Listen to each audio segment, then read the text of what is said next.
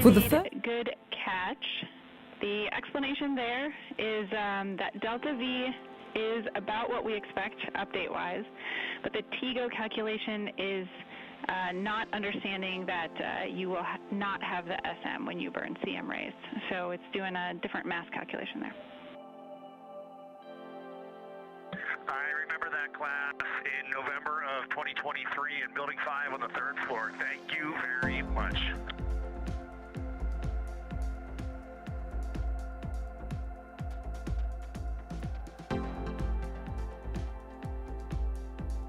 The European Service Module. Built for ESA by teams across Europe, the European Service Module is what makes deep space flight possible. It carries the propellant, water, and breathable gases needed to sustain the crew far from home, recreating an Earth-like environment inside their spacecraft. After launch, Orion improve the angle of attack and minimize heating effects on the heat shield for the Orion vehicle. The crew module raise burn will occur about 4 minutes after the service module is separated from the crew module, and we're expecting about a 19-second burn. Integrity, Houston, the toilet is unpowered.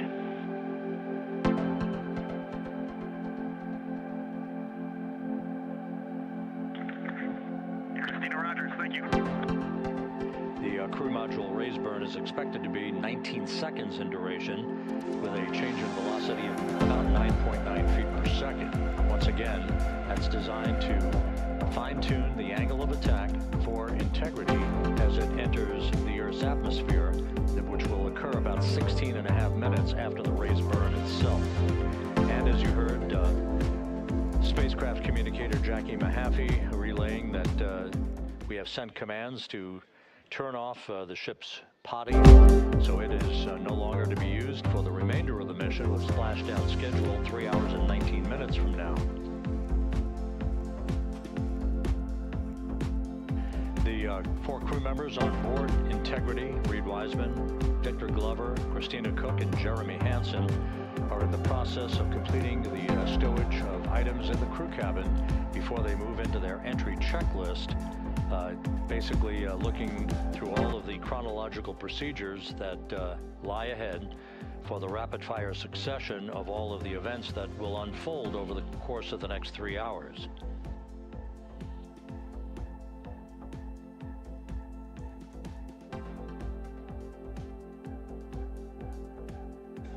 Integrity is about 25,000 nautical miles from Earth, continuing to accelerate towards a splashdown in the Pacific 3 hours and 18 minutes from now.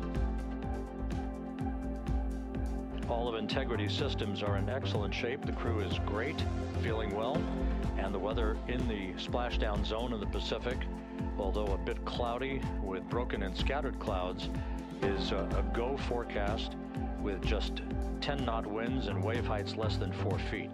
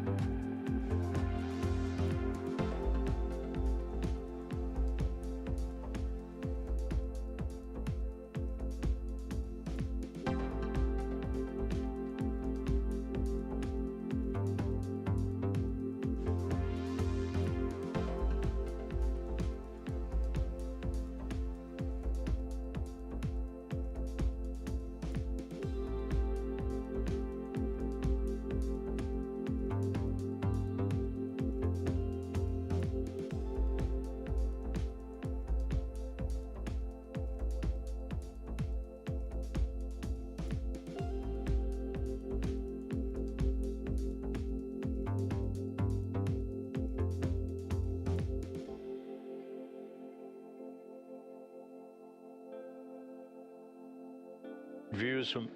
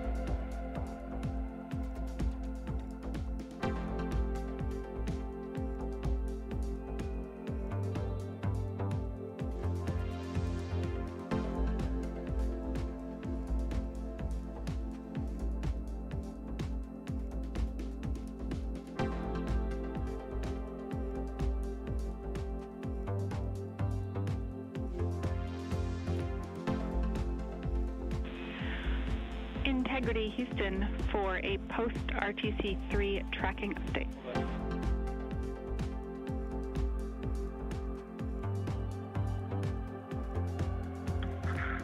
Go ahead, Houston.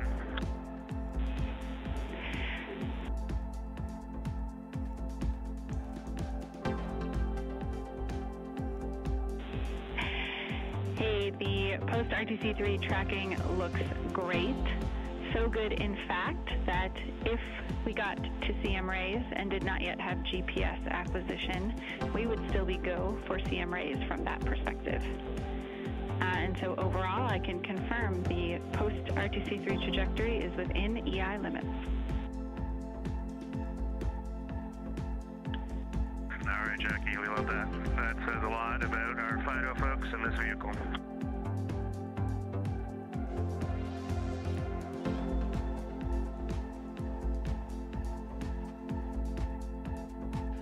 This is Mission Control Houston.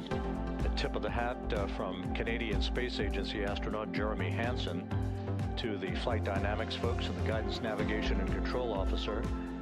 The RTC-3 burn that was conducted just over 2 hours ago, which was basically a final fine-tuning of the trajectory of Integrity to hit the sweet spot in the corridor over the Pacific Ocean for entry interface, was so perfect that we are dead on the center line down the corridor, and the crew module raise burn that is scheduled at 6:37 p.m. Central Time and which will be conducted is only required to lift the aft end of the vehicle ever so slightly by a degree or two to improve the angle of attack of the spacecraft as it enters the atmosphere, mitigating peak heating effects on the heat shield for Integrity. But our trajectory is dead set, right on the money, right down the pike, heading for a splashdown 3 hours and 10 minutes from now at 7:07 p.m. Central Time, 5:07 p.m. Pacific Time.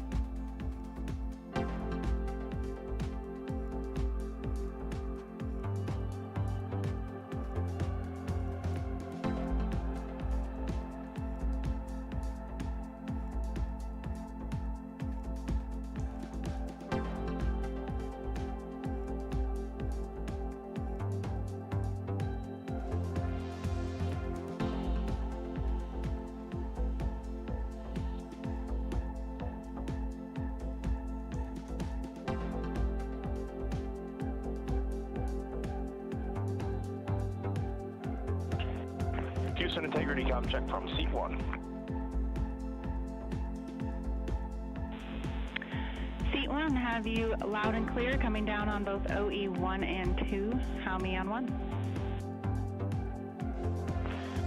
Got you loud and clear on 1, Jackie. We're going to stay in this config on both 1 and 2, and Reed and Victor are in our seats, slowly proceeding along.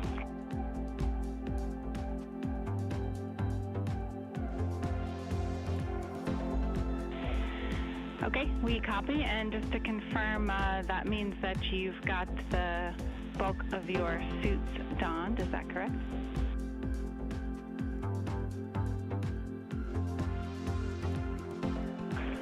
Just for Reed and Victor, A-firm. We're not gloved, not helmeted yet. Copy all, thanks.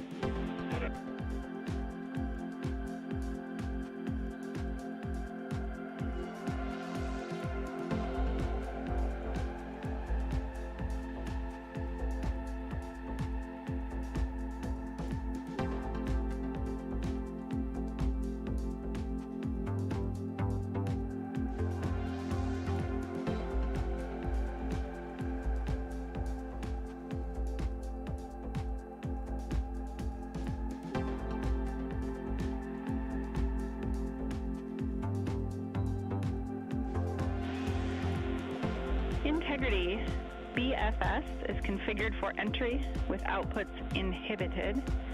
And a reminder, when you get to step 9.3, use your separate instance of 18.3.101 to save off the time. 100%, thanks.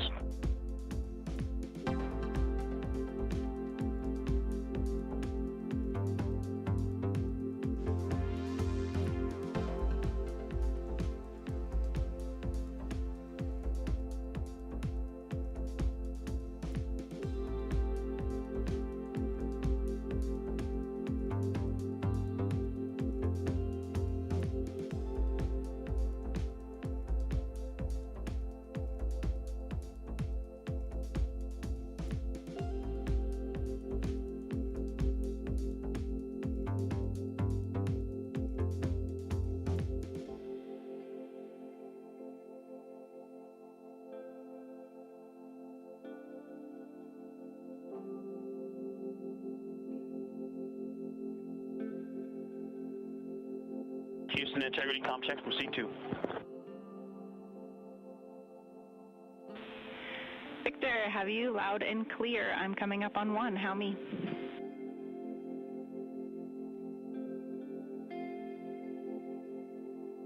Yeah, Jackie, I have you loud and clear on 1.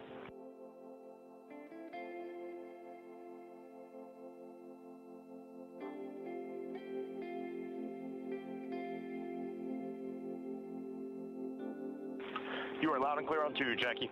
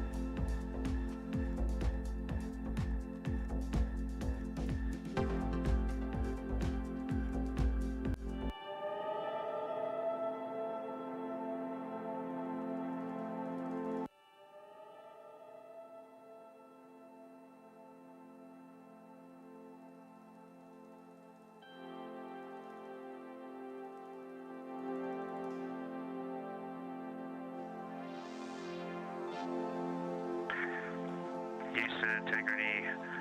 Steps 12, 13, 14, and 15 are complete.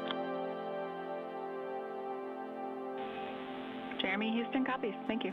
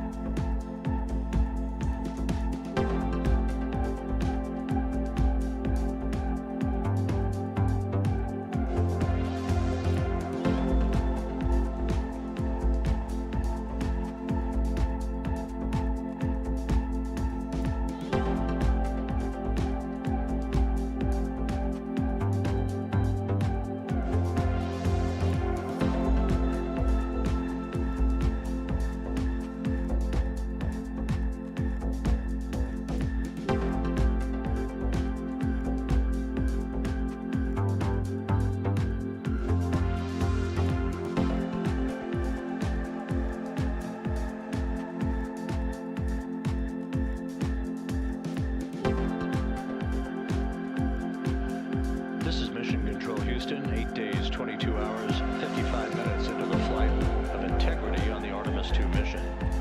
On board the vehicle, the 4 crew members, Commander Reed Wiseman, pilot Victor Glover, and mission specialists Jeremy Hansen and Christina Cook are suiting up in their Orion crew survival suits, the launch and entry suits that they also wore during their launch from the Kennedy Space Center back on April 1st. Once the crew is all suited up, they'll conduct a series of leak checks to make sure that they have good suit integrity, aboard Integrity, before they strap themselves into their seats for the final phase of this mission that will culminate with a splashdown in the Pacific 2 hours and 35 minutes from now at 7:07 p.m. Central Time, 5:07 p.m. Pacific Time, about 2.5 hours before sunset, southwest of San Diego. And the suits are in the process of being leak checked at the present time. We'll relay all that to you in just a few moments. Right now integrity is just about 20,000 nautical miles from the Earth, continuing to accelerate towards the next major milestone, which will be the separation of the crew module from the European service module 2 hours and 1 minute from now. That separation maneuver, pyrotechnically, will occur at 6:33 p.m. Central Time. That will be followed just 4 minutes later by a raise burn, a 19-second burn of integrity's thrusters to induce a change in velocity of 9.9 feet per second, slightly raising up the aft end of the vehicle to improve its angle of attack as it enters the Earth's atmosphere, and in the process mitigates the peak heating effects on the heat shield of the vehicle. Out in the splashdown zone, out in the Pacific Ocean, the weather is forecast to be go by the Spaceflight Meteorology Group here at the Johnson Space Center. Winds of just about 10 knots and wave heights less than 4 feet, which should be ideal for the recovery forces that are being deployed from the USS John Murtha to recover the crew, extract them, hoist them into 2 Navy helicopters, and fly them back to the deck of the Murtha to be brought into medical bay for post-splashdown medical checks. We now have a report from the environmental systems officer here that we have good suit leak checks. All 4 suits have passed the leak check, so we are in good shape here for entry and splashdown coming up just over 2.5 hours from now. One data point, just an update on some numbers that we've just received from Flight Dynamics, and these are unofficial and will not become official until post-flight. We now anticipate that the maximum speed that integrity will encounter as it enters the Earth's atmosphere will be right around the same time as we enter a communications blackout of 6 minutes in duration. We're expecting integrity's peak speed at 6:54 and 4 seconds p.m. Central Time, and at that point the vehicle should be traveling at 24,661.21 miles per hour, which will be just 130 miles short in velocity of the record that was set back in 1969 by the Apollo 10 crew, Tom Stafford, Gene Cernan, and John Young, on their return from orbiting the moon. Once again, that peak speed expected to be reached just a few seconds after the start of entry interface as the vehicle plummets back into the Earth's atmosphere.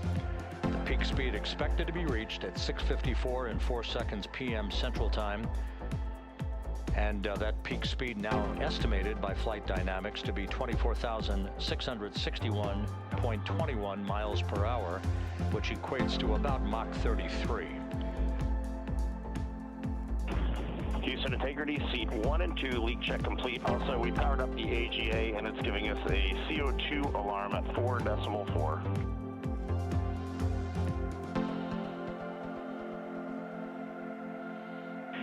We copy leak check. We saw it as well. And copy CO2 at 4.4. We are discussing. We also on the AGA have a bit A of 16. We've seen that in the past. Should go away.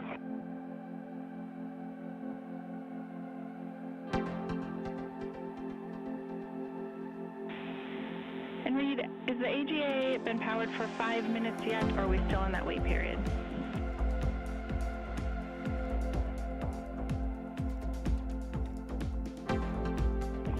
We are in the wait period. We expect that bit will go away. We copy, and that bit can also indicate that we cannot trust the other values, so we'll check back with you after the 5 minutes on the CO2 levels. Hey, firm.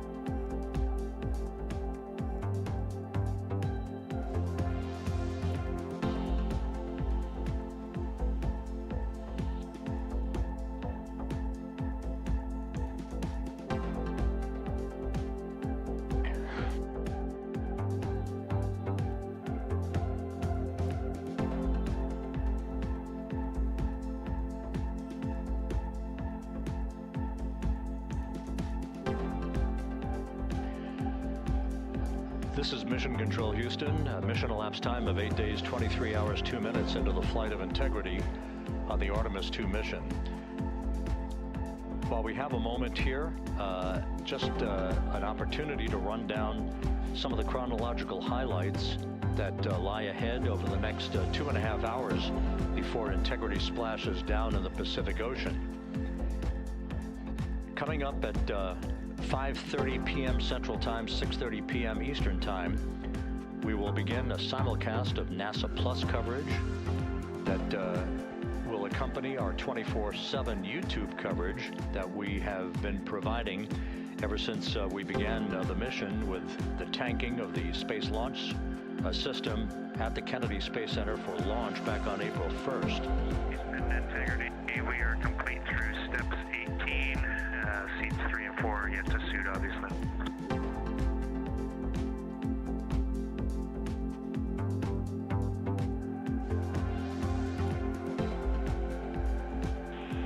Jeremy, we copy you completed 16 through 18 and confirm for us whether you needed any adjustments of CIAS in step 17.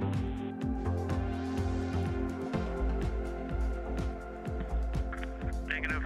All the settings were still in their launch config. Houston copies.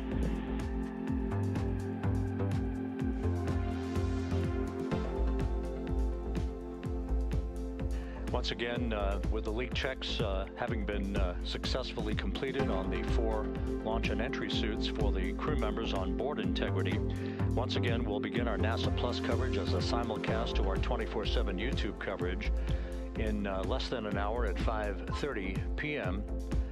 Central Time, 6:30 p.m. Eastern Time. At 6:15 p.m., we're going to hand over communications from the Deep Space Network to the Tracking and Data Relay Satellite System as Integrity continues to approach the Earth. Currently, Integrity is less than 20,000 nautical miles from its destination and a splashdown in the Pacific. We will separate the European service module from the crew module at 6:33 p.m. Central Time. And just 4 minutes later, we'll conduct a raise burn, a 19-second burn of the Integrity thrusters to slightly tilt the vehicle's orientation upward, with the aft end being tilted upward. That will also change the velocity by 9.9 feet per second and complete the orientation of the vehicle for its angle of attack as it enters the Earth's atmosphere. Entry interface, where we reach the first traces of Earth's atmosphere and where most of the dynamic operations will then begin. Entry interface is scheduled at 6:53 and 31 seconds p.m. Central Time, where Integrity will be at an altitude of 400,000 feet above the Earth, traveling at about 34,882 feet per second with a range to splashdown of 1,701 nautical miles.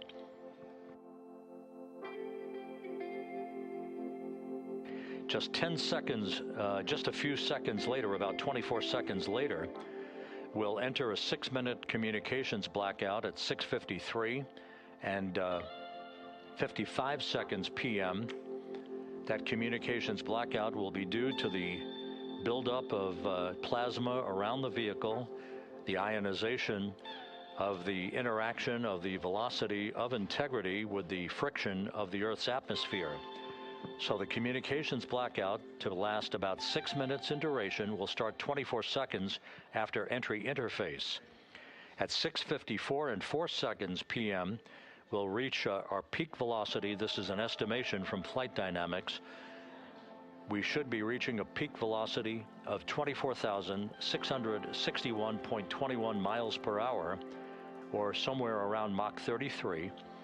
This will fall about 130 miles per hour short of the speed record set by the Apollo 10 command module, the Charlie Brown, during the Apollo 10 mission of Tom Stafford, Gene Cernan, and John Young back in the spring of 1969.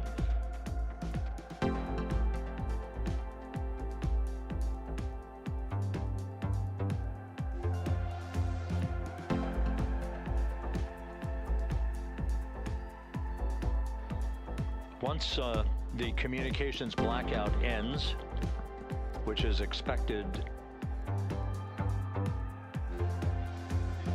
just a few seconds before 7 p.m. Central Time, 6:59 and 56 seconds p.m. Central Time, we will be at an altitude of 157,000 feet over the Pacific Ocean, and at that point we should be traveling at about 13,300 feet per second, with a range to splashdown of just 147 nautical miles.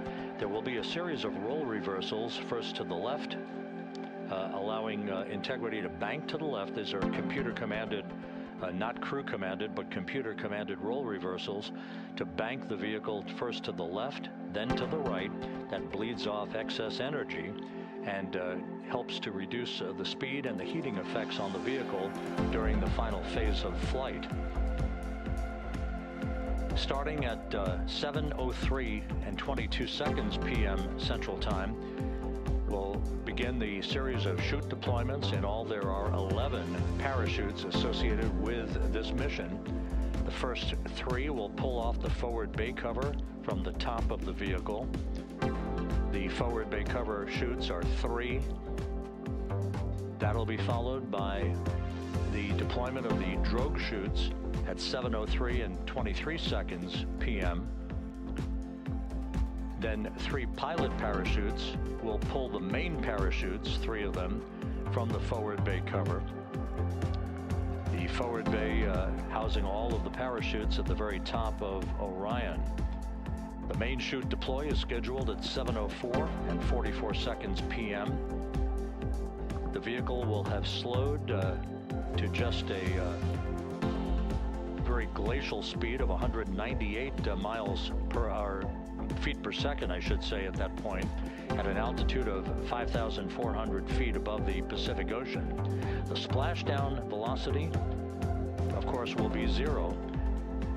19 miles an hour is the velocity that the crew will feel under the 3 main parachutes as they splash down in the Pacific,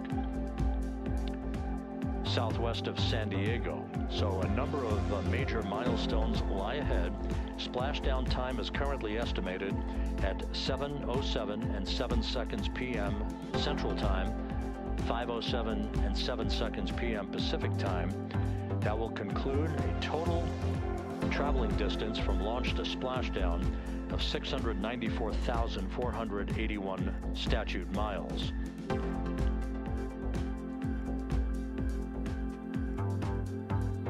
We're just 1 hour and 48 minutes away now from crew module, service module separation. The crew has donned their launch and entry suits. They've conducted leak checks. Everything is in order, and the weather is go at the splashdown site. Some of the flying assets that will collect imagery of the descent of Integrity towards splashdown have already been deployed from the deck of the USS John Murtha. The actual recovery team members will be deployed in helicopters and fast boats a bit later on as we approach splashdown, and of course after splashdown itself. Once the vehicle splashes down, we'll be deploying the 5 inflatable airbags at the top of the vehicle with helium. That will ensure that the vehicle is upright throughout the course of the recovery operations. The team here in Mission Control will check all of the systems on Integrity, make sure that we are not leaking any toxic gases from the spacecraft, and that will be the signal for the start of the power down of Integrity systems and the ability of the first members of the recovery team to approach the vehicle to set up the inflatable life raft called the front porch, which will be used to bring the crew members out of the vehicle into that front porch one by one after the hatch is open to Integrity. We expect the extraction of the crew to be some 45 minutes to an hour after splashdown, which would be about 30 to 45 minutes after the vehicle is powered down.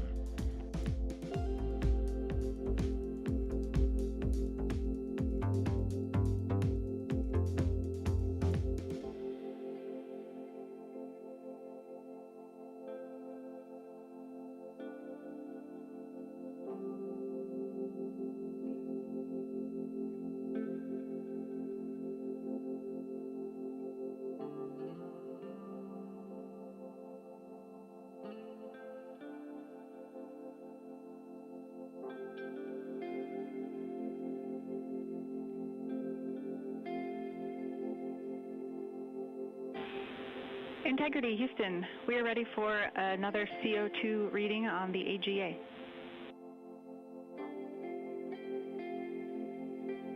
It is 5.1.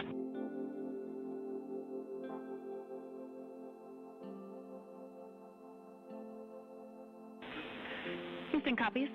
And Reed, earlier I did misspeak. The CO2 reading specifically would not have been affected by that particular bit.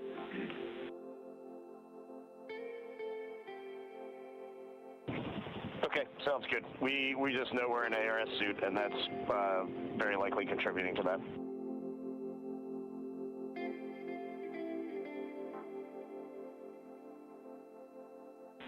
We concur.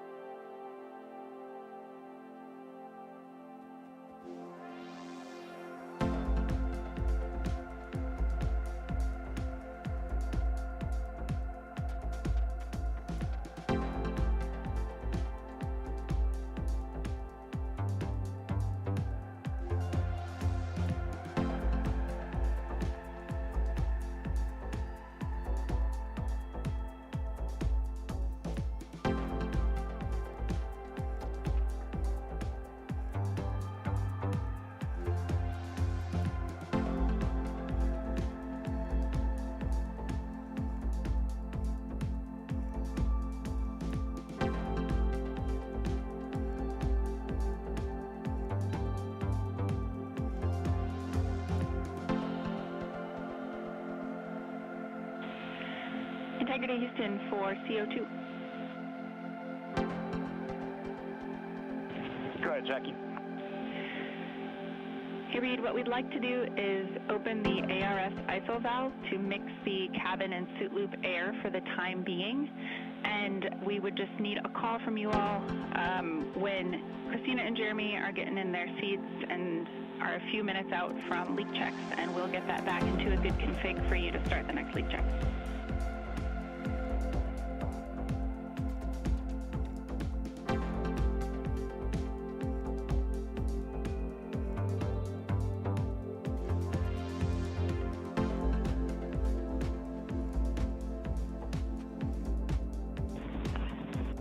Hey, Jackie, that's a reasonably good idea. Can we just hang on that for a little bit and see how we're doing? Yep, up to you.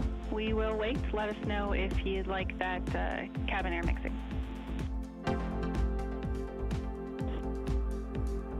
Is there a CO2 number where you guys would advise of that?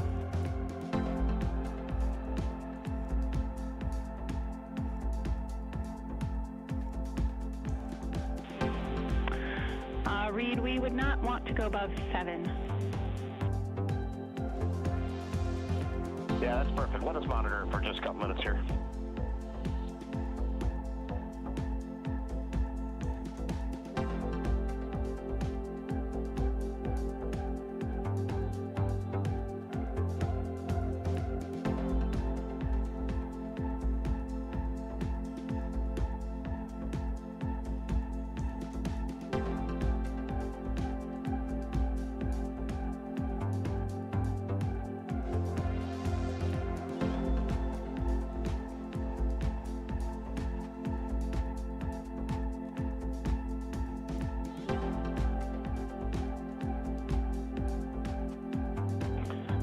Houston, cabin entry config is complete, and Christina and Jeremy are about to start suit on. Excellent on cabin config and copy suit down. That call from Commander Reed Wiseman aboard Integrity indicating that following the successful leak checks on the 4 launch and entry suits, the crew will begin to actually don those suits now, and then they'll climb into their respective seats, both on the flight deck and the mid-deck of the Integrity, in preparation for crew module service module separation that's scheduled 1 hour and 40 minutes from now.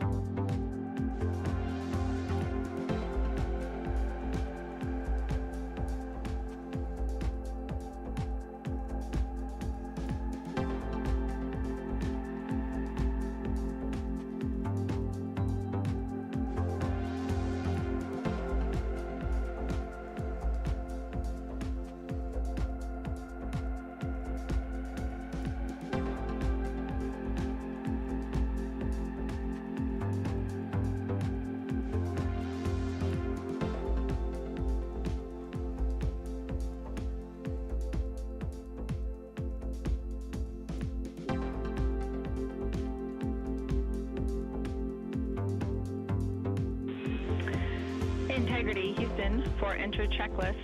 Your CMSM SEP ATP is set to go. We see that on the PFD, Jackie. And the call from Capcom Jackie Mahaffey here in Mission Control to Reed Wiseman, indicating that the Pyros are armed for crew module, service module separation coming up 1 hour, 38 minutes, 52 seconds from now.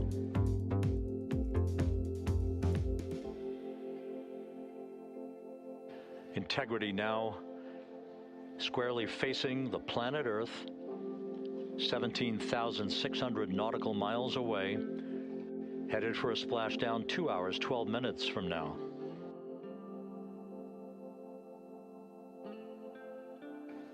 All of the recovery assets, the helicopters, the Navy P-3s, the para-rescue divers, they're all in place, ready to recover this crew following splashdown. And again, the chronology after splashdown will call for the flight control team here in Houston to assess integrity systems, make sure no toxic gases are leaking from the spacecraft, and first order of business will be the command to inflate the crew module uprighting system bags, the 5 inflatable airbags that will be inflated with helium to maintain its upright position as it bobs in the Pacific before the recovery forces reach the crew.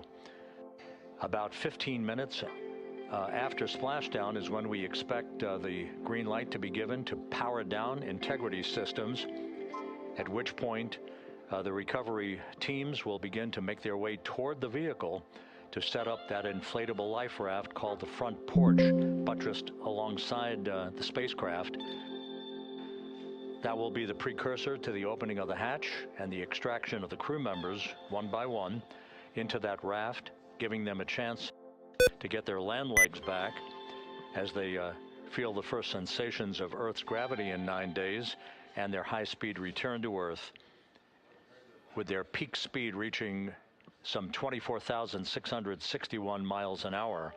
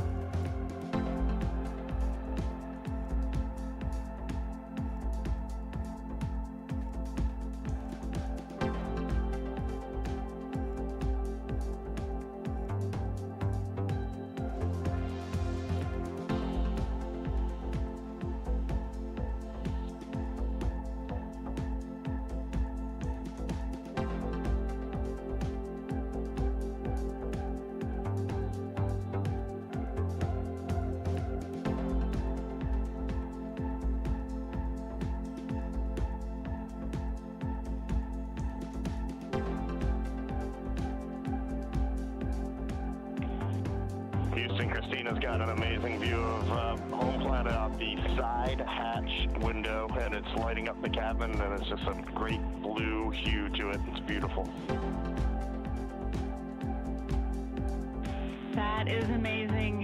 When you kicked us out of the cabin, we turned on one of the SAW cameras and also had the Earth's reflection on one of the arrays. It was very cool.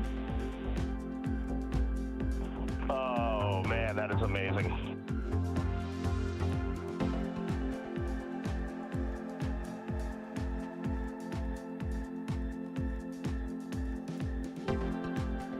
This is Mission Control Houston. Commander Reed Wiseman reveling about the view of the Earth from a distance of less than 17,000 nautical miles now. The cabin audio cable and boom mic are in F3 large stood.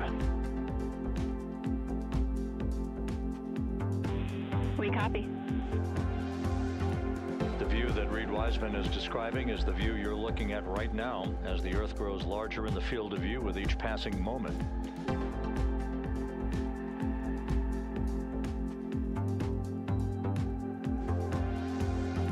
We're about 29 minutes away from the start of the NASA Plus coverage, joining our 24/7 YouTube coverage as a simulcast for the remainder of the evening through the time the crew is on the deck of the USS Mertha and in medical bay.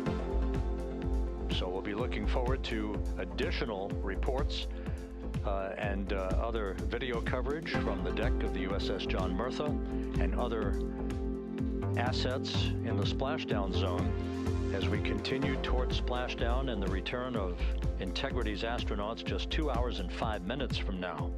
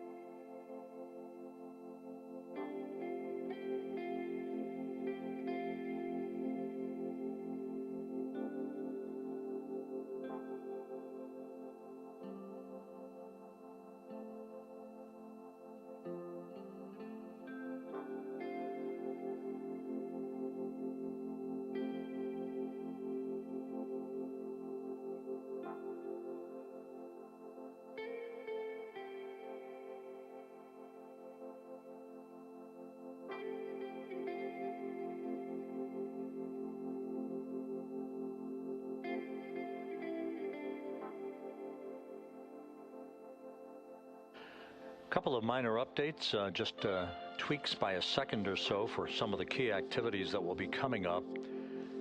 Flight Dynamics providing us with some updated information. The start of the blackout period, just a 1 second change. It's going to be estimated now at 6:53 and 54 seconds p.m. Central Time. The duration remains 6 minutes. That blackout will end at 6:59 and 55 seconds p.m. all Central Time. We expect to begin entering the Earth's atmosphere at an altitude of 400,000 feet at 6:53 and 30 seconds p.m.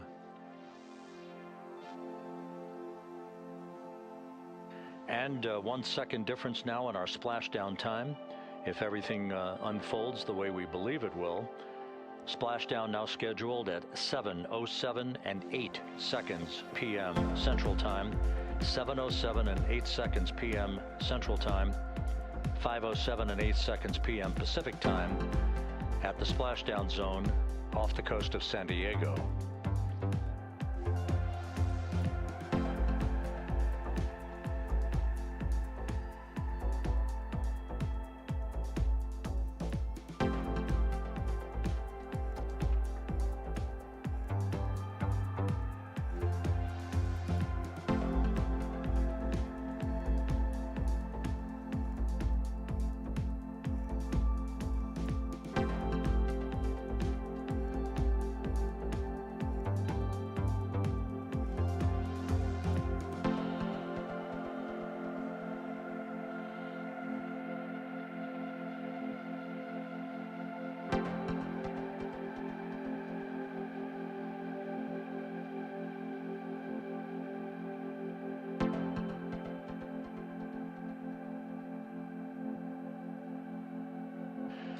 And one other update, the latest weather forecast from the Spaceflight Meteorology Group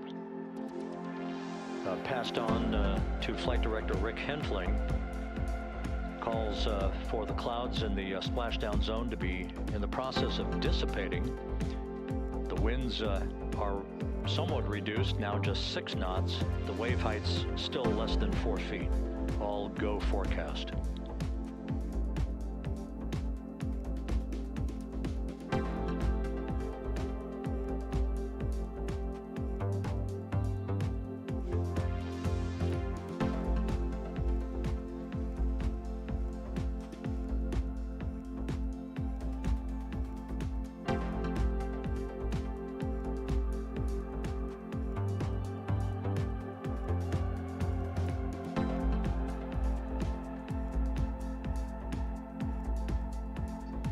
So once again, the stage is set as Integrity continues its inexorable march toward a splashdown in the Pacific 2 hours from now. 16,000 nautical miles away from the Earth.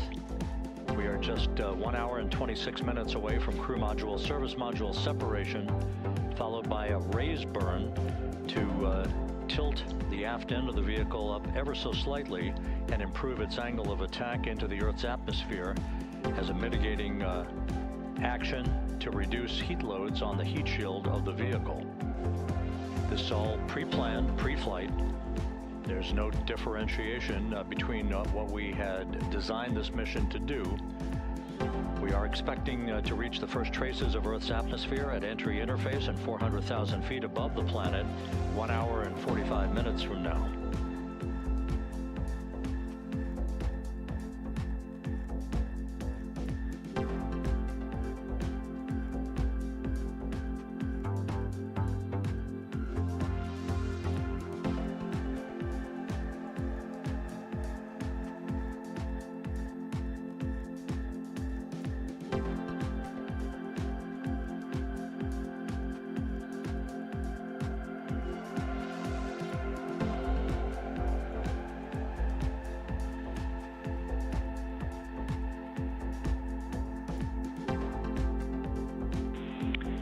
Integrity, Houston. Cabin temp cold soaking is initiated.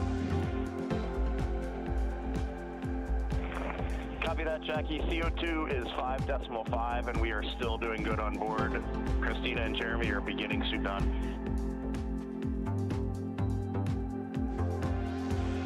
Houston copies all.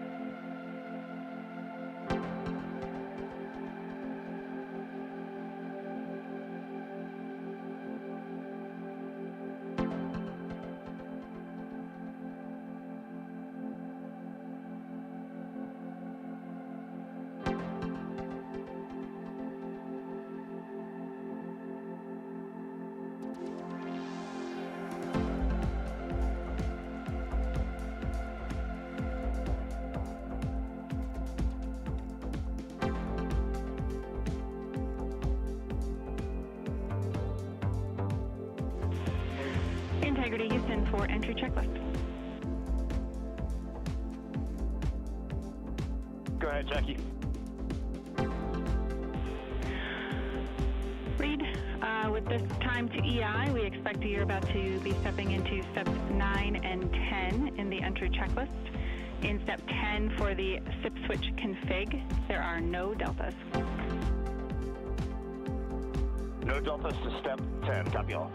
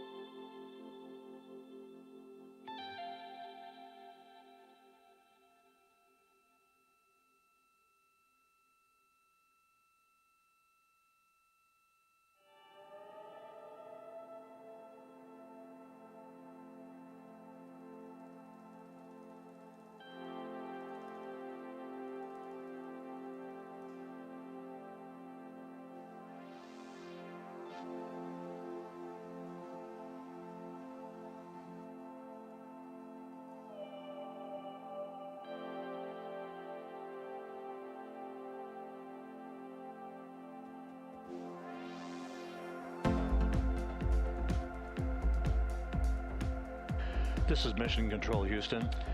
Once again, a great view of the planet Earth from Integrity from one of the solar array wing cameras. Now just 14,000 nautical miles from splashdown. Splashdown schedule for 7:07 and 8 seconds p.m. Central Time, 5:07 and 8 seconds p.m. Pacific Time. At a point to the southwest of San Diego in the Pacific Ocean, where the USS John Murtha is on station and where recovery team assets are being deployed to the predicted splashdown site to complete the mission of Integrity's astronauts and their lunar flyby. With the Earth growing larger in the field of view, the next major milestone, just 1 hour and 13 minutes from now, will be the separation of the crew module from the European service module. Houston copies. The separation of the crew module will set the stage just 3.5 minutes later. Go ahead. When I was looking at the BFS-SM SEP, it was the exact same time as our predicted SM SEP. Can you just confirm we don't need that to be a touch later?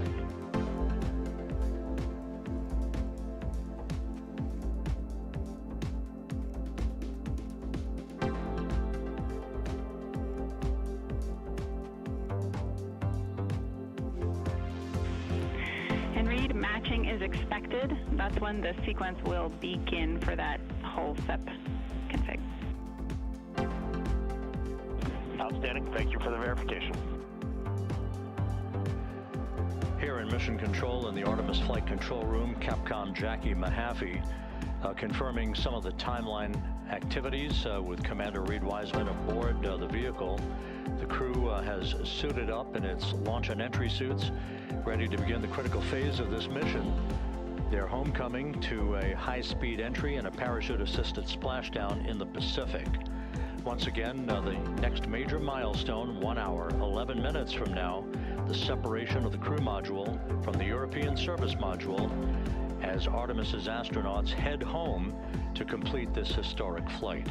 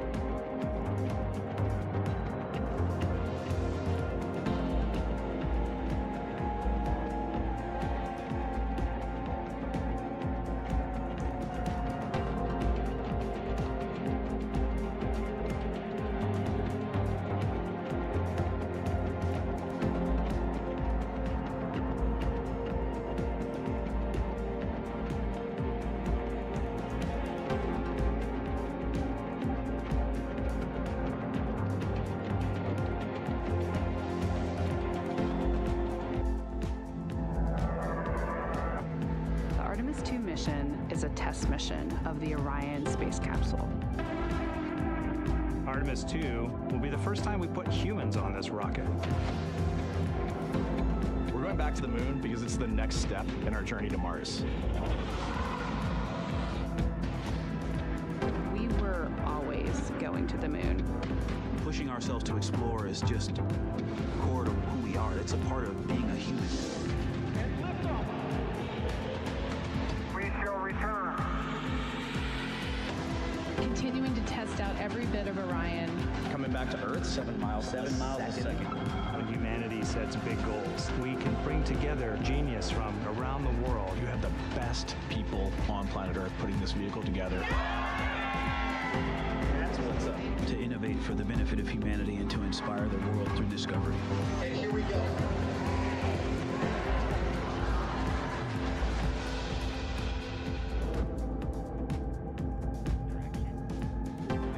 1972, 2:25 p.m. Eastern Standard Time. The Command Module America splashes down in the Pacific with Gene Cernan, Ron Evans, and Jack Schmidt aboard as the Apollo 17 mission came to an end, along with humanity's first series of expeditions to the moon. Today at this hour, you are looking live at our planet from the Integrity spacecraft, heading for a splashdown in the Pacific off the coast of San Diego just 1 hour and 35 minutes from now. And good day from the Artemis Flight Control Room here at the Johnson Space Center in Houston, where the entry flight control team is on duty at this hour, led by Flight Director Rick Henfling, joined on console with the voice you'll hear talking to the crew throughout the course of the day. That is Jackie Mahaffey, second from your left. Everything has gone extremely well as we are closing in on the return of Artemis's astronauts from their flight around the moon and historic lunar flyby that will culminate with that splashdown in the Pacific off the coast of San Diego just 1 hour and 35 minutes from now. And with that, it's a good entry pad, and we can continue in the procedure. Integrity. You're looking at a live view inside Integrity. Reed Wiseman on the left doing a fist bump with pilot Victor Glover on the right, and down in the middeck area just below their feet, suited up in their launch and entry suits, are mission specialists Christina Cook and Jeremy Hansen of the Canadian Space Agency. A number of milestones yet to unfold before splashdown just over an hour and a half from now.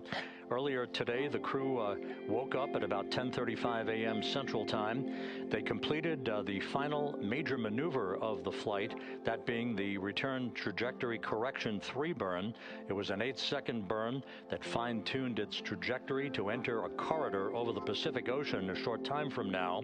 That will be the point of entry interface, where the crew will reach the first traces of Earth's atmosphere at an altitude of 400,000 feet.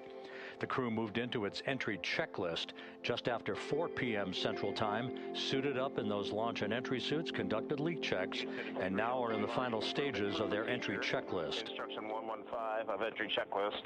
SM separation ATP is go. Houston copies. The next major milestone on the route home. Fully zipped, and they're working on EBS and then seating up. We copy. Thanks for the status.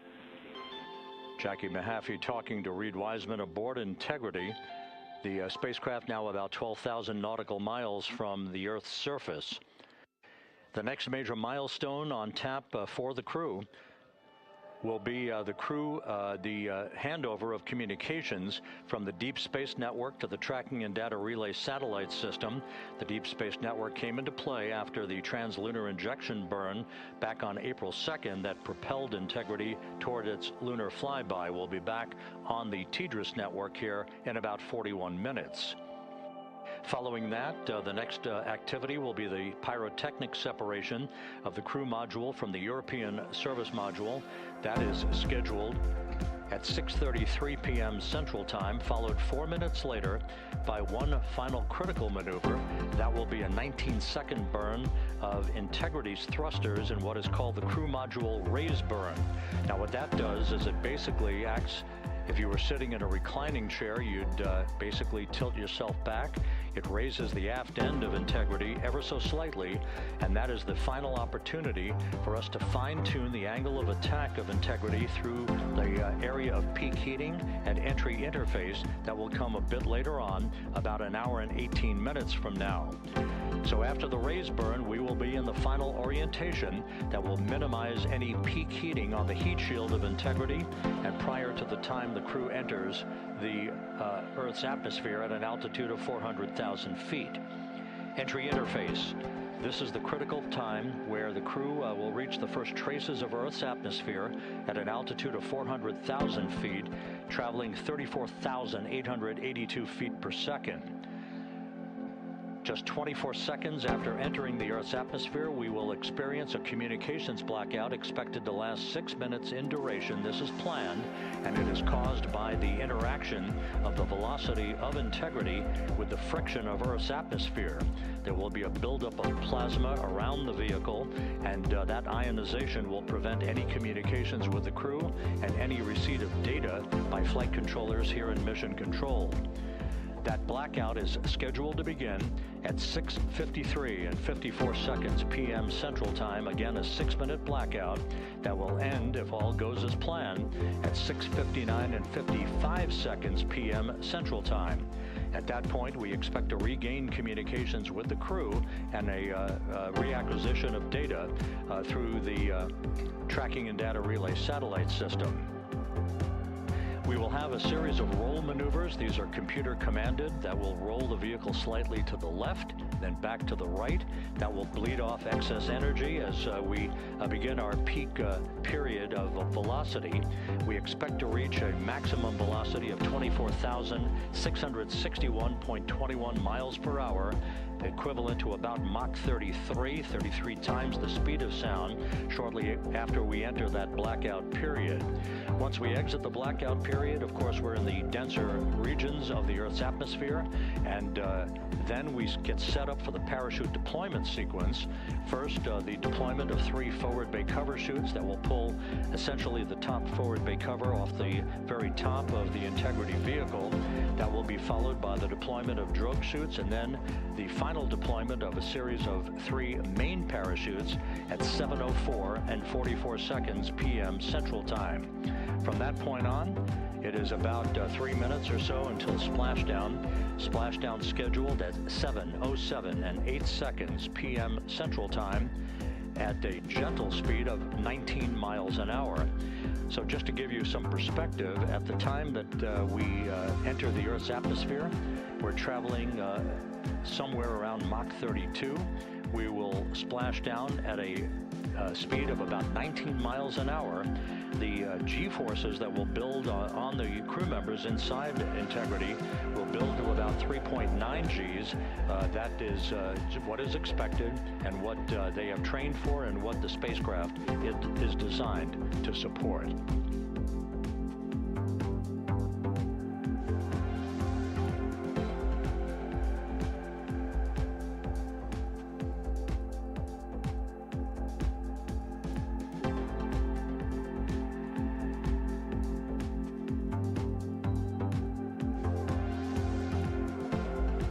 Latest weather forecast out in the recovery zone off the coast of San Diego is a GO forecast from our meteorologists here at the Spaceflight Meteorology Group at the Johnson Space Center.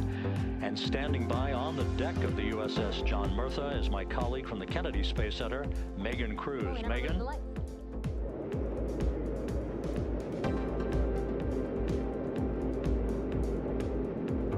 Hey there, Rob. Yeah, welcome to the bow of the USS John Murtha. This is where we will report out live updates from the ship as NASA and the U.S. military work to recover our Artemis 2 astronauts in just about an hour and a half. How exciting. Now, right now, as you can see, we are out in the Pacific Ocean. We are just west of San Diego. We're actually staged about 6.5 miles away from where we expect Orion to splash down. And then we will incrementally move closer. So at the time of splashdown, we'll be about 5 miles away, and then we will move to 3.2 miles away. At that point, we'll pause, make sure that all the debris that might be coming down with Orion, because basically some parts of like the parachute system, they're jettisoned off Orion during descent. So we'll just want to make sure that those all land in the water and that we are safe to move even closer. So we will make sure that we can move a little closer, and at that point we will move to a mile away from Orion. And at that point the ship will circle the capsule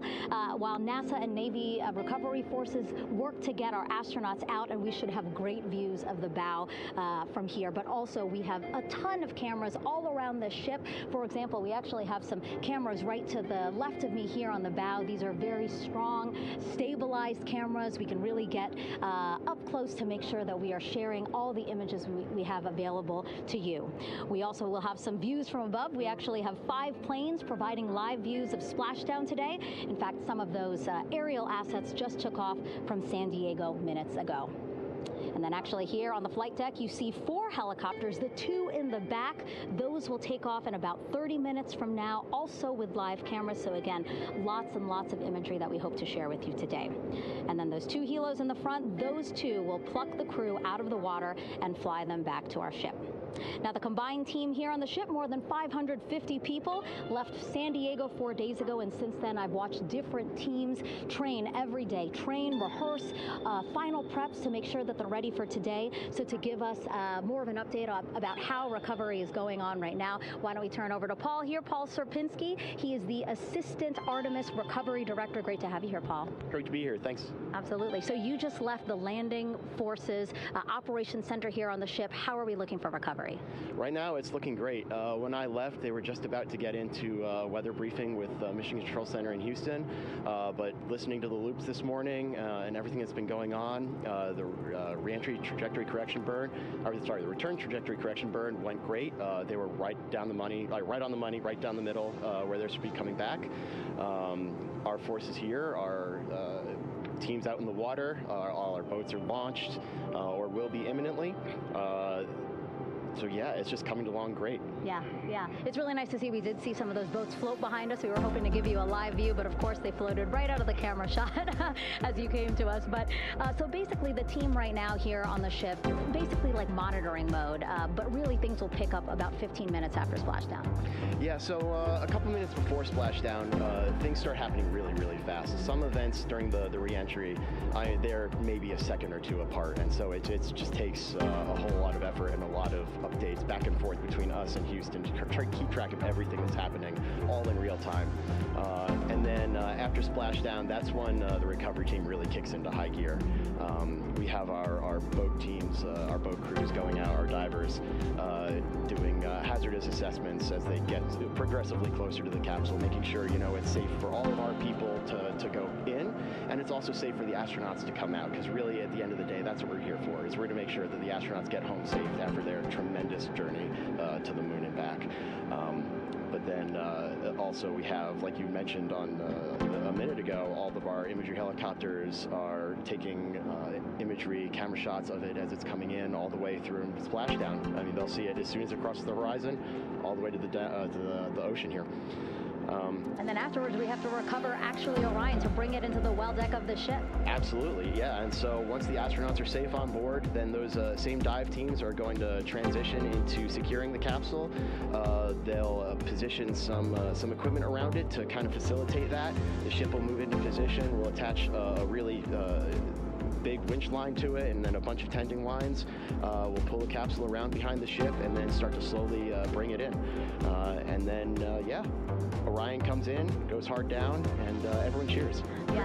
Great day, exactly. Lots to coordinate, a lot to manage. Basically, planning for this recovery, Artemis 2 recovery, started a month after Artemis 1 launched. That was the uncrewed test flight of the Space Launch System rocket, as well as the Orion spacecraft. That was November 2022, a month later, all the planning for this. How does it feel to be so close to welcoming our friends, our astronauts home?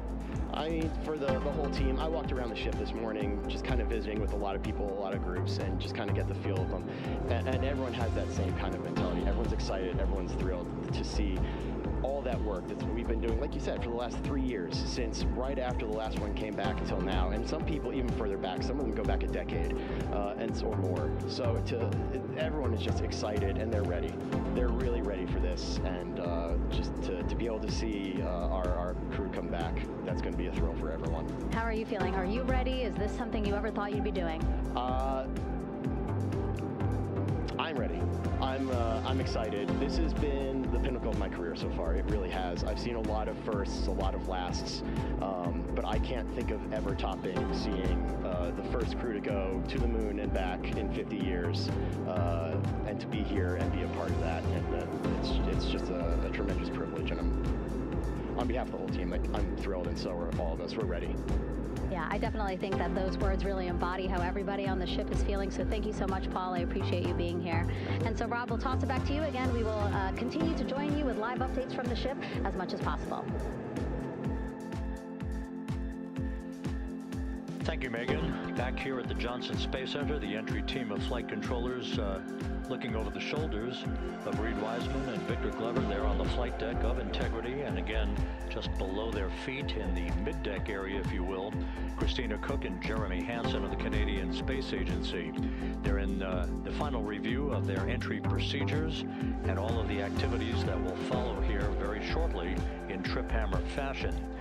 We should note that after splashdown occurs, the flight control team here in Houston will be monitoring the orientation of the Integrity spacecraft. We are expecting it to splash down upright in what is called the Stable 1 configuration, with the top of the spacecraft pointed upward. Stable 2 would indicate that it is upside down in the water. Regardless of the orientation, there will be 5 inflatable airbags called the CMOOS system. That's the acronym for Crew Module Uprighting System.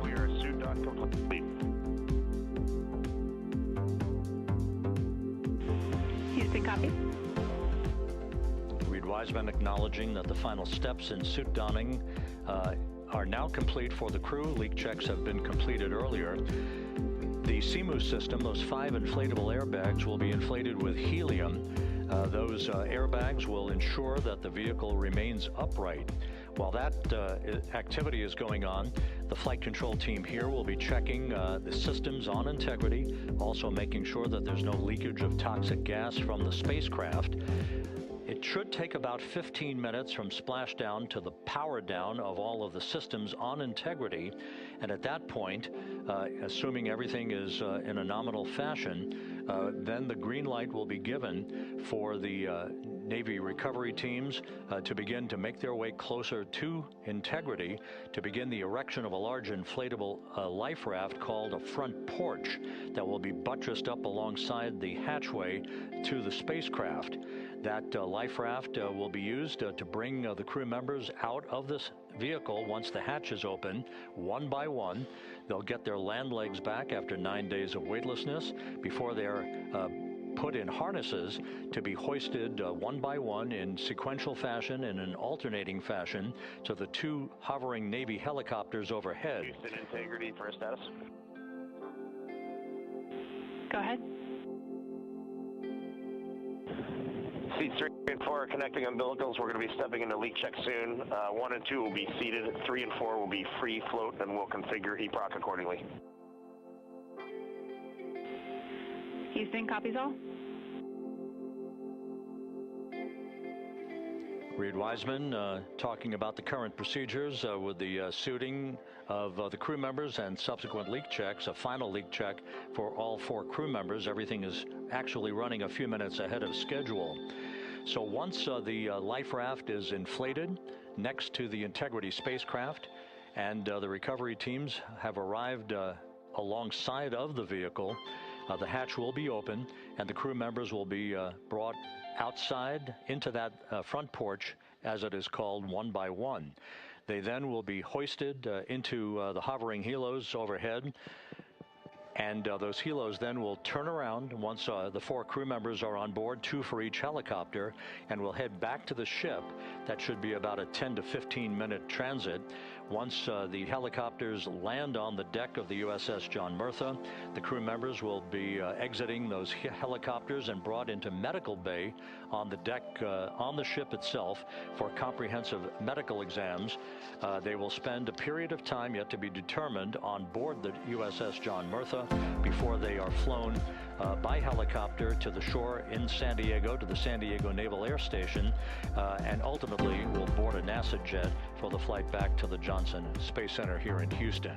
Just to recap some of the key times that are coming up, we are expecting the separation of the crew module from the service module just 43 minutes from now. That is expected to occur at 6:33 p.m. Central Time, 7:33 p.m. Eastern Time. That will be followed just 4 minutes later by the crew module raise burn, the use of Integrity's thrusters one final time in a 19-second burn to slightly tilt the vehicle up into the correct orientation or angle of attack to ensure that it enters the Earth's atmosphere at the right angle, if you will. That will help deflect the buildup of heat against Integrity's heat shield. This was a deliberate move, a change in the procedures from the Artemis 1 mission that resulted in unexpected char loss on the Avcode heat shield that had not been intended based on the entry trajectory for the Artemis 1 mission. What we're doing is we deliberately changed the trajectory of the entry from a skip entry that was about a 3,000-mile transit across the Pacific Ocean. We are expecting now from entry interface to the point of splashdown to have a range of just 1,701 nautical miles, and that in of itself will reduce the exposure time of heating on the heat shield of the spacecraft. Once the raise burn is complete, then the stage is set for entry interface at 6:53 and 31 seconds p.m. Central Time. That means that Integrity will be entering the Earth's atmosphere at an altitude of 400,000 feet, traveling at about 34,882 feet per second, heading for its splashdown site off the coast of San Diego, as you just heard from Megan Cruz on the deck of the USS John Murtha. Splashdown once again under those three main parachutes is expected at 7:07 and 8 seconds p.m. Central Time, 5:07 p.m. Pacific Time, 2.5 hours before sunset. The actual total distance traveled for Integrity from launch to splashdown is estimated at 694,481 statute miles. Now that includes the first high elliptical Earth orbit following launch that enabled Integrity to move to 43,000 miles above the Earth at its apogee, and enabling a 24-hour period of systems checkouts before the flight control team here and the mission management team gave approval for Integrity to conduct its translunar injection that propelled it on its way to the moon and its historic lunar flyby. So the total distance we expect this vehicle to have traveled at splashdown, 694,481 statute miles.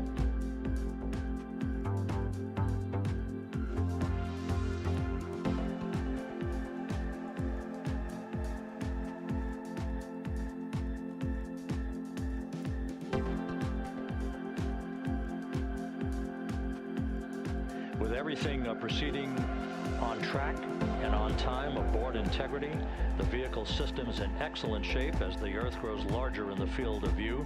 Let's go back to the USS John Murtha and Megan Cruz, who is standing by.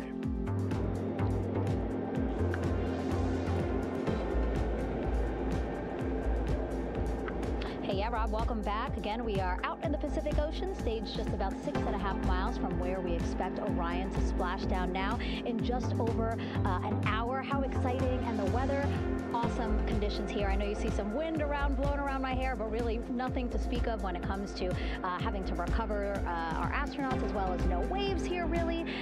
So yeah, we're expecting a really great day. Also, hopefully, some really great views. You can see behind me that some of the clouds are starting to break up, so that's really exciting. And now, of course, this ship has a lot of people ready and excited to welcome our crew crew back home, including Dr. Rick Schuring here. He is a NASA flight surgeon. Great to have you here, Rick. You too, Megan. It is a blessing to be out here this day with our teams. We've trained 3 years for this, nonstop with the U.S. Navy, and along with EGS, and we so look forward to this day. And you know, just by God's grace, everything's parting, the skies and everything. The crew's doing great.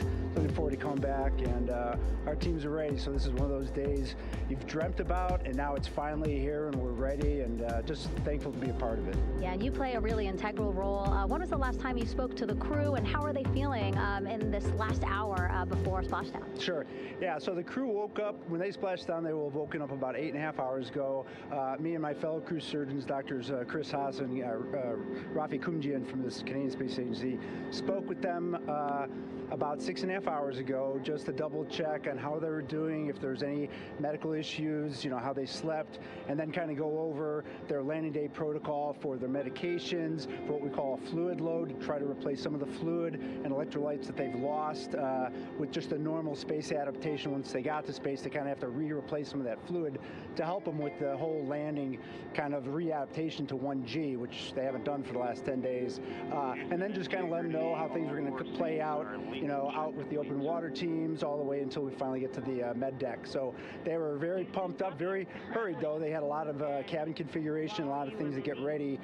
So they're excited, but also very focused on the job that they had to do. So like again, we've trained a long time for this, and we're ready.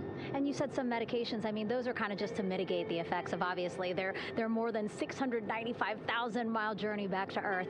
It's just like anti-nausea medication, right? Yeah, exactly, Megan. The you know, astronauts are very healthy, fortunately, and even when they come back in reentry, you know, the human system is very kind of dynamic. It has to readapt very quickly, and one of the most common responses they get is just some stomach awareness, to some nausea, even to some vomiting. And you know, with our crews that land out in Karagana, the Soyuz crews or our SpaceX crews, you know, they all kind of experience the same thing.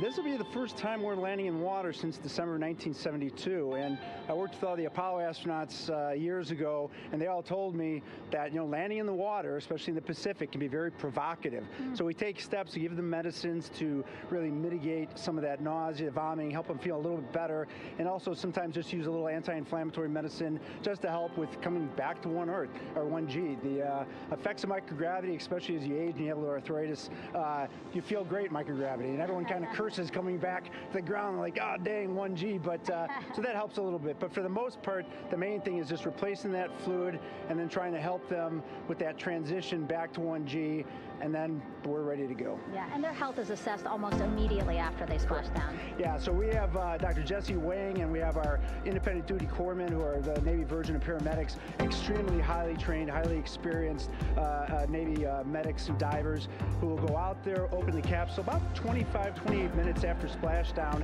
and do the first initial assessment. So Jesse and his team will go out there and look at each crew, kind of do their assessments, get vital signs, report back to Drs. Haas and Kumji and I back in the med bay, let them know how they're doing, and then you know, if they've got the normal kind of space adaptation kind of things, we expect that they're good to go on that. If anything, you know, didn't go the way we want, they're all prepared for that as well. And Jesse and his team, I mean, you know, this is their full-time job, taking care of, you know, sailors and folks who might be injured. We don't expect any injuries, but coming back, you know, going 25,000 miles an hour down to, you know, 20, you know, miles an hour is still a dynamic process. I've heard it described as, you know, kind of like a car crash. And then the crew will be ready to go, and Jesse and his team will make that transition to get them out to the front porch, do assessments on them again, call it to our med bay, and then once we have that and they're all good to go and the crew's feeling okay, we'll hoist them up in the helos. It's about a 3-minute flight back to the flight deck, and that's where me and the astronaut chief Scott Tingle will actually meet them. I'll get eyes on them, make sure they're all good, just take very slow transitions, and then one by one we'll either get them out with the SMTs, the SAR med techs, under each arm, just, you know, kind of just walking very slowly to med bay, which actually helps them acclimate back to 1G. Or if they really don't have their sea legs back yet, then we might put them in what we call a stair chair, which will be right behind them, and then just very slowly kind of get them back in the med bay to start our full assessments for the team. Yeah, so a really great team here to support them as soon as they get back, and also all throughout the mission, of course. You talked a little bit about this, but obviously, you know, we have seen astronauts return from the International Space Station for over 25 years, so we kind of know that that journey, how it affects the body. But yes, we're talking about humans returning from the moon for the first time since 1972. How is this different from your perspective? So it's different in one very significant respect. On Apollo, for exercise, they had something called the Apollo Exergenia, which was basically just a little canister with some ropes, and they would have some resistance and kind of do that. And the Apollo astronauts really liked that. They liked the ability to exercise, because you decondition from a musculoskeletal standpoint, you lose your strength and your stamina very quickly. We had something called the Orion flywheel, which was able to impart much greater loads in terms of resistance, so they're able to do squats, deadlifts, different things, not dissimilar to what the ISS astronauts do, but with a lot less room to do it. And they also did rowing activities for cardiovascular health, and the crews loved it. But for the lunar crews, the future lunar crews, maintaining that physical conditioning, which our astronaut strength conditioning rehabilitation specialists, affectionately known as the ACERs, back in Houston, really work hard to get them in the best shape they're going to have to be in to get to the moon. That device hopefully will maintain that. And Apollo only had about a 4.3-day journey to the moon. Our astronauts are going to have about a 10 to 14-day journey. Right. So maintaining that physical fitness, that strength and stamina is going to be crucial for the success of being able to do those very physically demanding lunar EVAs. Right. So we're very excited about what the astronauts have said about the device and what they have to say about the role exercise plays, going to the moon. And also the mental benefit. Sure. They just really like sweating, breaking sweat, and actually just feeling like they're just getting a workout. Right. So thank you so much, Rick. I really appreciate it. I know they're going to be in good hands, so we'll let you get back to it. Thank you so much. Thanks for the time. Back to you, Rob. Okay, Megan, back here in Mission Control in Houston. Everything is moving along in order. This view of Reed Wiseman on the left, Victor Glover on the right. We have good suit leak checks. Everything aboard Integrity is in excellent shape. The vehicle, with the Earth growing larger and larger in the field of view, we're now just about 8,200 nautical miles away from Earth and closing in for a splashdown just 1 hour and 5 minutes from now.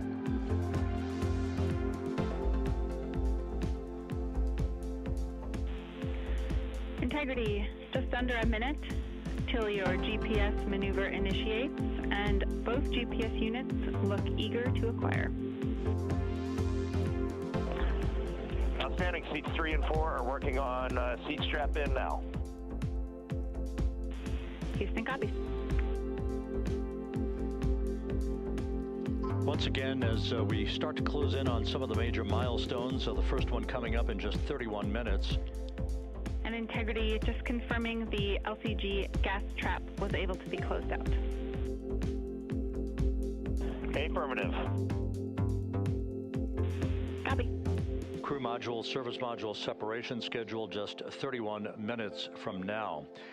The key point of interest, of course, will be the performance of Integrity's heat shield during its high-speed entry back into Earth and the peak heating that is expected around the spacecraft of some 4,000 to 5,000 degrees Fahrenheit.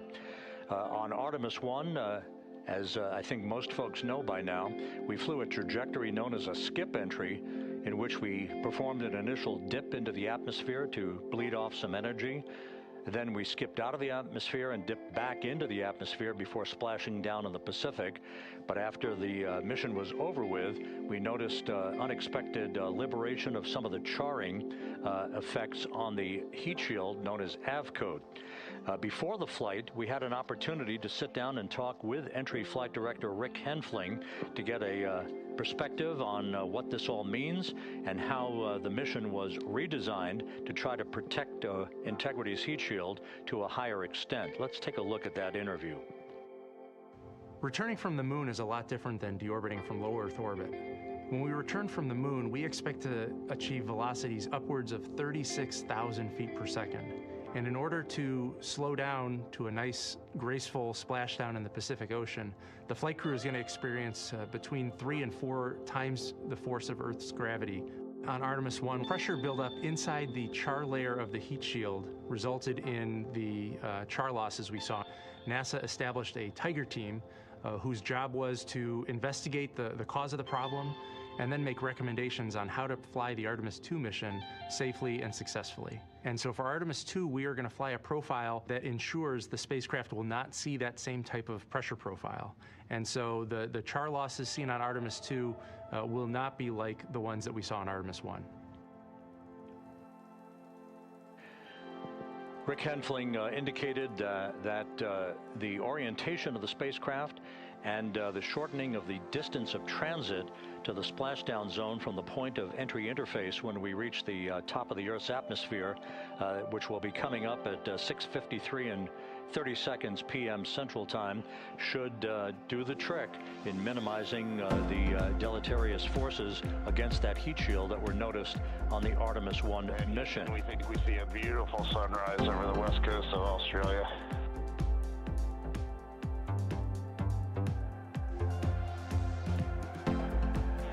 We copy. Commander Reed Wiseman reveling in his final hour in space on this mission as Integrity is passing over the southwest coast of Australia now at an altitude of some 7,600 nautical miles. That will begin the southwest and northeasterly transit across the Pacific Ocean. Let's talk a little bit more about some of the highlights and some of the numbers associated with the points of interest here. We are 27 and a half minutes away from crew module, service module separation. That will be followed about 3.5 minutes later by the raise burn that we've discussed, a 19-second burn of Integrity's thrusters to fine-tune its angle of attack as it enters the Earth's atmosphere. Entry interface is scheduled 47 and a half minutes from now. That's the point at which we will reach the top of the Earth's atmosphere, traveling about 34,882 feet per second at an altitude of 400,000 feet. Just 24 seconds after entry interface, we will begin a blackout period of 6 minutes in duration at 6:53 and 54 seconds p.m. Central Time. Now, right about 10 seconds after the blackout period begins, we are expected to reach peak speed, which would be 24,661 miles an hour. That'll be about 103 miles an hour short of the velocity record set by the Apollo 10 astronauts, Tom Stafford, Gene Cernan, and John Young, when they returned from the moon on the Apollo 10 mission in 1969. That blackout period is expected to last 6 minutes in duration. At 6:54 and 52 seconds p.m. Central Time, we'll reach our peak heating period of about 4,000 to 5,000 degrees while we're in a communications blackout from Integrity and its astronauts. That blackout should end at 6:59 and 55 seconds p.m. Central Time, at which point we expect to regain communications with the crew. Capcom Jackie Mahaffey here in the flight control room will be talking to the crew, calling them, and we'll await a response from the crew as they come out of that blackout period. And at that point, their altitude will be just 157,000 feet above the Earth, traveling at 13,000 feet per second, with a range to splashdown of just 147 nautical miles. From that point on, the next key series of events will be the deployment of a series of parachutes that we discussed before. First, the forward bay cover chute deploy that will pull the forward bay cover away from the top of Integrity, followed by drogue chute deploy and then the main chute deploy that's expected at 7:04 and 44 seconds p.m. Central Time. That will begin the gentle descent of Integrity towards its splashdown at just a velocity of just 19 miles an hour. And that will begin the recovery operations that you just heard Megan Cruz discuss with her folks on the USS John Murtha. All of Integrity's systems in great shape. The crew is suited up. Leak checks complete as we stand by for the next major milestone, which will be the crew module service module separation just 24 and a half minutes from now.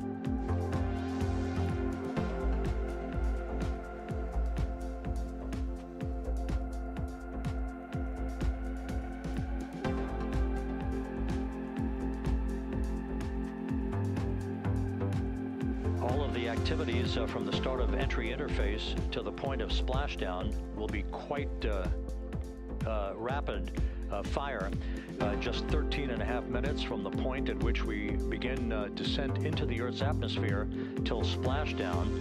And just to show you, as Rick Shearing, the flight surgeon, alluded to in his interview with Megan Cruz, all of this happens to decelerate the vehicle from traveling around Mach 33 to just 19 miles an hour at splashdown. All of that happening in just 13.5 minutes.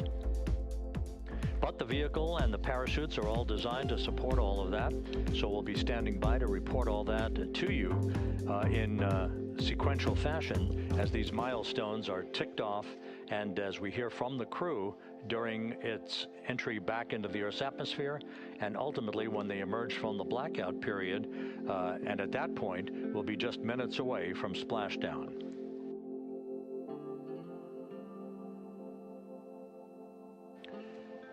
So with all of those preparations ongoing, we can return here briefly for another report from the USS John P. Murtha and Megan Cruz. Megan?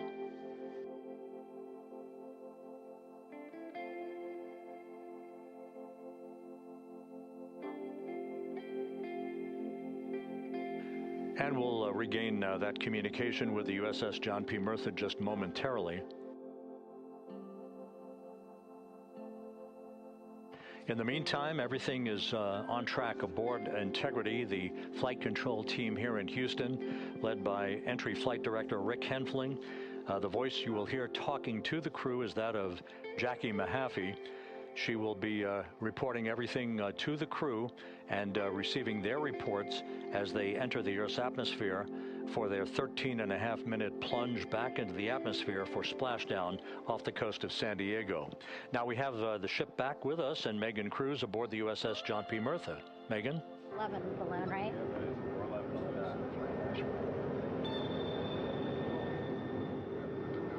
Hey, Rob, yeah, the excitement is really building here on the ship. I'm watching right now one of the weather balloons being lofted up from the ship. Again, weather balloons, very important for us to make sure that we are tracking the right kind of weather and also the data that's needed for what's called our Sasquatch team. Again, it's a team out of NASA that basically makes sure that the debris that comes off of Orion, again, some of those pieces of the parachute system, make sure that they don't fall on us here in the sea, and also our aerial assets, our folks in helicopters. So watching that float away right now. But with me right now is Captain Eric Kenny. He's the commanding officer of the John P. Murtha naval ship. Thank you so much for being here. There are so many moving parts that you have to keep an eye on. That's absolutely right, yeah. But first of all, on behalf of the crew of USS John P. Murtha, Megan, thanks for having me on today. Happy to tell you what we're doing and excited to get the interview started. Yeah, absolutely. Why don't we actually take a look at the flight deck here? We'll start there. Basically, we also, while watching this weather balloon float away, we noticed all 4 helicopters leave the flight deck. We now have an empty flight deck. We had 2 imagery helos as well as the 2 crew helicopters that will go recover the crew. This is just one of the many things that, again, our ship of 550 people, it's something that you oversee as commanding officer. Yeah, absolutely. Every commanding officer, I would say really every naval service member, our priority is always safety. And as the commanding officer, I take that as one of my primary roles here on board. Mission accomplishment is important, safety always. So my day really has, I would say my message to the crew has sort of changed over the past 24 hours. As we're leading up to today, we've been building up the excitement and motivating the team for the training that we've executed. But really over the past 24 hours, now I'm trying to get us to slow down a little bit. Trust our training, right? Don't believe all the hype. Don't believe everything that's going on. Just let's trust what we've done to get to this point, and if we do that, we'll be successful today. And also part of the big success is obviously the coordination between NASA and the U.S. military. How does it feel being able to support the human space program we have? Yeah, I mean, since 1959 with Mercury, Gemini, Apollo, the history between NASA and the Navy has been in lockstep. But like any other skill, if you don't practice it regularly, the skill atrophies. So we've had a few decades off from that. But over the past 4 or 5 years, really, this ship over the past year, we've constantly trained and working for this moment right here, building up the hype, but to get to this point today, to be able to trust all the training we've done. We've worked, working with NASA, the Air Force, the medical team, dive team. You want to talk about high-performance organizations coming together, working in unison. We are seeing that here on board the USS John P. Murtha, and I can't be more proud of all the work everyone's doing. Yeah, you had some great words this morning saying just that, again, that it's really nice to see everybody working together and so excited. I mean, you just became the commanding officer of this ship back in February. How does it personally feel for you to be a part of this historic moment today? Yeah, I mean, first and foremost, I'd say any opportunity to command any warship in the United States Navy is a tremendous honor, is a pinnacle of any naval officer's career. That being said, as my change of command was approaching, and I realized that Artemis was going to be in the window here, to say that I'm humbled and honored to be here is an understatement. What really just excites me is the opportunity to see this crew, who has been training so hard over the past year plus, come together. It is what inspires me. Listening to NASA and the ownership and pride they take. They make my crew better. I think we're making NASA better together. That synergy is something that I'm happy to see and hopefully take forward with me in my career. Yeah, it's all about partnerships. We couldn't do it without you, and we couldn't have gotten to the moon without our international partners as well. So thank you so much, Captain. It was really great to have you here today. Thanks, Megan. Awesome. All right, Rob, back to you. Thank you, Megan. Back here in Mission Control in Houston. We just had a quick view of the crew. We'll get that view back, and there they are again. Here in Mission Control, the entry team of flight controllers led by Rick Henfling and Jackie Mahaffey serving as the spacecraft communicator. We have just handed over communications links from the Deep Space Network that we communicated with the crew through from the time of the translunar injection burn back on April 2nd. We've just handed back to the Tracking and Data Relay satellite system as we prepare for the crew module service module separation that will take place just 17 minutes from now. With the Earth looming in front of Integrity as it barrels back for a splashdown of the Pacific just 50 minutes from now, we're just 5,700 nautical miles from splashdown. Just one other quick note about the comparison from the Artemis 1 entry profile to the Artemis 2 entry profile and how that is serving as an extra layer of protection for Integrity's heat shield. The Artemis 1 entry had an entry range of some 3,178 nautical miles, a very long downtrack and a very longer period of exposure to heat loads than we're experiencing tonight. It also had that skip entry profile that we discussed earlier, dipping into the Earth's atmosphere, then back out, then back in. It was about 20 minutes of exposure. Integrity, Houston, comm check on TDRS.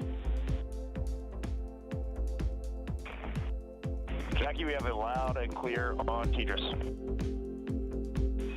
We have you the same. And there's one of the weather balloons being deployed from the USS John P. Murtha.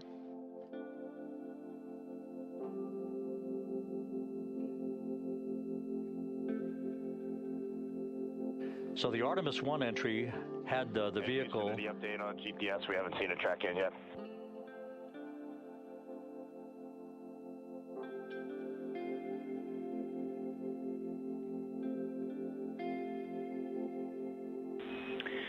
Reed, we are watching. We are starting to get into the window where they may start acquiring, so should be within the next 10 minutes. Okay, sounds good. We're holding at step 17 and getting ready for CM-RCS hot fire.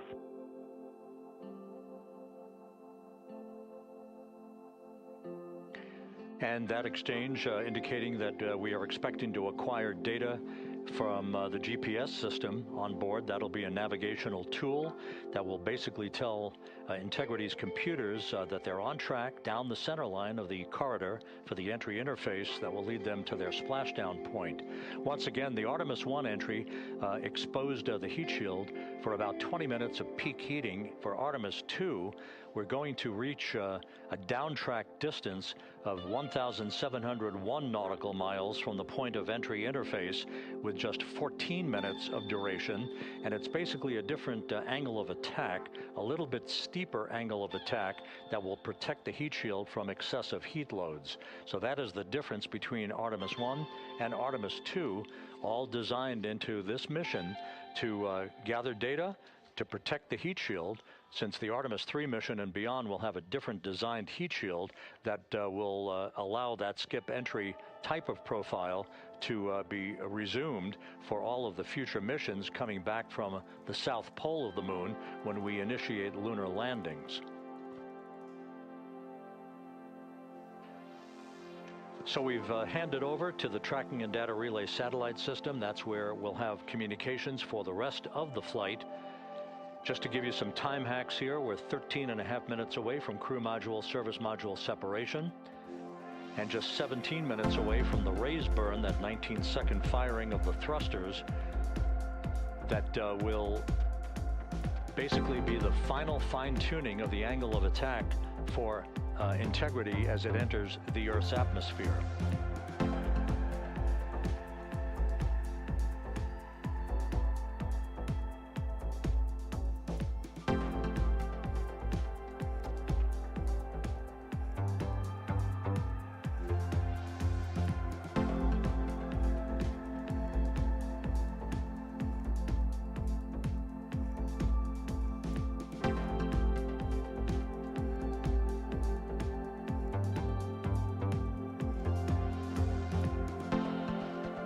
And once again, a dueling box view of some of the assets that are involved in recovery operations today. The integrity, cabin configured, all crew suited and seated. Houston, copy. That confirmation from Reed Wiseman aboard Integrity, as you see the assets being deployed to the splashdown zone.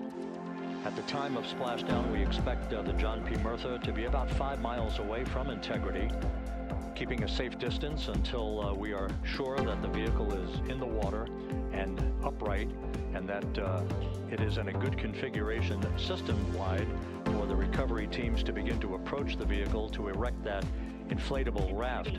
2 minutes to CM RCS warm-up hot fire. We're ready.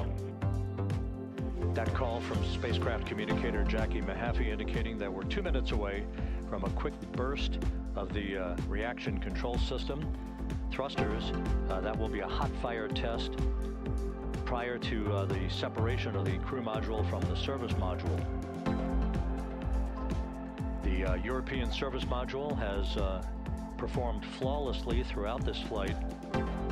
Everything, all the burns that had been prescribed for that service module have been executed on time and without a problem. There is the European flight control room that has overseen the manufacturing, the design of the European service module. They deserve quite a bit of credit on this mission for not only propelling the Integrity and its astronauts toward the moon, but also conducting the fine-tuning of its trajectory to bring it to this point where we are dead spot on down the middle of the corridor trajectory-wise to bring Integrity down for its splashdown in the Pacific just 44 minutes from now.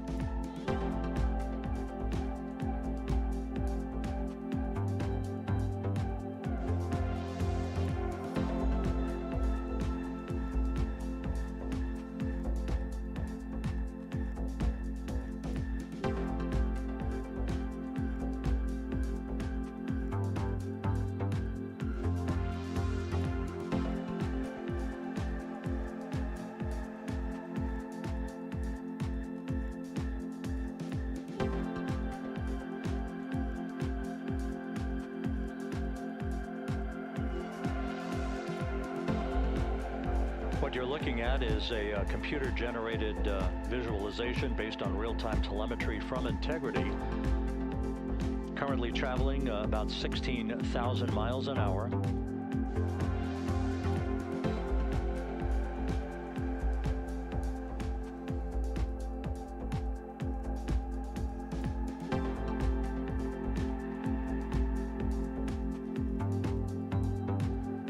Integrity traveling about 16,000 miles an hour. For the precautions, we're taking a look. Copy that. Now just about 5,100 miles from Earth. Splashdown scheduled 43 minutes from now. We're just 9.5 minutes away from the crew module service module separation.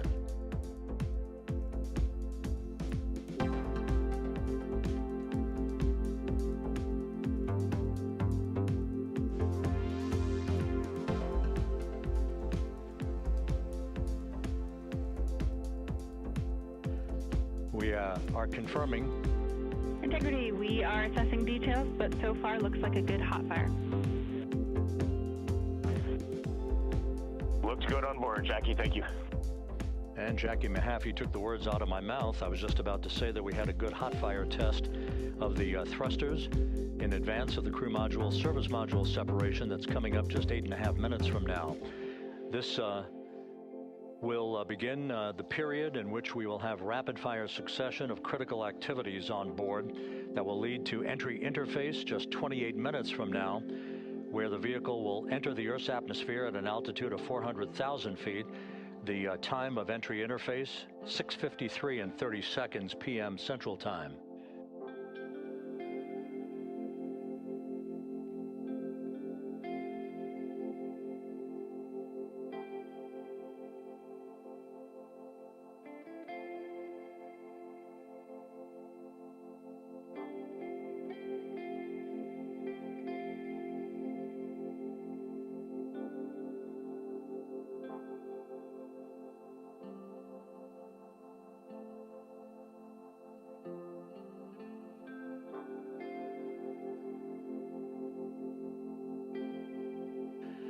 Integrity's astronauts were awakened at mid-morning to begin their entry preparations. And propulsion officer now reports a good hot fire test in preparation for the crew module service module separation.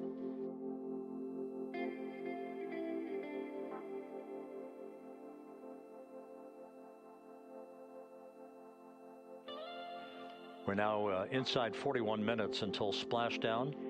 Integrity Houston, we have confirmed a good CMRCS hot fire, and although we are not seeing GPS acquired yet, you can skip the troubleshooting steps in 157 for now. Integrity copies.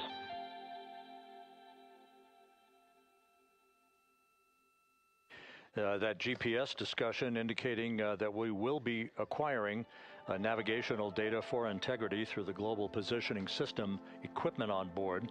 We just don't have it yet, but we will. All of Integrity's systems are in great shape to support its high-speed entry into the Earth's atmosphere.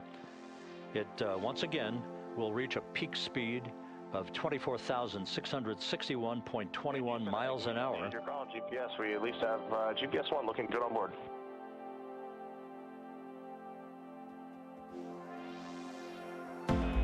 We are confirming.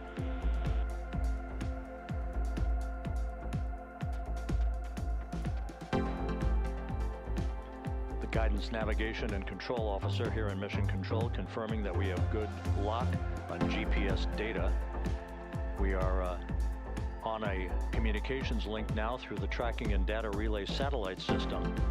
Now, following splashdown, we're going to lose that link and go to what's called a VLDR, a very low data rate communications link, so that we can talk to the crew inside Integrity as they are on the water. Integrity, confirm we do see good GPS. We do too, especially GPS 1 is accepting in nav channels 1 and 3. That GPS data is basically telling Integrity's onboard computers its position relative to the Earth, but its trajectory and its orientation according to flight dynamics and the Guidance, Navigation, and Control Officer is spot on. We have now armed the pyros for the crew module service module separation coming up less than 5 minutes from now.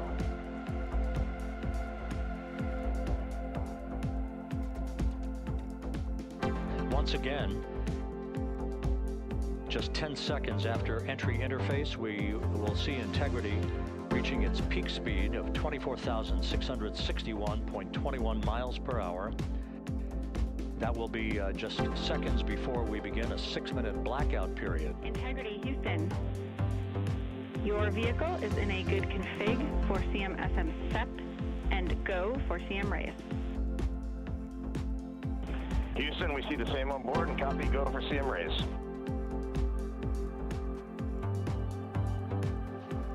That CM raise referred to as the slight firing of 19 seconds by Integrity's thrusters with a change in velocity of 9.9 feet per second, a slight nudge of the aft end of the vehicle so that it's tilted a bit upward, providing the final angle of attack as the vehicle enters the Earth's atmosphere.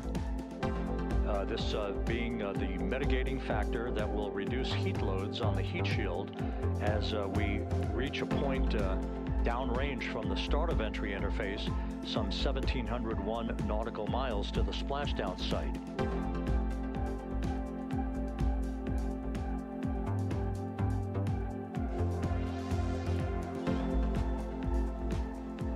Integrity systems in excellent shape.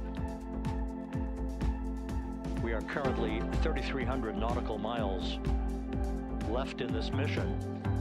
Splashdown schedule 36 minutes, 39 seconds from now.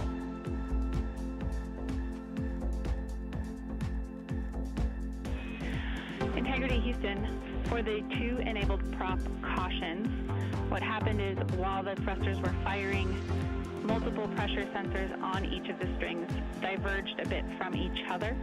Those limits look to be set pretty tight.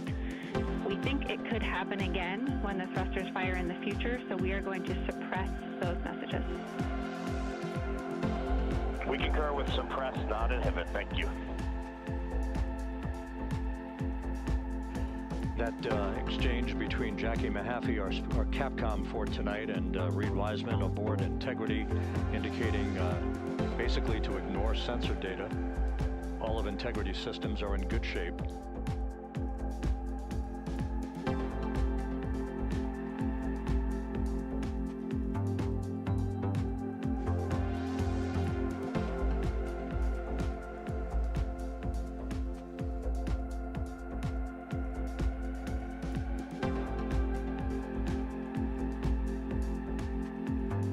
Now, coming up on about 90 seconds till the crew module, service module separation.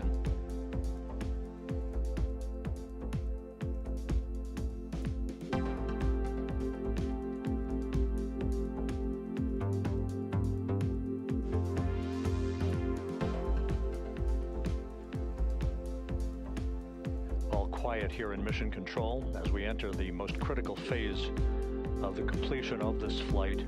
All of the preparatory activities leading up to the vehicle entering the Earth's atmosphere just 21 minutes from now.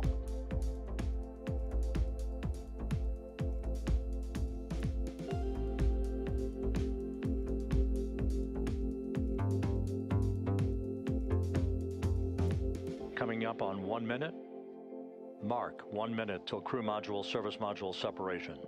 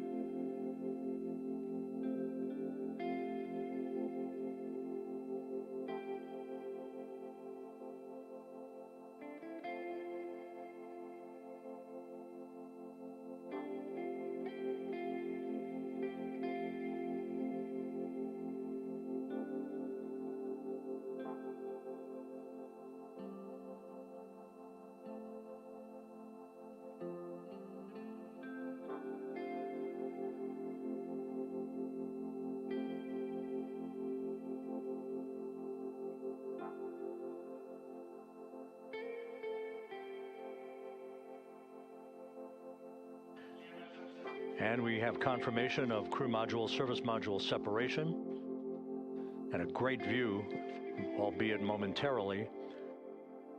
Houston, good step on board. Houston copies and concurs. The European service module now separated from Integrity, a job well done. Integrity, no action for the 4 CDH cautions. Those are SM related, not applicable. Integrity.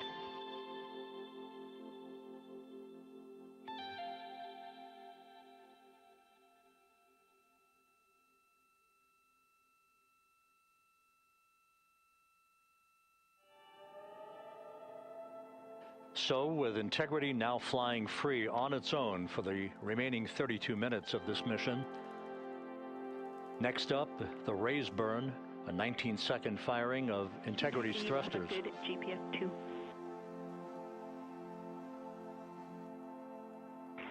Integrity copies, good GPS 2. Coming up on the 2-minute mark until the raise burn. Again, this is the final tweaking of the orientation of Integrity to put it in the right angle, if you will, the angle of attack that it will fly in during its entrance into the Earth's atmosphere. Entry interface now just 18 minutes, 25 seconds away. This is a visualization, but driven by real-time telemetry. This is the maneuvering of Integrity to the raise burn orientation. Just 2,800 miles from Earth.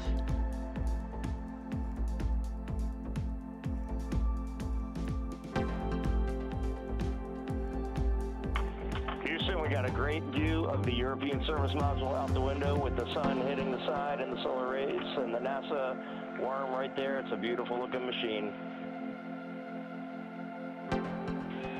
Roger.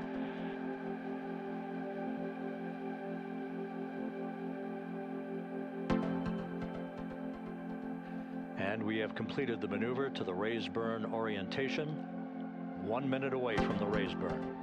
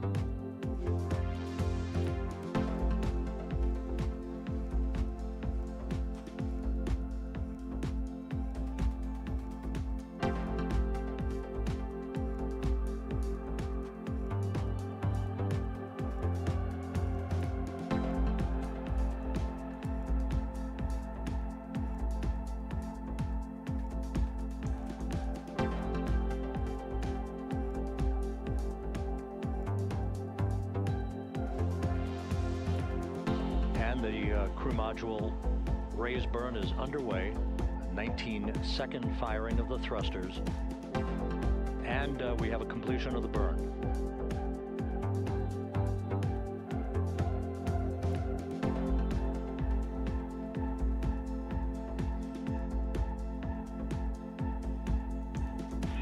Integrity, good. CM raise burn. Your flight path angle is within limits.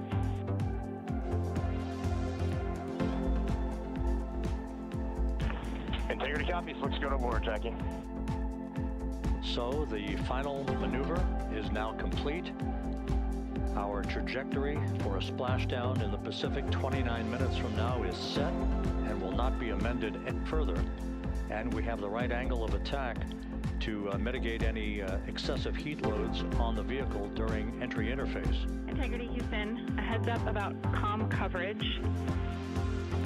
When you perform the 180 roll, for the first minute or so in that attitude, we expect about a minute LOS.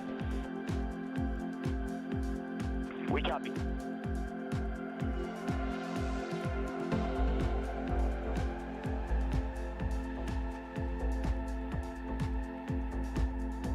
So for those who are watching the series of events coming up, we will enter the first traces of Earth's atmosphere 14 minutes, 45 seconds from now.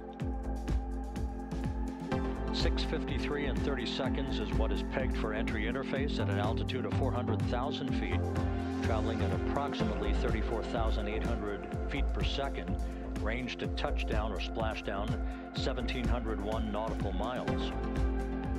24 seconds after entry interface, we will enter a 6-minute blackout period in which we will lose communications with the crew. This is expected due to the buildup of plasma around the vehicle. That's an ionization effect due to the collision, if you will, of the velocity of the spacecraft with the friction of the Earth's atmosphere.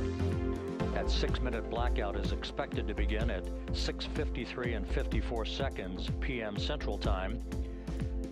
During that period of time, we will reach our peak speed of 24,661 miles per hour.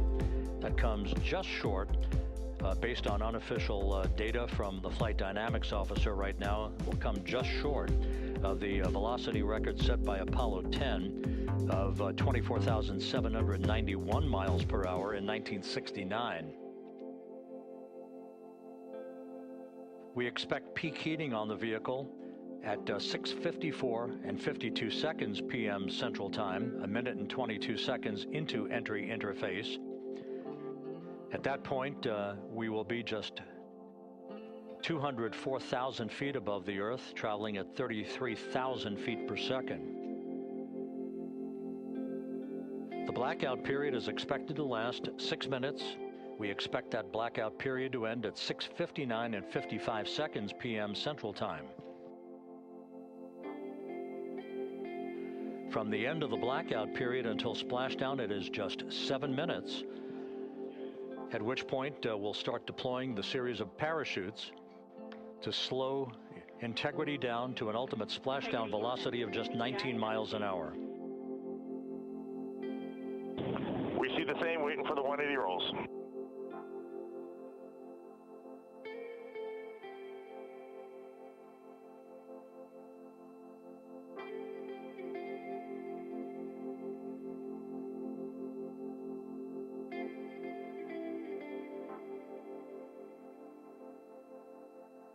The parachute deployment sequence, once again, will come in several segments, but in rapid-fire succession. And we have a great view of the moon out window 2. Looks a little smaller than yesterday. Guess we'll have to go back.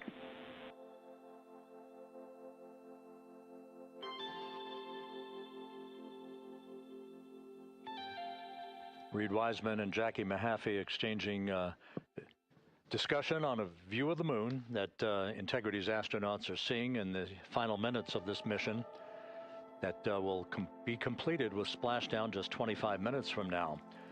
3 forward bay cover parachutes will be used to pull the forward bay cover off the top of the vehicle. Then 2 drogue parachutes will be deployed to slow and stabilize the crew module during its descent, followed by 3 pilot parachutes that will lift and deploy the main parachutes from the forward bay. The final sequence will have 3 main parachutes deployed. These will be 116 feet in diameter, each main parachute approximately 265 feet long when reefed. The parachutes will ultimately slow Integrity down from its peak speed of almost 33 times the speed of sound to a gentle 19 miles an hour at splashdown.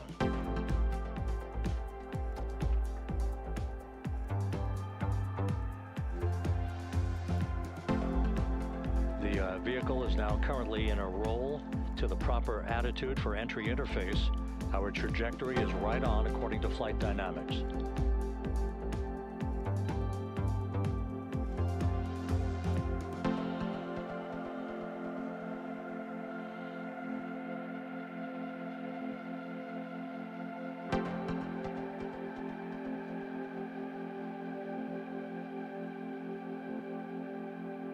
Integrity is on a trajectory from southwest and northeast across the Pacific Ocean, descending at a rate of 15,000 feet per second.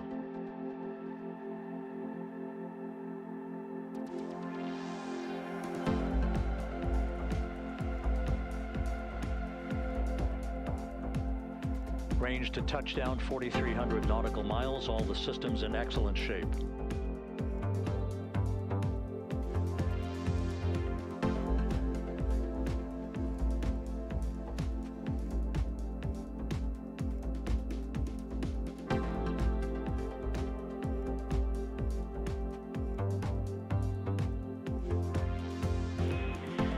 Integrity, Orion in the EI roll 180 attitude.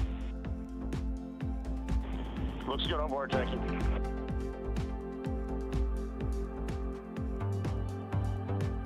This view out of one of Integrity's windows.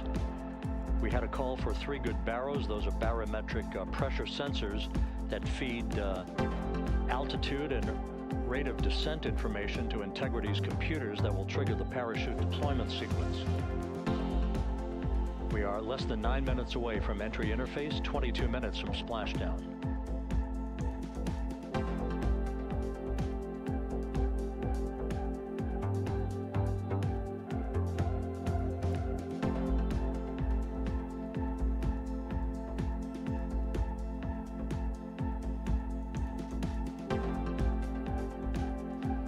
You can see the reflection of one of the crew members in the window.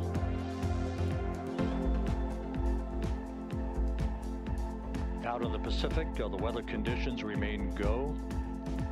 Just a few clouds, some scattered clouds. Winds at 10 knots. Wave heights just about 4 feet. A gentle day in the Pacific for the homecoming of Integrity's astronauts.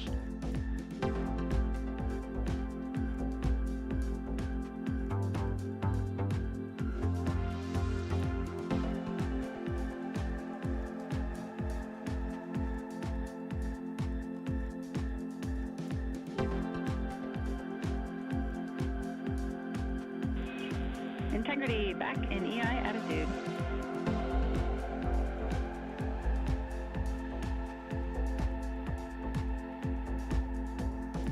We see the same on board, Jackie.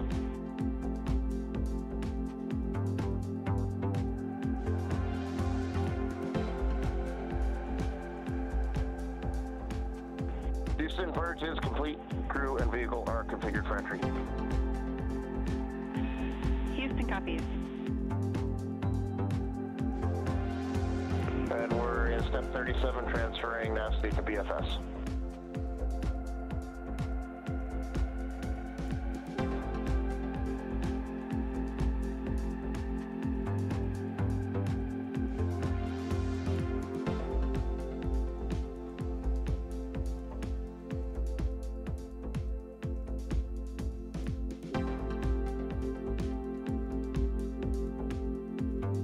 And Houston, in instruction 509, we are not below 0.2.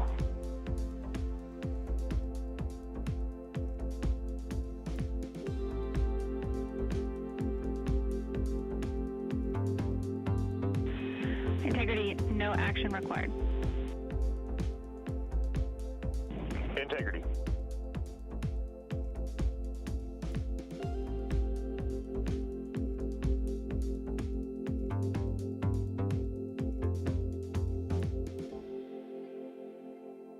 Now 6 minutes away from entry interface. We will hit the first traces of Earth's atmosphere at an altitude of 400,000 feet, traveling about 34,882 feet per second. Ranged splashdown at that point will be 1,701 nautical miles.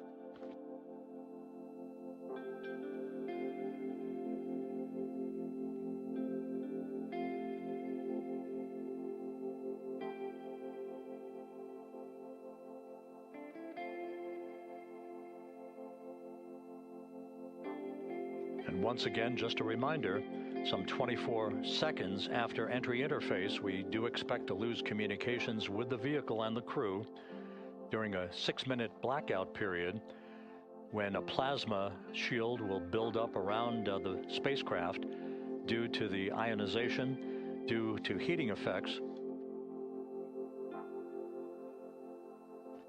And Flight Dynamics has just confirmed we will have a blackout period of exactly 6 minutes in duration.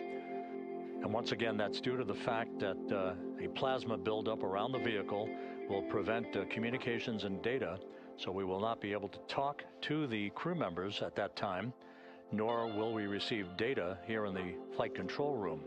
Houston, everything is looking good on board. Just confirm no pre-EI downloads. Houston concurs.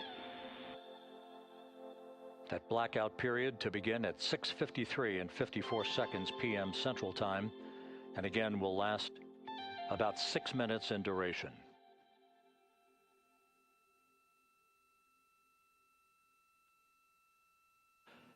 We're 4 minutes away from entry interface.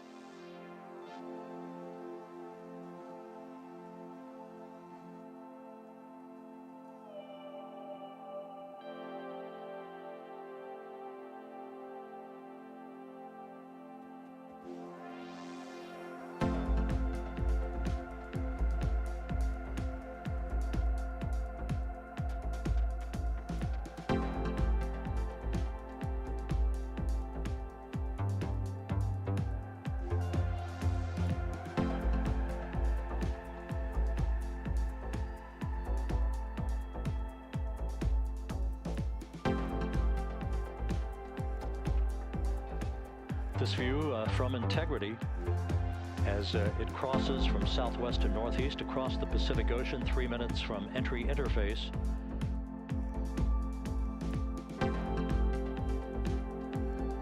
"16.5 minutes till splashdown.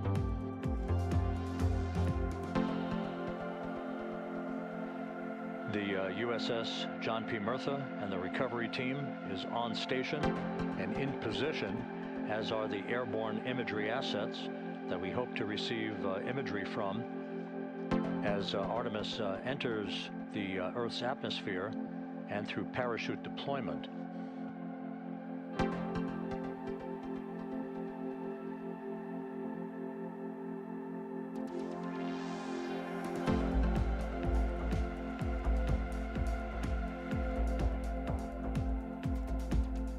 All of Integrity's systems are in great shape. The crew is ready to complete its mission just 15.5 minutes from now.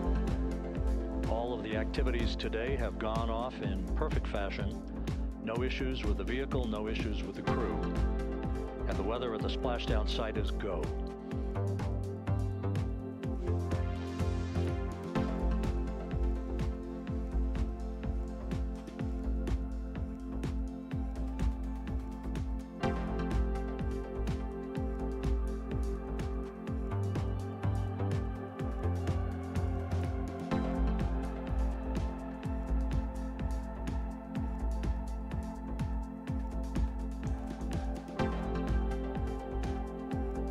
Coming up on 1 minute until entry interface.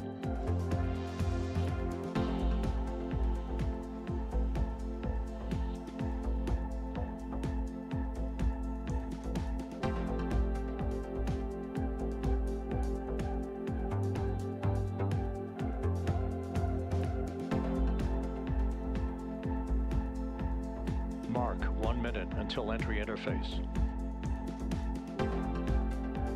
1 minute, 20 seconds until the expected start of our 6-minute blackout. Integrity, 1 minute to a 6-minute blackout. Integrity.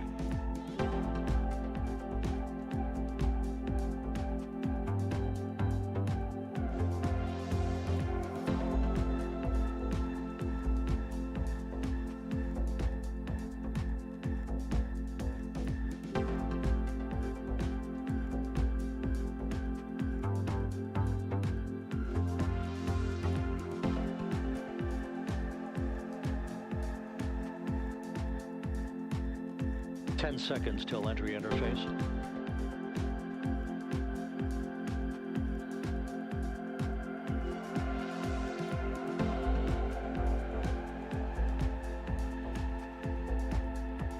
And we have crossed the threshold, now entering the Earth's atmosphere.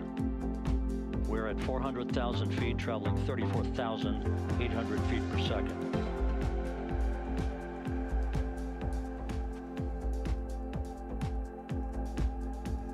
Time to splash down 13 minutes, 10 seconds.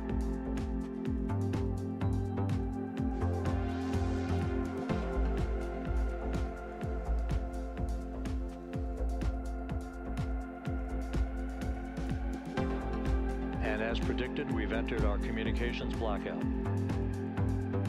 This will be a 6-minute blackout period. No voice, no data from the crew.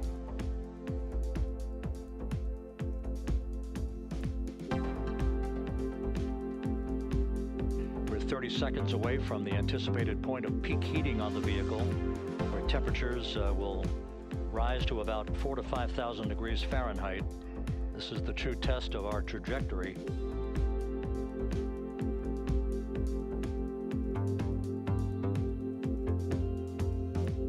And from the G5 aircraft in the vicinity of the splashdown zone, this view of integrity. So that pinpoint of light shows the vehicle as it enters the period of peak heating in the Earth's atmosphere, the first tug of gravity being felt by Integrity's astronauts since their launch back on April 1st.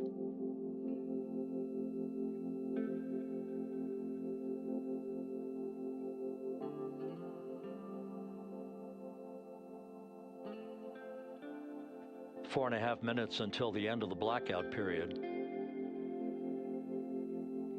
Time to splash down, 11 minutes, 33 seconds.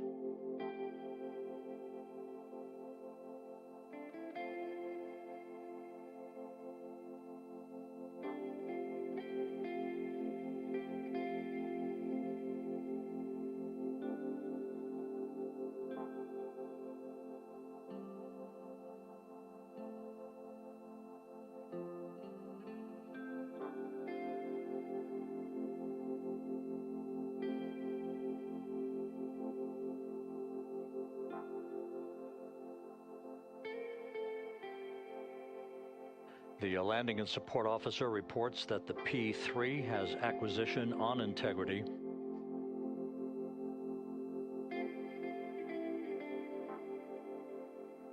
Three and a half minutes left in this blackout period. This is a visualization of the plasma buildup around the spacecraft and the repelling of that heat on Integrity's heat shield.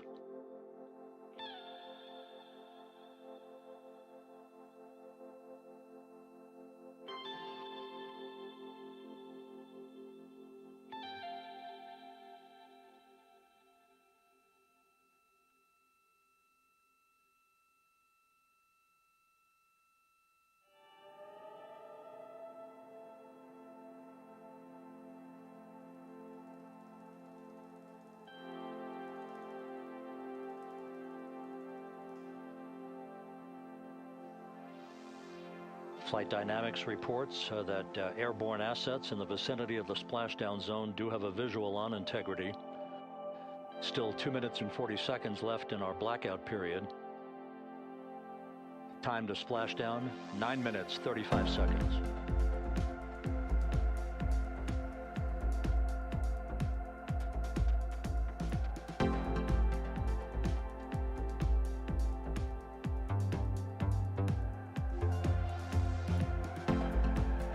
Multiple airborne assets as part of the recovery team all have visuals on Integrity.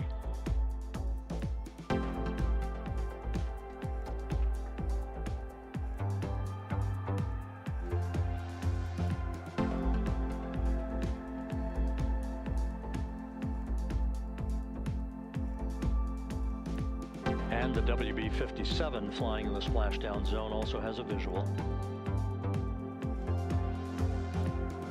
And the Navy helos also have visuals.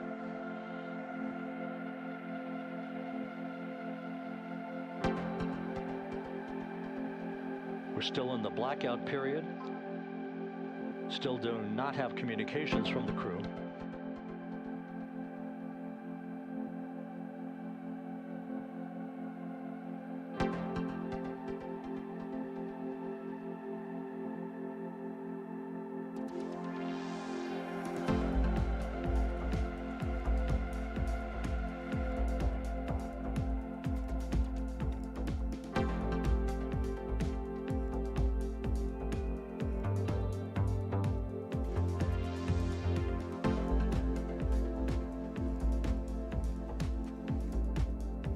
standing by for communications from the crew.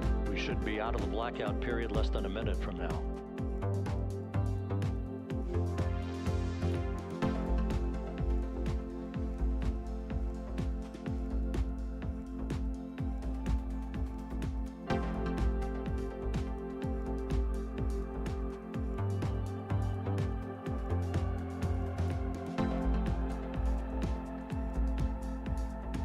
We are now processing data from Integrity.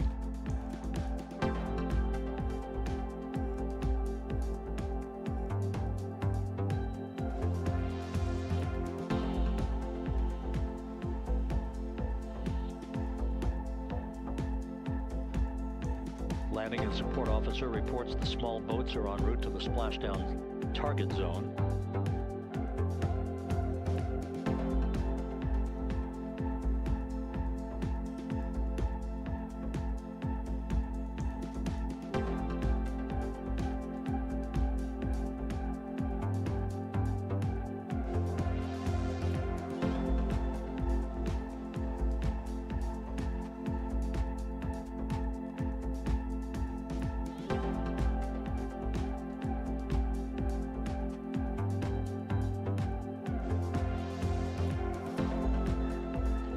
Passing through 150,000 feet, our trajectory is perfect. We're getting intermittent views of Integrity. Still waiting to establish voice communication.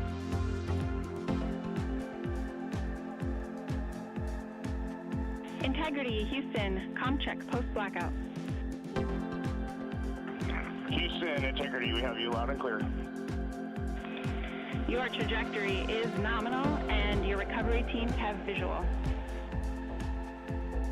Guides looks good. No action for the enabled internal camera controller fail. Big cheers from the viewing room here in Mission Control as voice communication reestablished with Commander Reed Wiseman. For America and a waiting world, Integrity is 5.5 minutes away from coming home.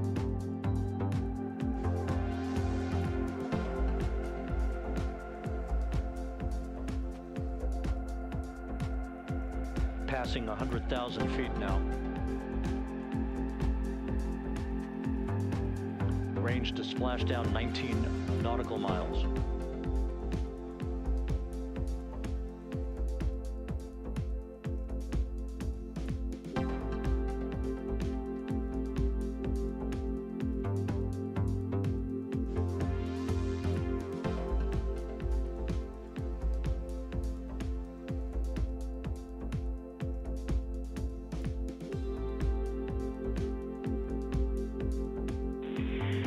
Integrity, impact to the camera controller fail is no Cab 1 views of the chute.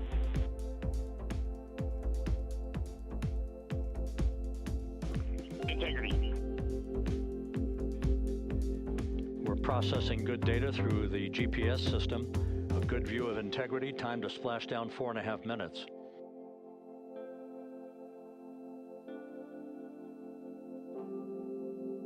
And a view of Integrity from the WB-57. We're at 50,000 feet.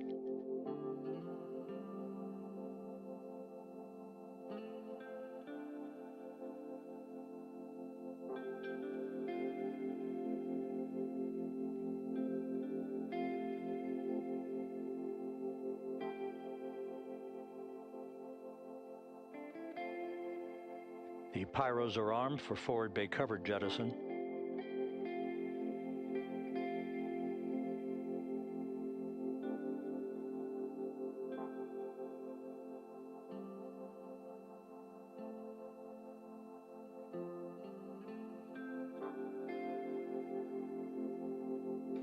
And there go the first series of parachutes, and we're on drogues.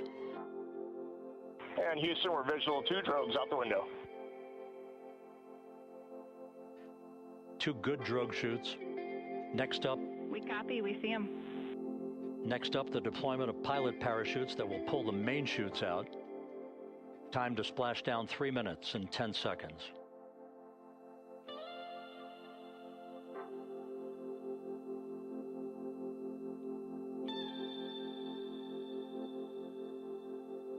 perfect descent rate according to flight dynamics. Good rates on 2 drogues. We see the same on board.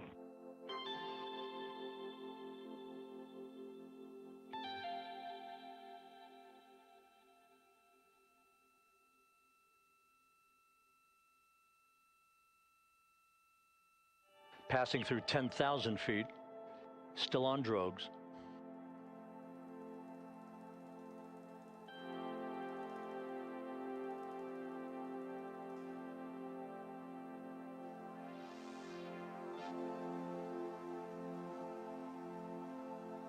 Main chute deploy. We're at 5,000 feet.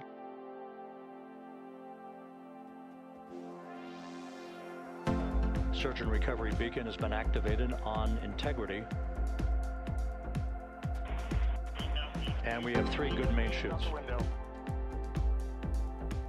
Good 3 main chutes, good reefing, good descent rate. And we see 3 good looking parachutes.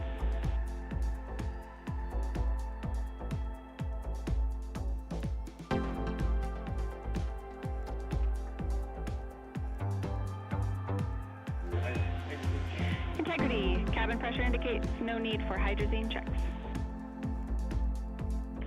Integrity copies. This is a perfect descent for integrity. Its crew sounding hail and hearty on board. Time to splash down 1 minute, 15 seconds.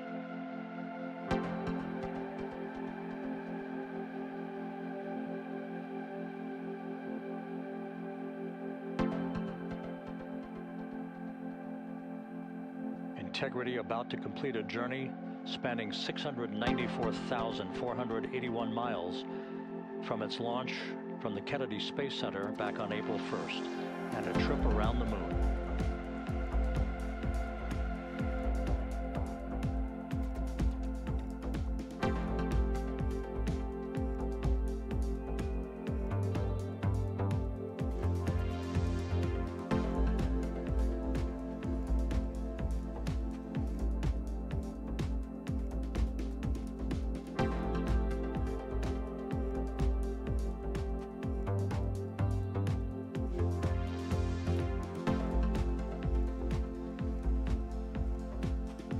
Passing through 1,000 feet.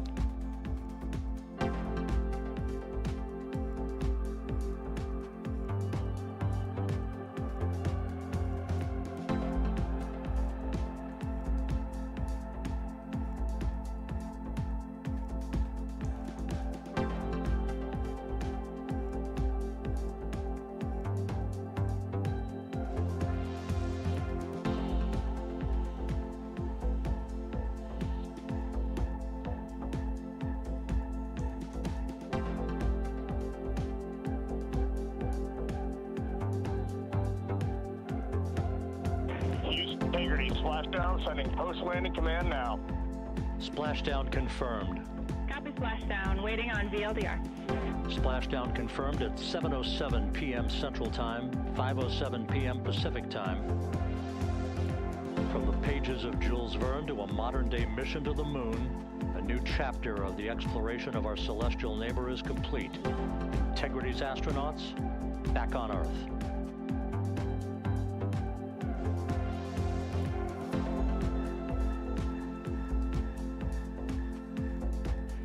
And the landing and support officer reports the vehicle is stable 1. We still will be deploying the crew module uprighting system to maintain that orientation. A perfect bullseye splashdown for Integrity and its 4 astronauts.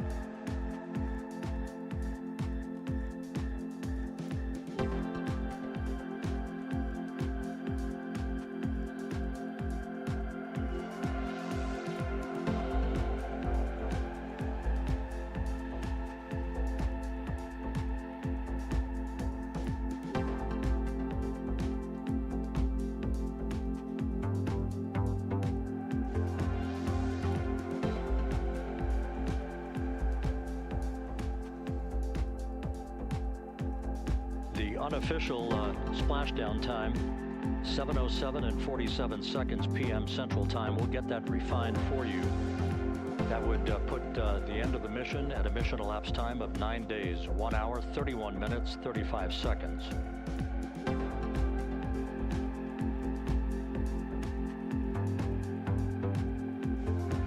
And we're configuring for very low data rate.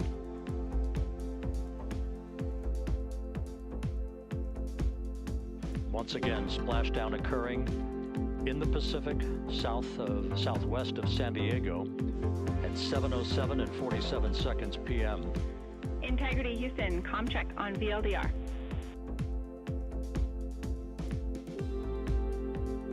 Houston, we have you loud and clear on VLDR. How else? We have you the same. We'll meet you over in post-landing. Perfect communications established. A journey. We are stable 1, 4 green crew members. Houston copies all. Reed Wiseman reporting 4 green crew members. That is not their complexion. That is the fact that they're in great condition. That's what that means. So stable 1, upright. The crew module uprighting system is being deployed. The 5 airbags being inflated through helium to maintain the upright configuration for the vehicle.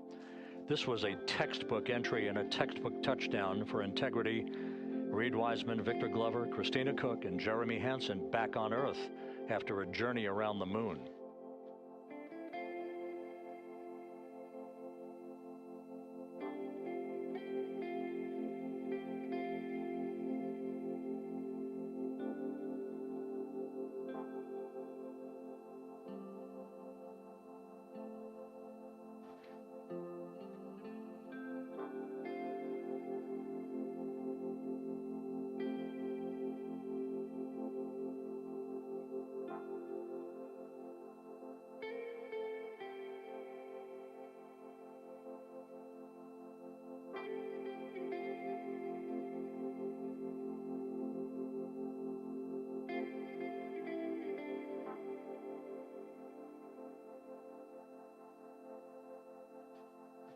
We continue to monitor the functioning of the CMOOS system. The airbags are being inflated to maintain a stable 1 or upright configuration. And there's a good view from one of the naval helicopters hovering overhead. Reed Wiseman reporting 4 green crew members, meaning they're all in excellent shape.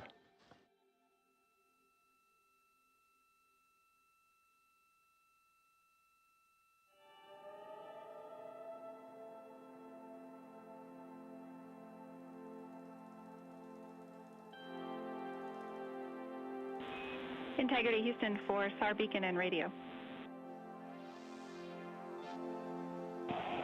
SAR beacon is in 406 and we're powering the radio now. Go ahead.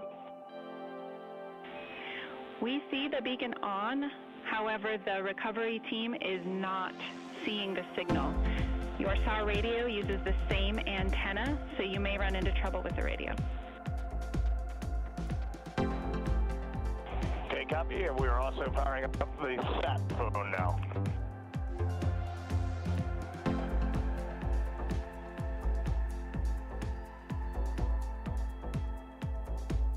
So integrity is in great shape, and as the crew continues its post-splashdown timelined activities on board, Reed Wiseman once again reporting that all 4 crew members are in excellent shape.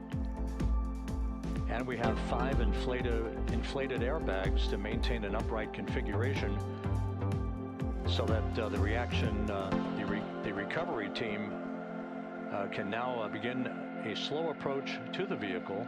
Meanwhile, here in the flight control room, Entry Flight Director Rick Henfling is polling his team of flight controllers for the start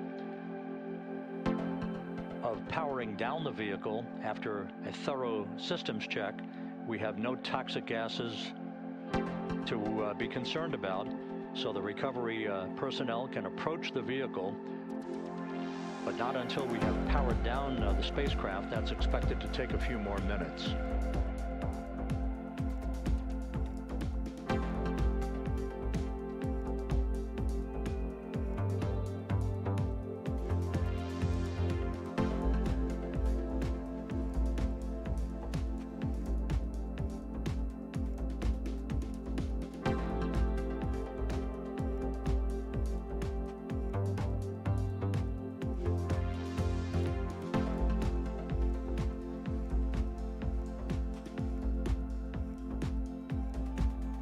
Integrity back on Earth following its historic flyby of the moon. It was, for all intents and purposes, a textbook mission. On 2828, but I'll remain on this frequency. We copy.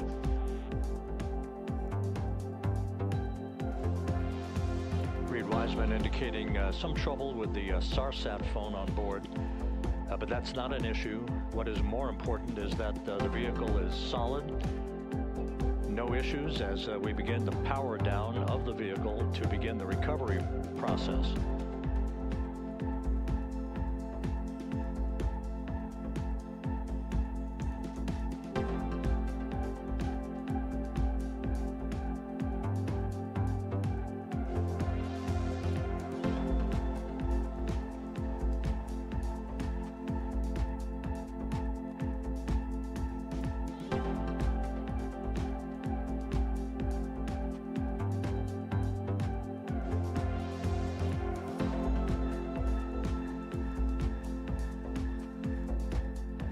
Propulsion officer here in Mission Control reports that we have saved the prop system on integrity. Can you say again? That was very weak and broken.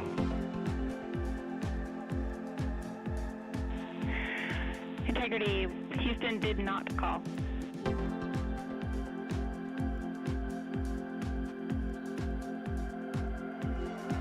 Copy that, Houston. It might have been on the SAR radio. Stand by.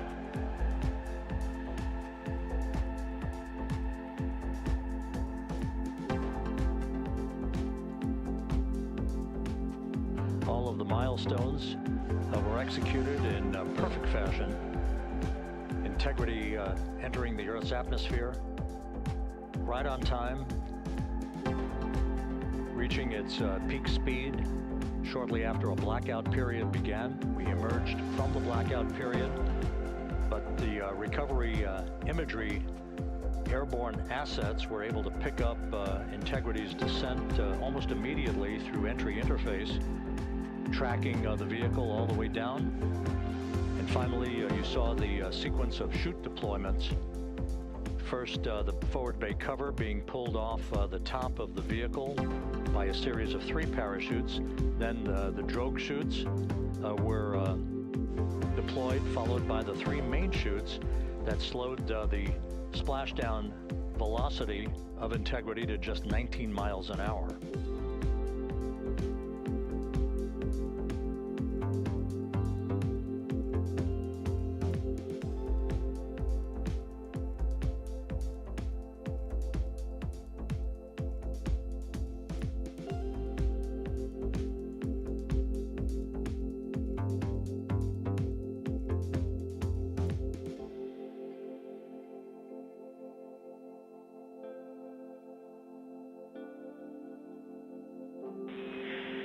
Integrity, Houston, with no joy on SAR and SAT phone, we'd like you to command an additional 15 minutes for a total of 30-minute power down delay.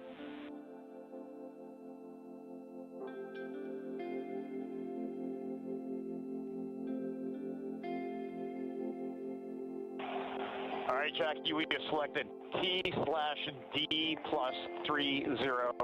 No joy on SAR radio or sat phone. And stand by, we have the master diver on SAR radio. Please hold comms. Hey, Lily. Excuse me. Hey, Jackie, we just got the master diver on SAR.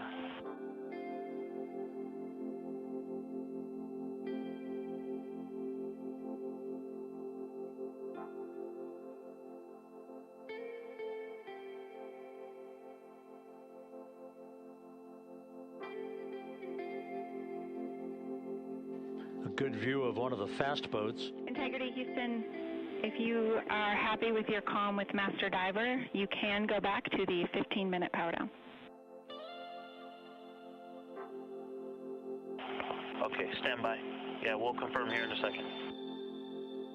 The crew on board Integrity coordinating with the flight control team in Houston here in Mission Control on the timing of the power down of the vehicle, which will be the precursor to the recovery teams approaching the spacecraft.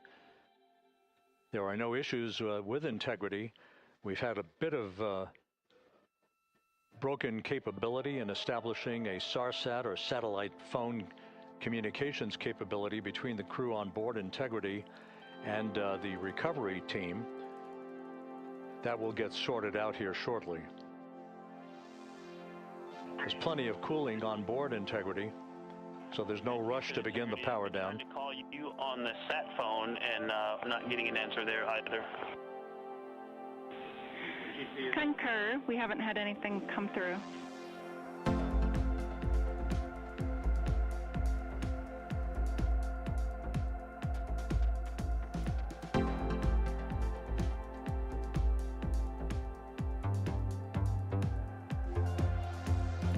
And Houston, if you could relay to recovery that we hear them, but it does not appear as though they are hearing us.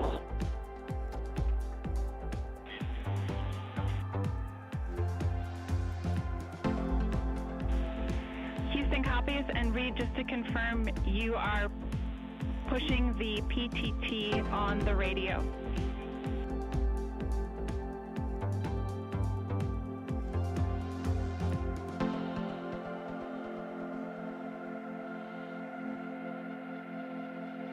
So as we continue to sort out the communications between Integrity and the recovery teams, we are standing by for the initiation of the power down procedures that, as you see, the recovery teams are moving towards the side of the capsule.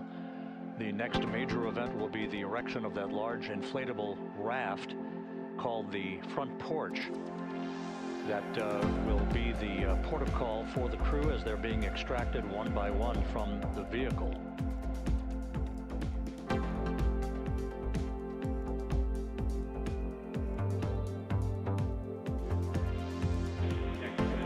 Integrity, Houston, for sat phone, we are going to attempt to call you.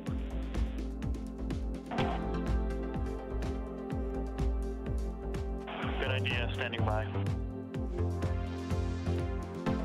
And Jackie, yes, we are pushing the push to talk, the two buttons on the left side of the radio below the up-down arrows. We are utilizing them. I'm rebooting the radio to see if we get good comms. Okay, we copy all, and just to confirm, you are seeing that you are touchdown plus 3030 for power, correct? That's affirmative.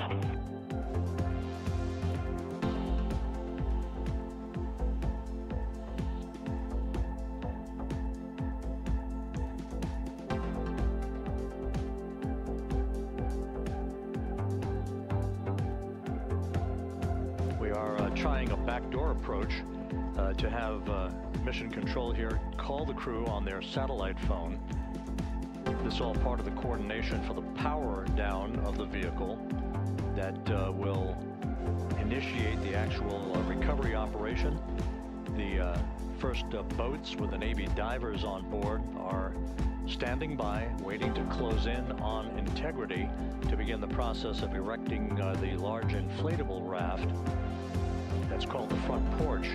That will be where the astronauts are extracted from so that they can have a few minutes to get their land legs back before they're hoisted aboard the Navy helicopters for the flight back to the deck of the USS John P. Murtha.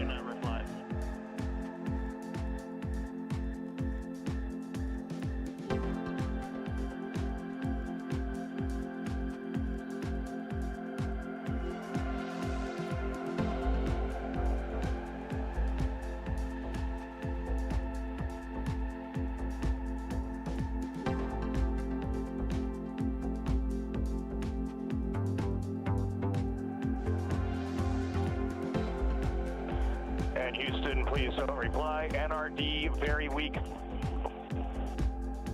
but readable. Master diver, we can hear, but they cannot hear us.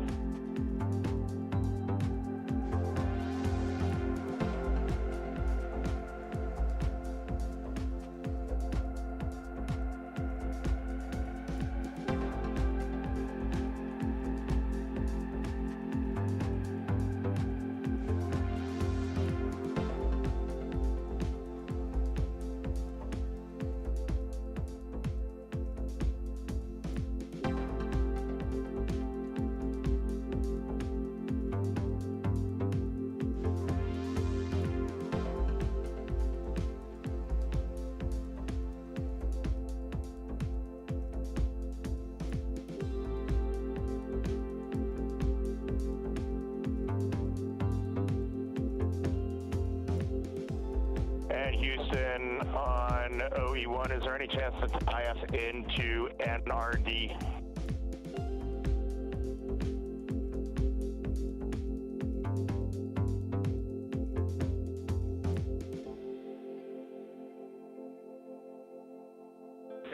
Checking.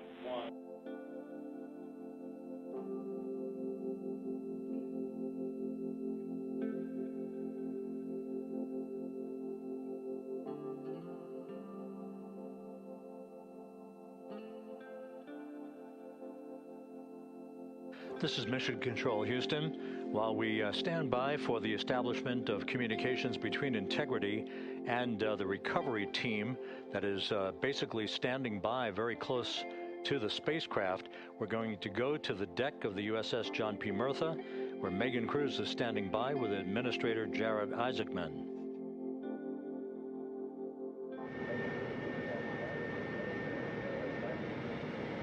Hey, Rob, yeah, just such an honor to be able to be here on the ship, to be able to share and experience this moment with everyone together. And of course, as you just said, yes, here with NASA Administrator Jared Isaacman. Administrator, how did you feel getting to witness this and seeing NASA at its best?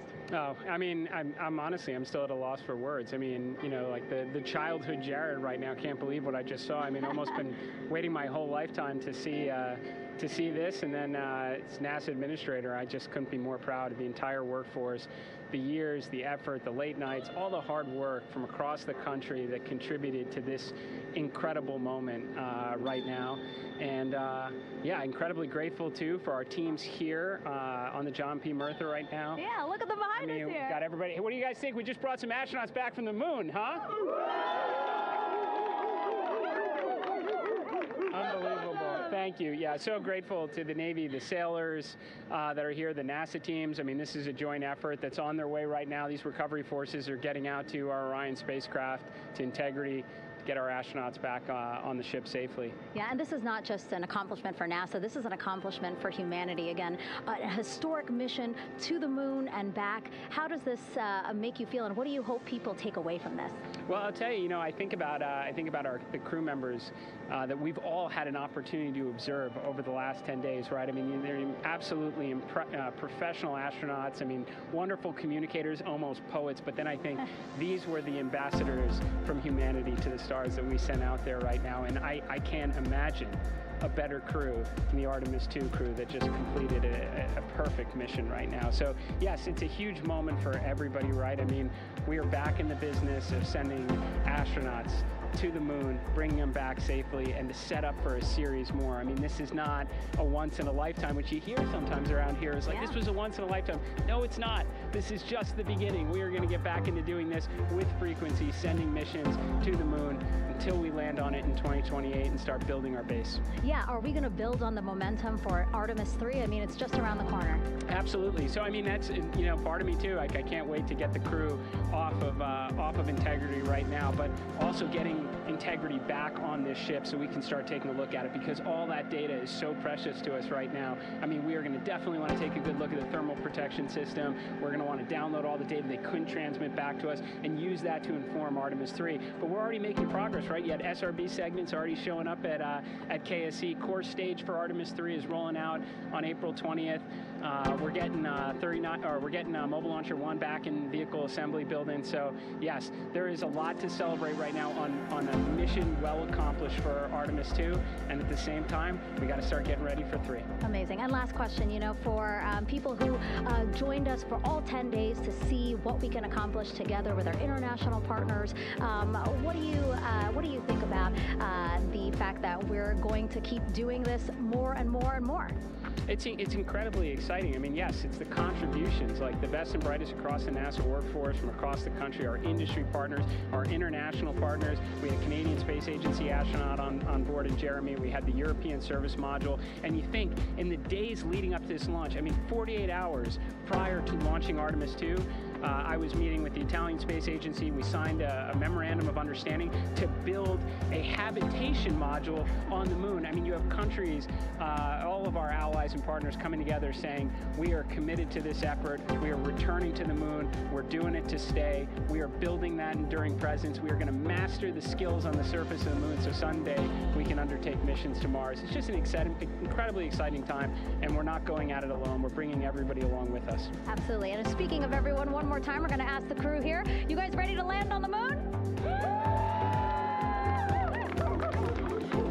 Awesome. I love that. Okay, well, thank you so much, Administrator. Appreciate you being here. We're, of course, going to stay on to watch the crew get extracted from Orion, so stay tuned, and we'll see you back here shortly.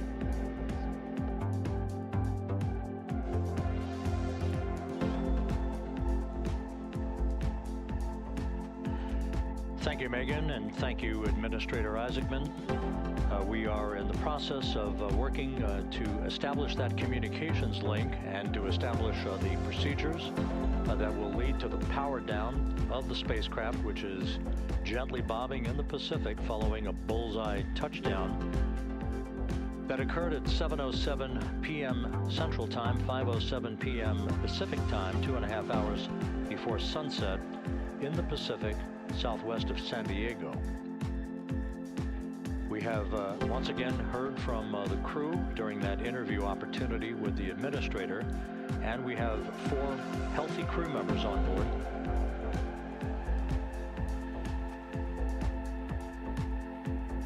We now have confirmation that the vehicle has been powered down as per the procedures. So we have vehicle powered down, and the flight control team here in Houston, Flight Director Rick Henfling, has handed over mission authority to the Exploration Ground Systems team out in the Pacific. Now, we will physically not get off console with this team until the crew has been extracted into the front porch, that inflatable raft that will be erected along the side hatch of Integrity. So we're standing by for that in the next step in the recovery procedures. But everything is in great shape, and we have 4 healthy crew members on board the vehicle.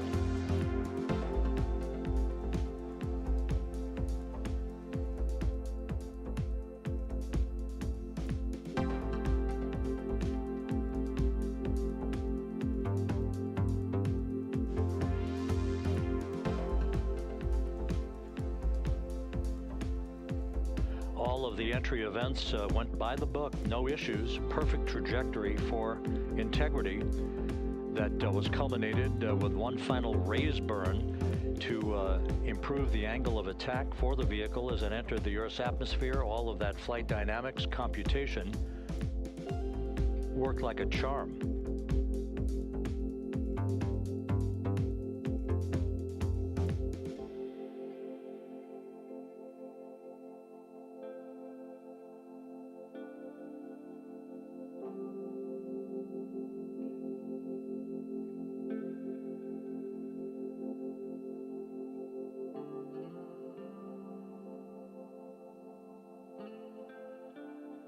So we are standing by for the recovery team to approach Integrity and begin the process of erecting that inflatable raft called the front porch, which will see the crew members be extracted from the hatch of Orion into that inflatable raft before they're hoisted aboard 2 Navy helicopters in a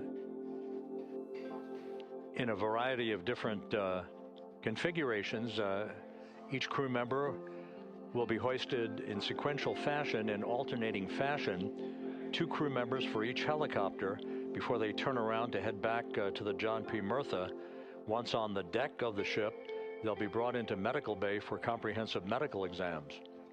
But Reed Wiseman has reported several times that the crew is in excellent shape.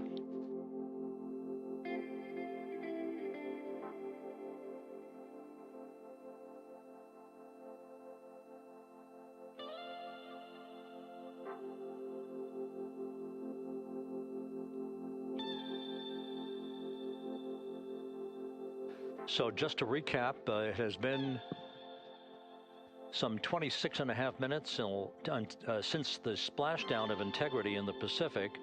The vehicle is in excellent shape. It performed like a champ all the way down through the Earth's atmosphere, All of the vehicle functions were checked off in excellent trip hammer fashion. The parachutes all deployed as planned. Splashdown occurring at 7:07 p.m. Central Time, 5:07 p.m. Pacific Time.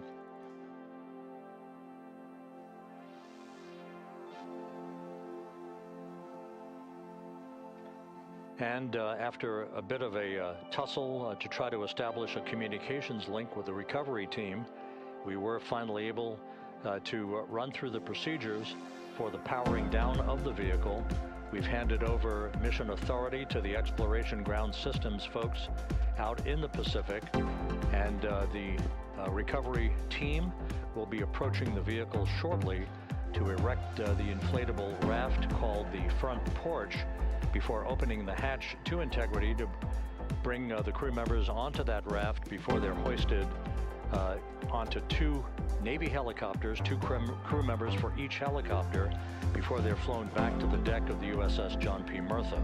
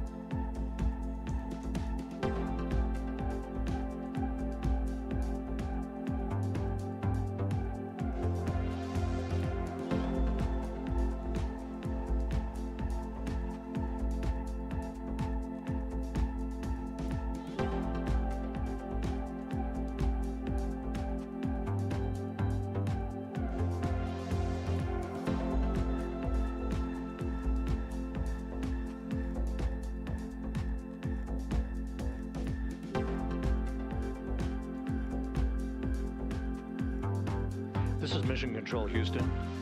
After talking to the flight dynamics folks, we have a bit of a refinement on the splashdown time for you.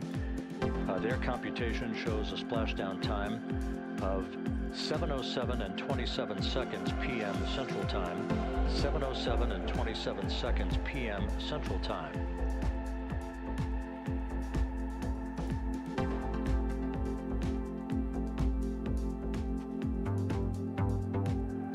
That would equate to a mission elapsed time of 9 days, 1 hour, 32 minutes, and 15 seconds.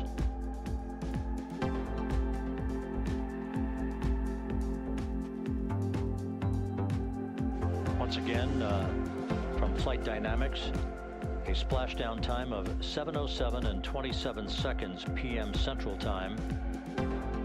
That would equate to a mission elapsed time of 9 days, 1 hour, 32 minutes, and 15 seconds.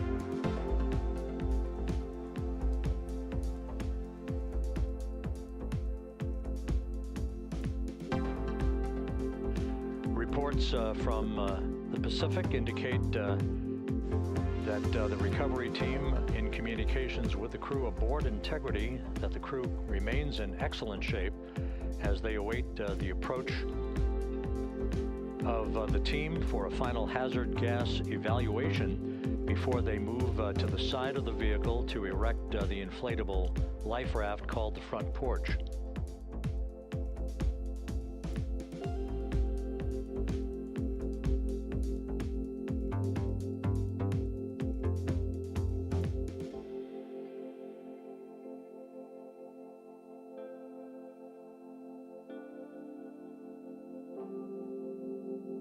Again, no issues with Integrity. The vehicle is powered down. All of its systems are now safed.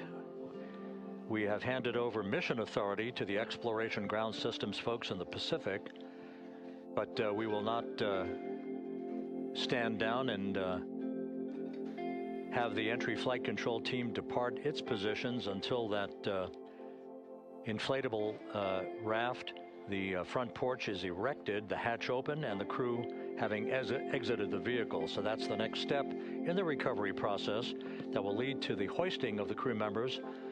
For 2 crew members for each helicopter, they'll be hoisted to a pair of Navy helicopters that will then fly a short distance back to the USS John P. Murtha. What you're looking at is one of the fast boats circling the vehicle to make a hazard assessment.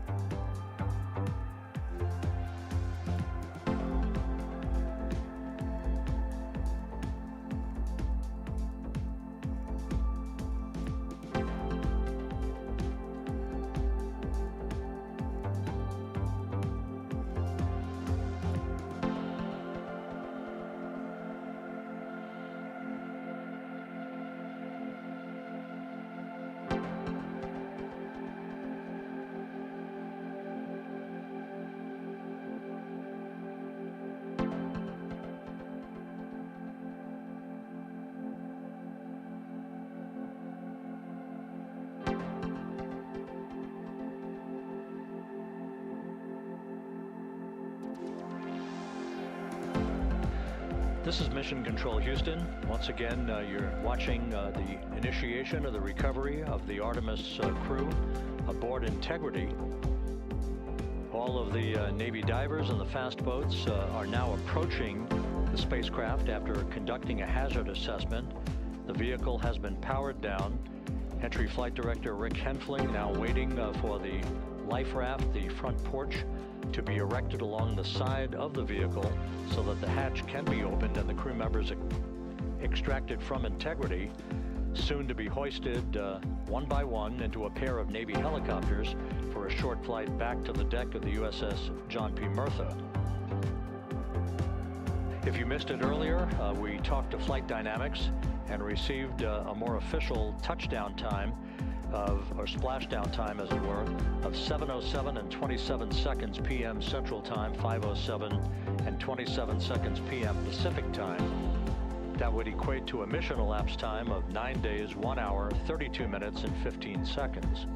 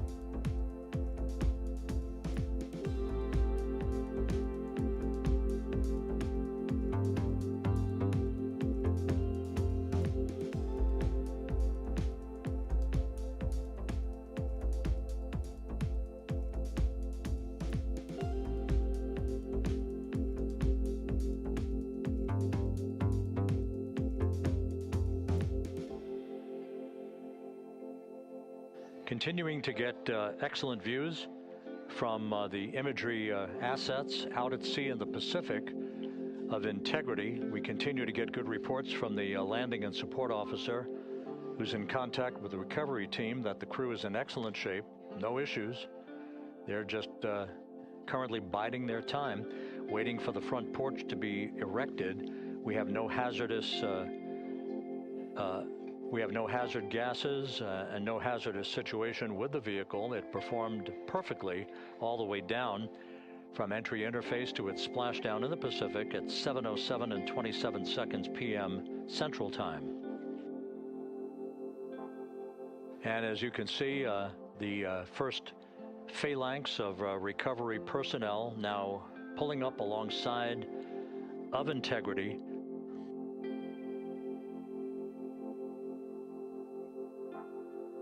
This includes Navy divers, a Navy flight surgeon, and other recovery personnel who have trained for several years for this recovery process.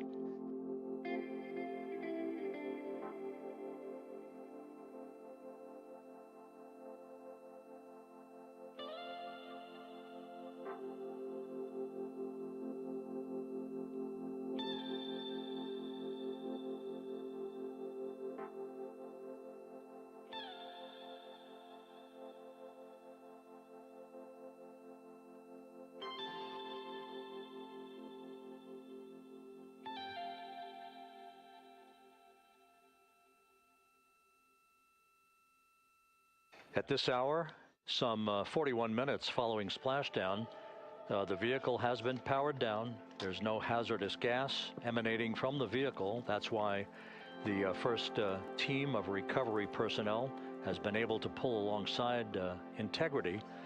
And the reports continue to come in that the 4 astronauts are in excellent shape.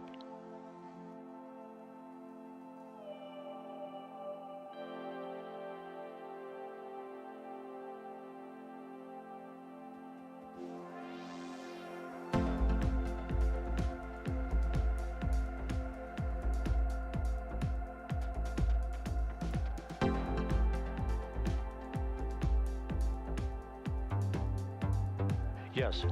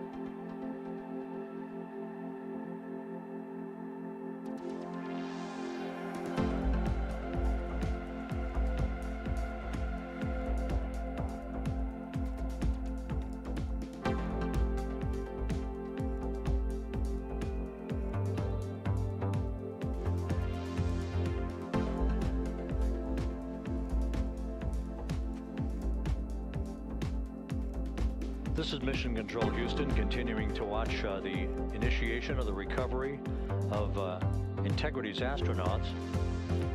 One by one, they'll be brought out of the spacecraft onto a large inflatable raft just a short time from now. In the meantime, we can go back to the USS John P. Murtha, where my colleague Megan Cruz is standing by to provide her situation report. Megan, can you hear us?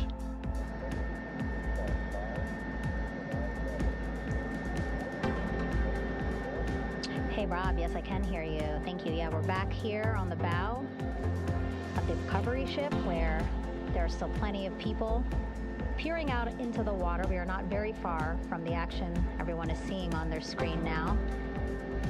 The Orion spacecraft, Integrity, in the ocean, surrounded by a number of recovery boats.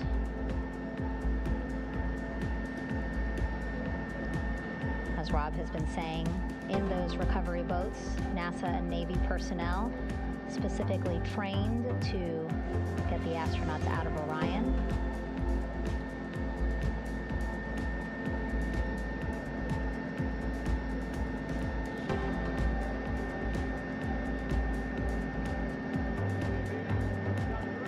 In some of our wide shots, you can probably see that there are 6 boats out in the water.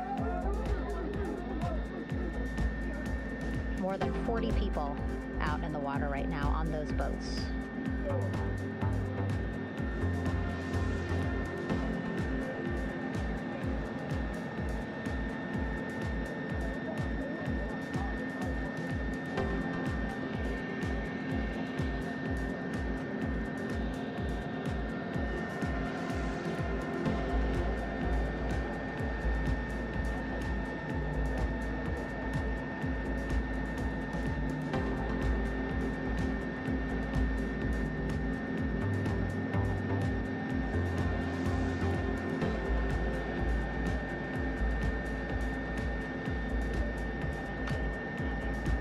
First order of business is to set up the front porch and the stabilization collar.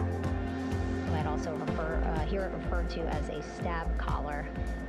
Basically just to make sure that Orion stays upright, doesn't sway in the water too much, again, to make it easier for recovery forces to get the astronauts out.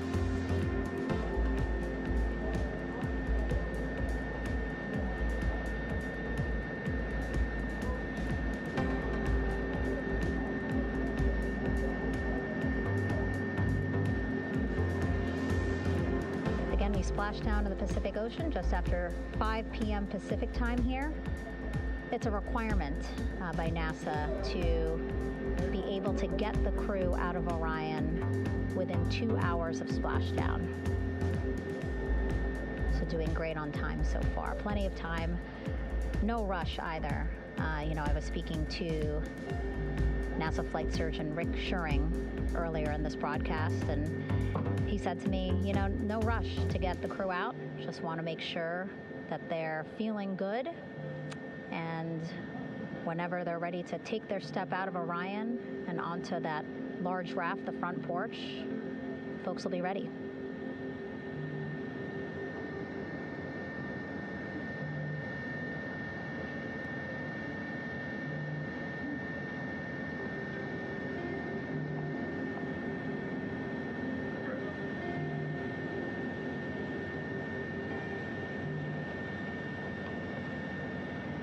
And as there are mission audio loops in Mission Control in Houston, there is a mission audio loop here on the ship, and it was just reported out that the side hatch is open.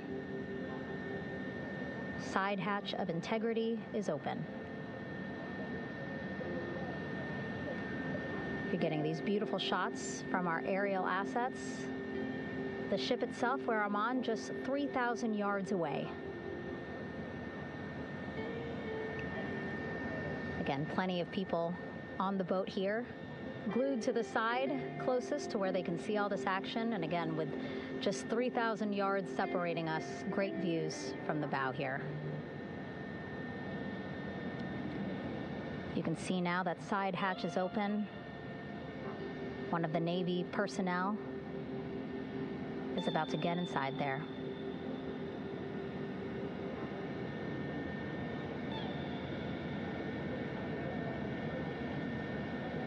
In they go. In total, 4 will go into Orion. So it'll be a little bit of a tight squeeze, but the goal is to have a recovery personnel with each astronaut assessing them.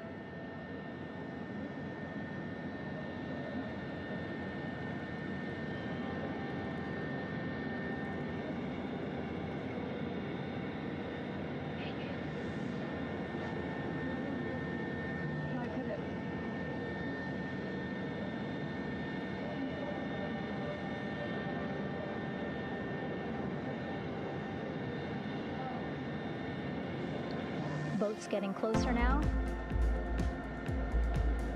Again, that one that's right up against Orion, those are the divers that will go in to the spacecraft to check on each of the astronauts. These other boats will begin doing a number of things, putting on that stabilization collar onto Orion, building that front porch. Eventually, they will retrieve the parachutes, as well as tow Orion back to the well deck of the recovery ship here.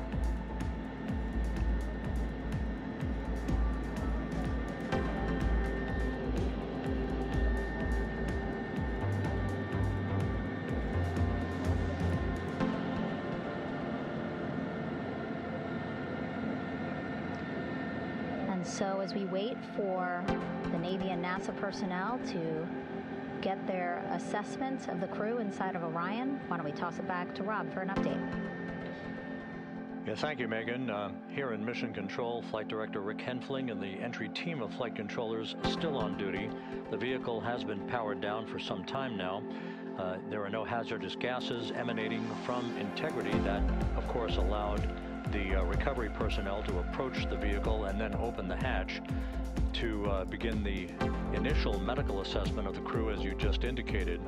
Now we're standing by for the erection of that inflatable raft, the front porch, alongside of the vehicle that will enable the crew to be extracted one by one onto the raft, have a moment or two to get their land legs back before they're hoisted into 2 hovering Navy helicopters, 2 crew members for each helicopter, for a short flight back to the deck of the USS John P. Murtha.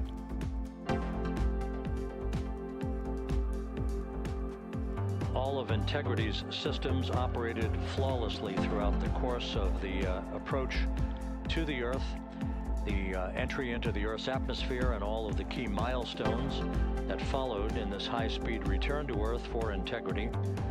A mission that spanned more than 694,000 miles from the vehicle's launch from the Kennedy Space Center atop the Space Launch System back on April 1st.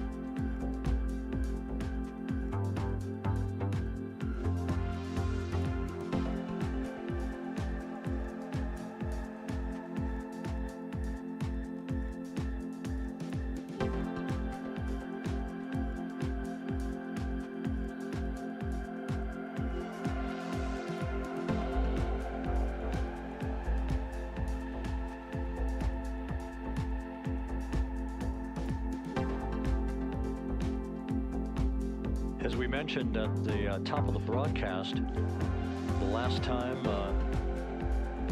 that the Apollo program saw a splashdown in the Pacific was Apollo 17 back on December 19th, 1972.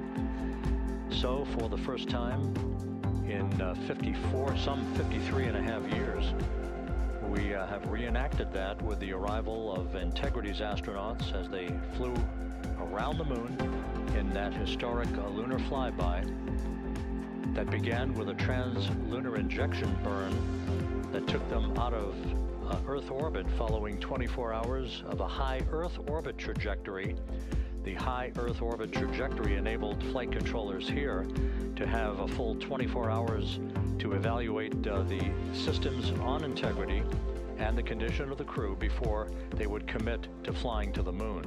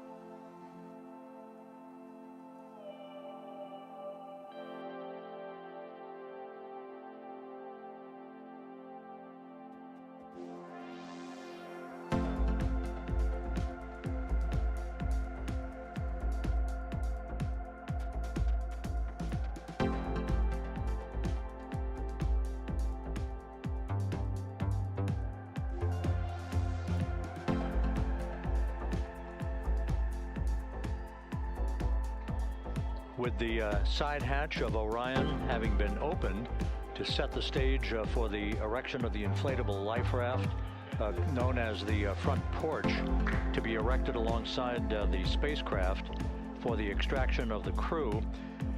Let's play for you an interview that my colleague Megan Cruz conducted on the USS John P. Murtha with Navy diver First Class David McMahon that explains how this process is unfolding. Okay, Davey, so you and some of your team, one last look over of the stabilization collar, correct? Yes, ma'am. Okay, so what is this stabilization collar? This is what's going to stabilize the capsule out there in the ocean. We don't know how good the weather or the waves will be that day, so this will help prevent any unnecessary occurrences from happening, stabilizing the capsule and the astronauts inside. So basically this is a float that will go around Orion. I'm assuming that what they're doing right now, these are the lines that will attach the collar onto Orion? That is correct. And so what are they doing here? So we've got the lower line that will secure the inflation device before we inflate it. That gives us the go-ahead that it's secure in space, and then we'll inflate it. And then once that is done, we'll undo all the carabiners and get this orange line on top tied in the same fashion. And then this will be secured to the capsule, and the astronauts can safely take their first steps out of the capsule onto the front porch. Okay, and how long will it take them to set up the stabilization collar? We should definitely be able to handle this in under 10 minutes. Okay, wow. And then you just mentioned the front porch. So basically after they set up the stabilization collar, then they set up what's called the front porch here. That's correct. Okay, and what's the front porch? Front porch is basically a bigger waiting room for the astronauts to sit in while we wait for the helicopters to show up and grab them. Okay, so the medical team that was inside with the crew, they're going to help them out and onto the front porch? That is correct. And then what happens here? We have higher trained medical personnel also on board the front porch that will give them look-overs and just make sure they're okay while we wait for the helicopters to show up. Okay. How does it feel, I mean, your team, you, to be part of a mission that's returning astronauts from the moon in more than 50 years? We all feel extremely honored to be a part of this, as well as a bigger mission for the Navy and joining up with NASA to do great things. And do you feel like you and your team are ready? Yes, very ready. Cool. All right, thank you so much. Thank you.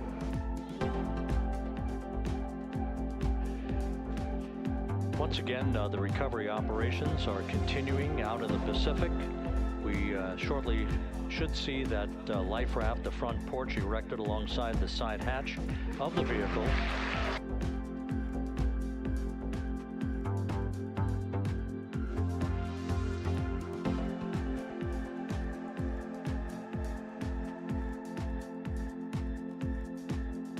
A number of flight controllers have come into the flight control room to receive congratulations from Entry Flight Director Rick Henfling.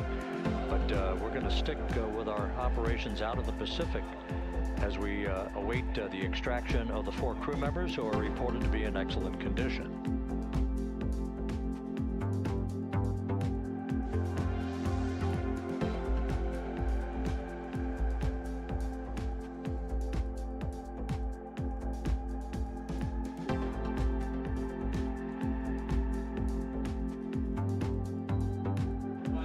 Again, while we stand by for that front porch to be erected alongside of the side hatch of the vehicle, let's go back to the USS John P. Murtha and Megan Cruz. Megan?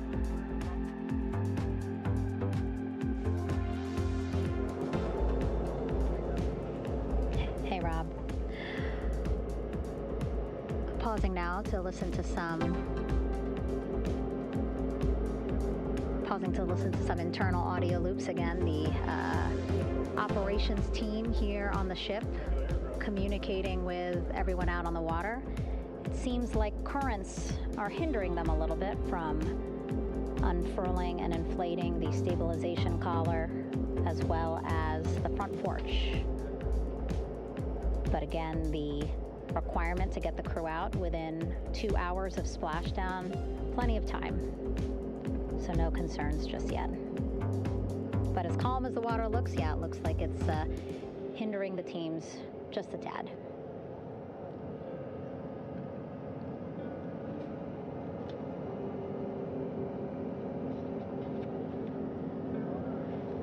You can can see in some of our shots that side hatch still open. Again, inside there are now 8 people inside. 4 divers, Navy divers, all with medical training, each assigned to an astronaut each. Making sure that they're comfortable, feeling good.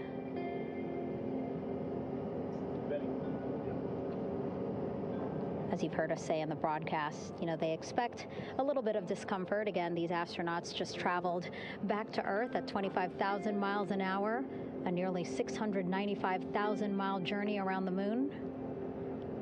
If you think you get car sick.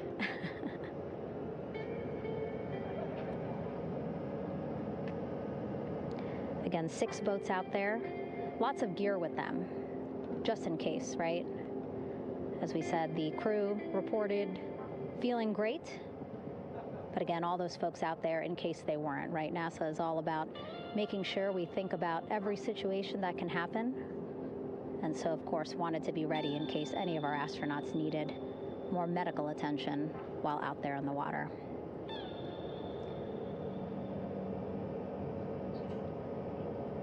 You see now teams, again, trying to set up the stabilization collar and front porch for the crew to get out of Orion. They need both, right? The stabilization collar will keep Orion from swaying as you see it is doing now.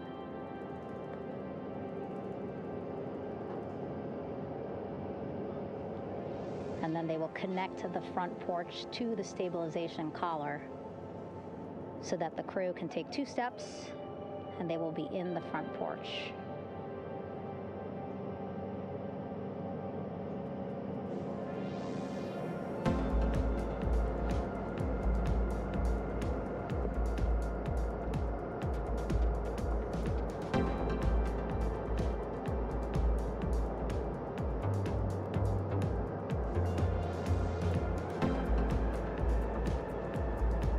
Chatter on the mission audio loops, that's a good thing.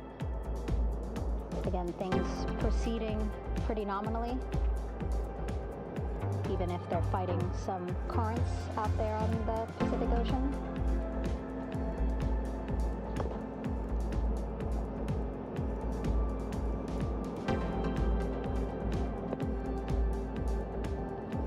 Again, the goal, setting up the stabilization collar and the front porch so that the crew can rest comfortably in the front porch, get placed into harnesses so that 2 helicopters can lift them off the front porch and onto the USS John Murtha here.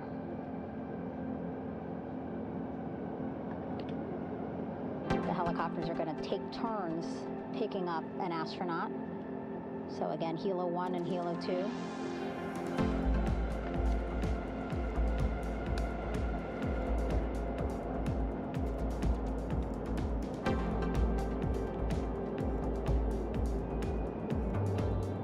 Okay, and the recovery team here on the ship just got a report from the undersea medical officer who is inside the capsule with the crew. He is reporting all 4 members are green. All of our 4 astronauts, Reed, Victor, Christina, Jeremy, green, meaning they are feeling great, not the complexion of their skin. They are feeling great, happy to be home, and ready to be extracted as soon as possible.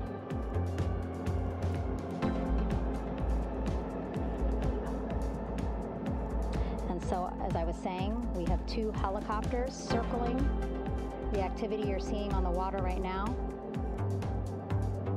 Each will take turns picking up an astronaut.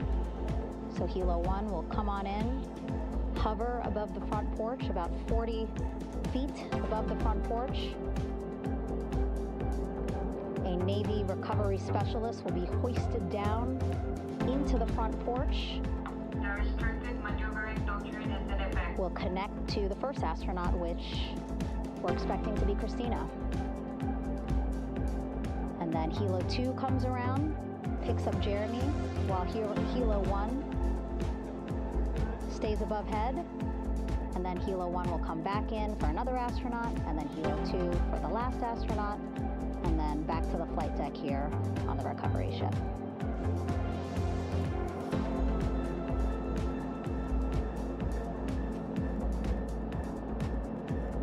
I was talking to Assistant Artemis Recovery Director Paul Sierpinski.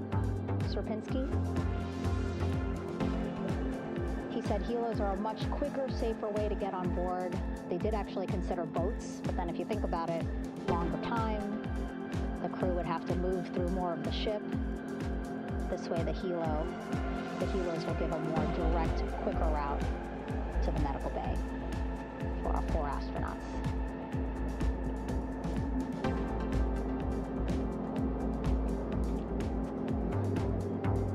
Beautiful shots from our aerial and imagery teams.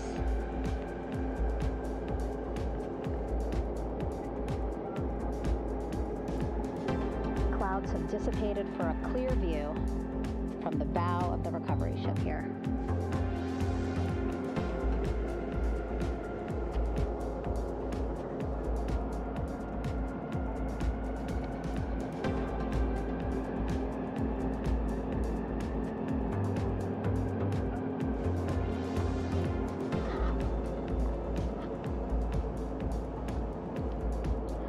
Still see divers in the water there. Encircling Orion, that is that stabilization collar we've been telling you about. As you saw in that interview just a few minutes ago, they have to first connect it to Orion, and then once it's secured onto Orion, they can inflate it, and then they'll further secure it with other harnesses and lines.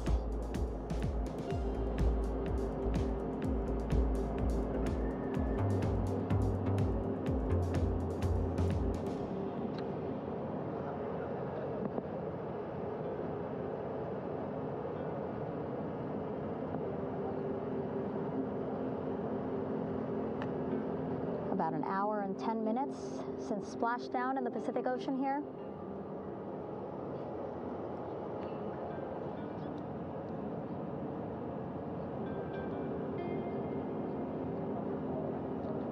Victor, Christina, and Jeremy back home after a history-making mission to the moon and back.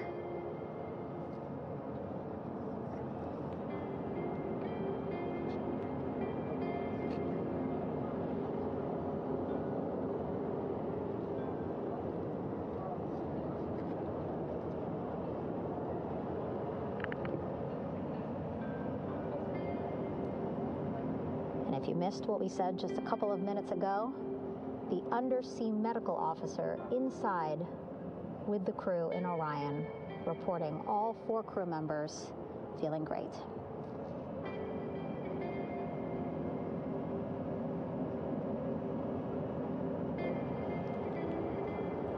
Progress being made there on the stabilization collar. It looks like they are beginning to inflate it.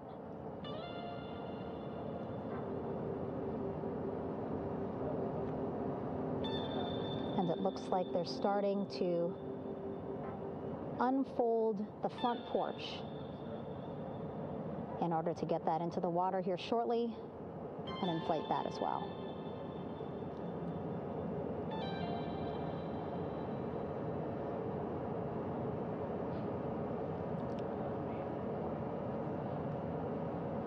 Again, more than 40 people out in the water right now.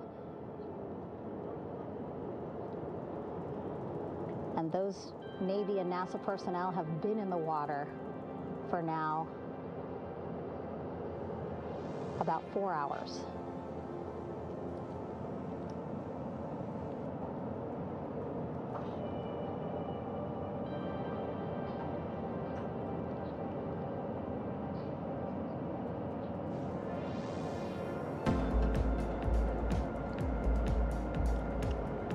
The reason why they had to get out so early is just to stage everything. And actually here on the ship, when there are flight operations happening, you can't have anything else, right? Just because the flight deck can be a dangerous place, so they just want to focus on planes coming and going from the ship, so that's why they wanted to get the boats in the water to make sure that they have all the time they needed for the flight ops.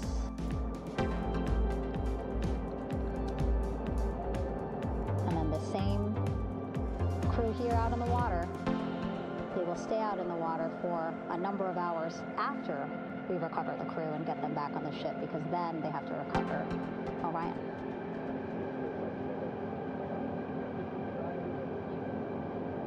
All right, that stabilization collar looking good around Orion. We're now seeing some recovery personnel getting on to that collar. Again, they need to further attach it to Orion to make sure that it can really prop up the spacecraft. It's basically lifting it up off of the water just a tad. Again, so it's not so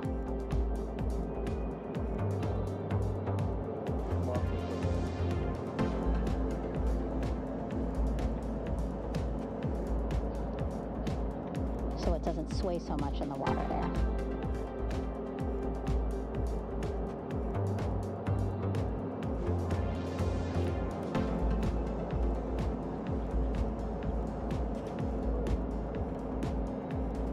And now that front porch looks like it's nearly fully inflated as well. You can see a much larger surface area.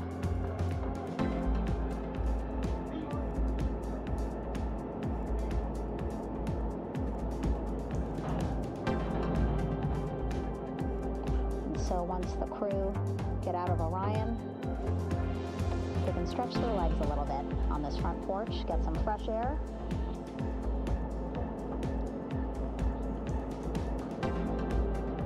And enjoy this beautiful day here on their home planet.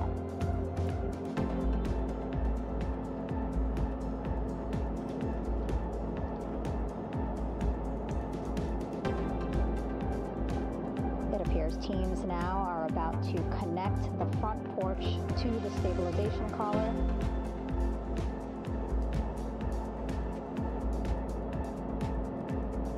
And at that point, when both are secure, we should soon see astronauts come out of Orion.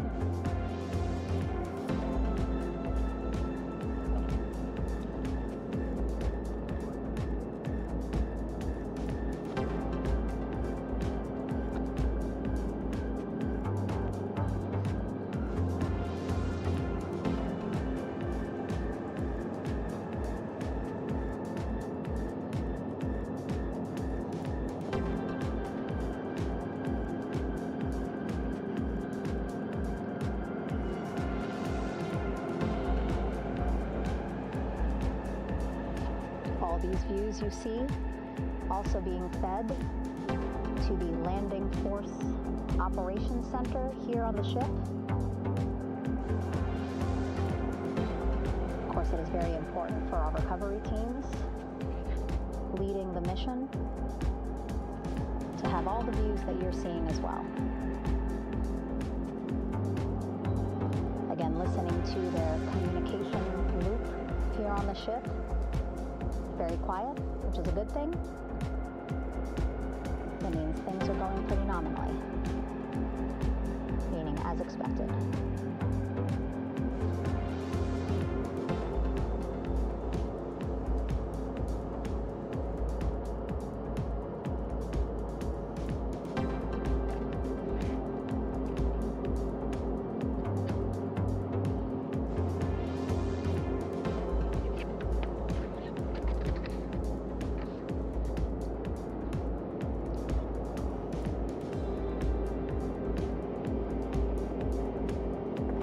Activity happening just 3,000 yards away from the ship. So that means this will be a very quick flight back on the helicopters for the crew. 2-3 minutes, and then they'll be back here on the ship. I know.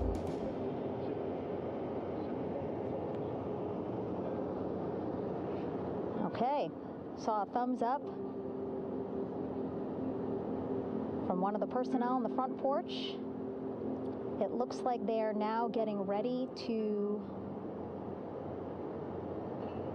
deploy what they call the Air Rescue Vest, ARV.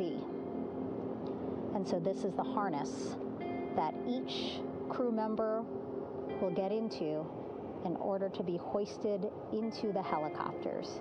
Again, those helicopters hovering just about 40 feet above the front porch when they're ready to pick up each crew member.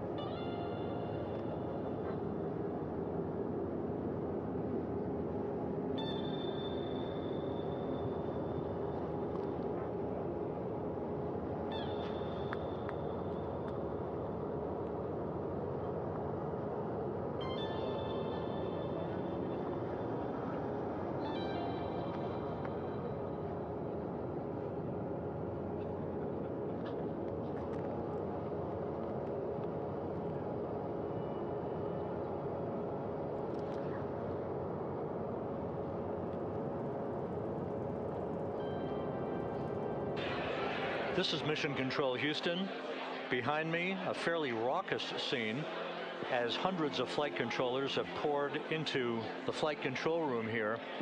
This is reminiscent of the scene after the final shuttle mission of STS-135, although that was the end of a program. This is only the beginning of a program with the textbook splashdown of Integrity and its 4 astronauts. We're standing by for the crew to be extracted from the spacecraft. Entry Flight Director Rick Henfling invited all of these flight controllers who have contributed to this mission to enter the flight control room to have an opportunity to receive well wishes and to share the mutual glow that exists in the wake of a textbook mission for Integrity. On the front screen here in Mission Control, a sign that says "Welcome Home Integrity," taking humanity back to the moon, going further, and returning safely to Earth. So all of that jubilation, part of the post-splashdown activities, even as we await the crew being extracted from the vehicle to be hoisted onto Navy helicopters for the trip back to the USS John P. Murtha.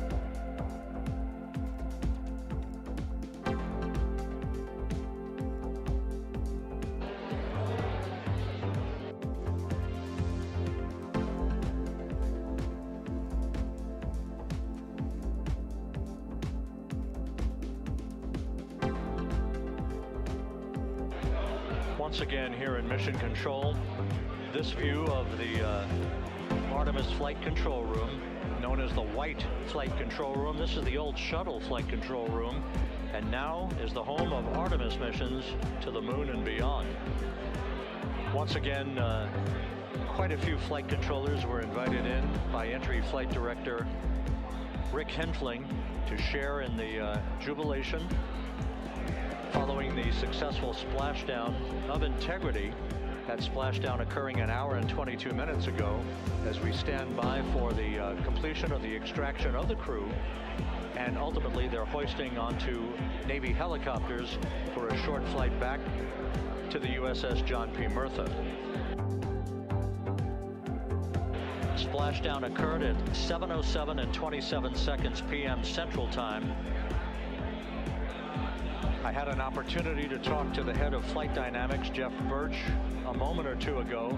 He said the trajectory of Integrity coming through the Earth's atmosphere was so precise, they've never seen anything line up on a ground track like today's entry by Integrity for its splashdown southwest of San Diego.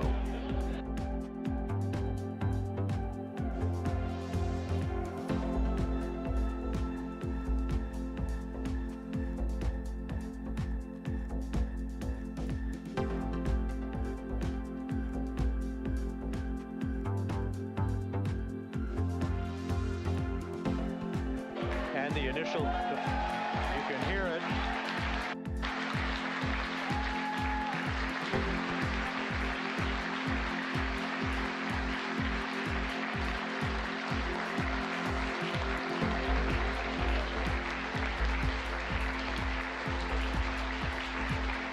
Jubilation here in the flight control room. The first crew member is out of Integrity.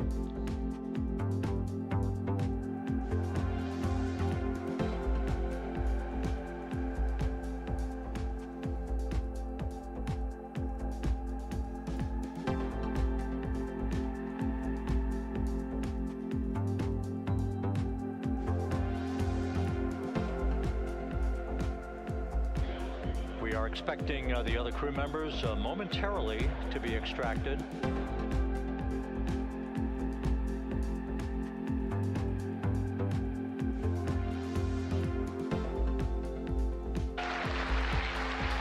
We now have 2 crew members out.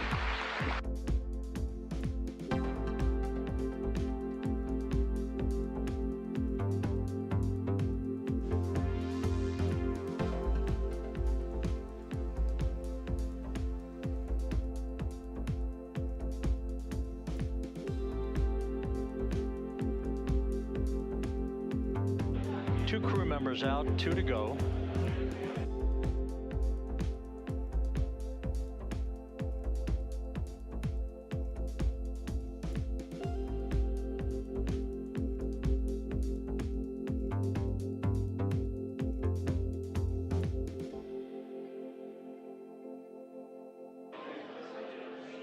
We're about 1 hour from sunset out in the Pacific. Everything continues to go well. Integrity's systems function perfectly during its entry back to Earth. And Reed Wiseman, the commander who will be last out of the vehicle, reported that all the crew members were feeling very well.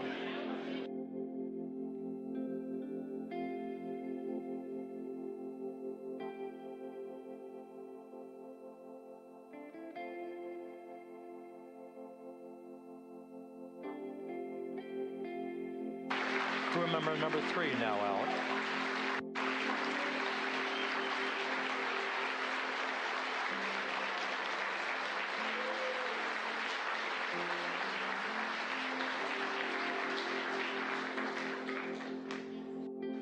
And now standing by for the commander, Reed Wiseman, who will be last out of his ship. Bobbing in the Pacific under almost ideal conditions, Integrity spanned 694,000 miles during its journey from launch to splashdown.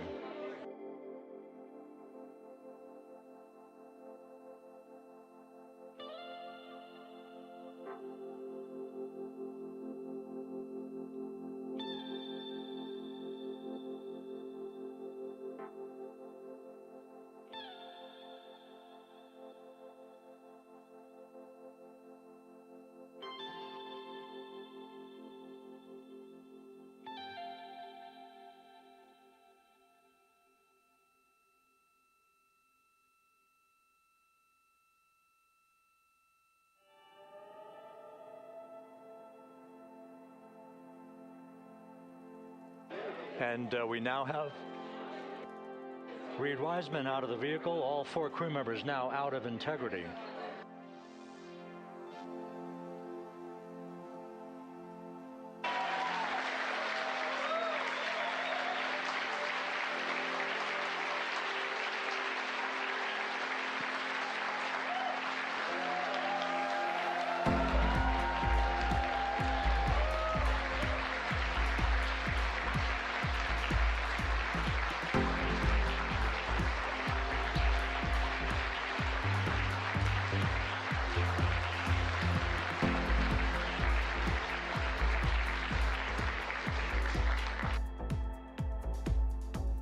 Once again, all 4 crew members now on the front porch, and the procedure to begin hoisting them up to these 2 Navy helicopters hovering overhead will begin shortly.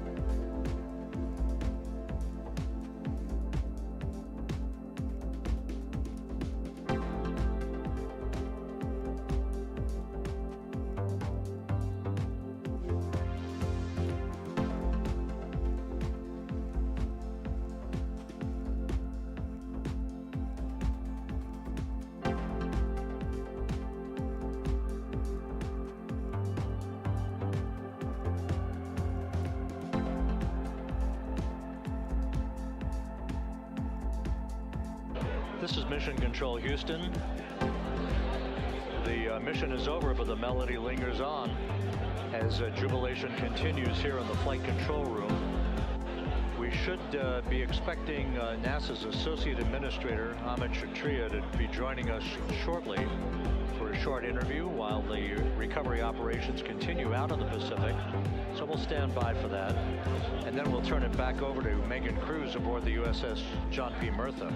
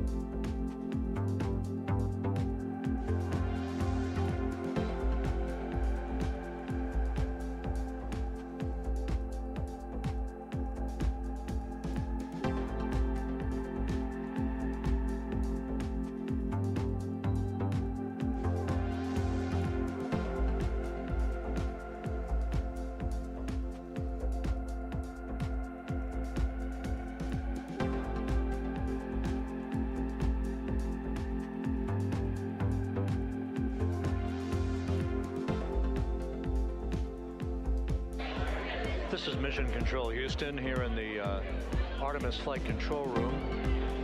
A number of flight controllers basking in the glory of the successful end of this mission that carried 4 astronauts around the moon on a lunar flyby, and the first test flight of Orion with crew members on board. Splashdown occurring an hour and 32 minutes ago after a flawless descent back into the Earth's atmosphere for the vehicle. Its 4 crew members in good shape, simply enjoying their time right now on the front porch, as it were, the inflatable raft alongside of their Integrity spacecraft. We're expecting Amit Kshatriya, the NASA Associate Administrator, to join us here momentarily for a brief interview before we turn it back over to Megan Cruz aboard the USS John P. Murtha, the recovery ship.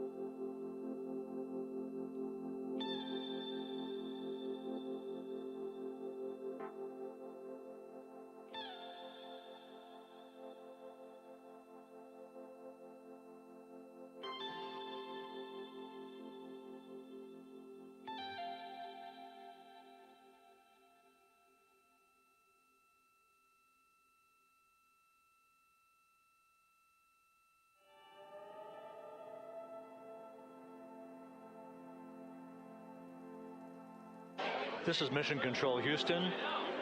We're about an hour and 34 minutes since the textbook splashdown of integrity in the Pacific to bring home our astronauts. And with us now is Amit Kshatriya, the NASA Associate Administrator. Amit, a little bit of history made tonight, a little bit of history made over the past few weeks. Your thoughts as this team here basks in the glow of what they just accomplished. Yeah, Rob, we're here in the control center, and it's kind of overrun with jubilant folks in the Mission Control Houston, as well as engineering, and folks that just want to be here, part of it, as we watch our crew get extracted from the vehicle. And you know, my thought is always about these teams. The team that's in the water right now, pulling the crew out. The team here in Houston that worked so hard over the last 10 days, no sleep to get this done.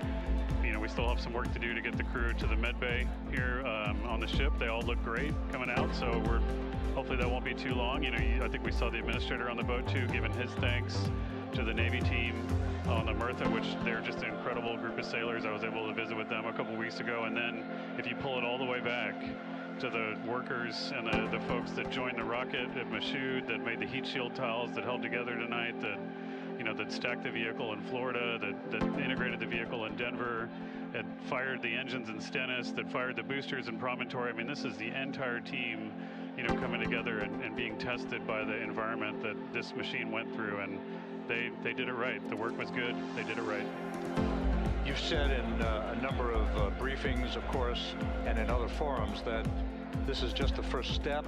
The cadence has to step up, as the administrator has indicated. Now, it's a little early for the full report card on how integrity did, but did this mission ultimately, from your eyes view, exceed expectations?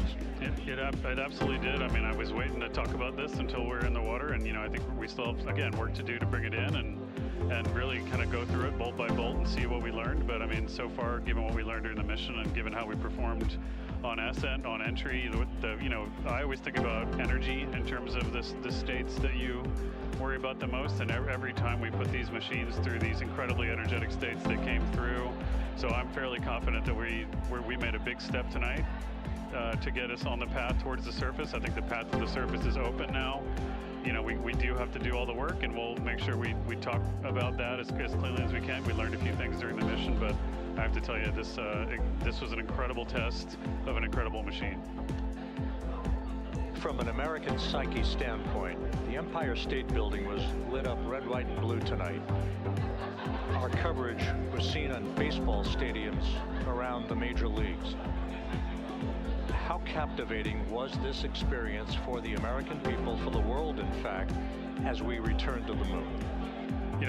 I have not been able to watch a lot of the coverage as we've progressed through the mission. I will tell you, just from my witness in Florida before launch, and then seeing the people's faces here, and then reading where I can about how things are going. I think this has been a gift to the world from NASA. NASA has given the world a gift, proving to folks all over the place, especially young people, and that to me is what this is really about. Young people, when they see what we can do when we work together, when we have teams that collaborate, that it doesn't matter how hard the problems are, we can solve them. I'm hopeful that Artemis 2, as folks witness what we were able to do with this incredible crew, this incredible team that we've birthed into the world, scientists and engineers and artists that have been inspired by this. And even if they don't come work in the program, which separately they should come work in the program, because Lord knows we need the help, but even if they don't want to come work in the program, hopefully they grow up to recognize they can do amazing things when they work together and contribute to society and be good citizens and really change the way, the challenges that are coming in the world are overcomable if we work together like this. And one final question. Flying to the moon, we did it. We've done it again this past week and a half or so. But the engineering that went behind the design of this mission and the precision, the pinpoint precision of this vehicle entering that entry corridor, it's almost mind-boggling.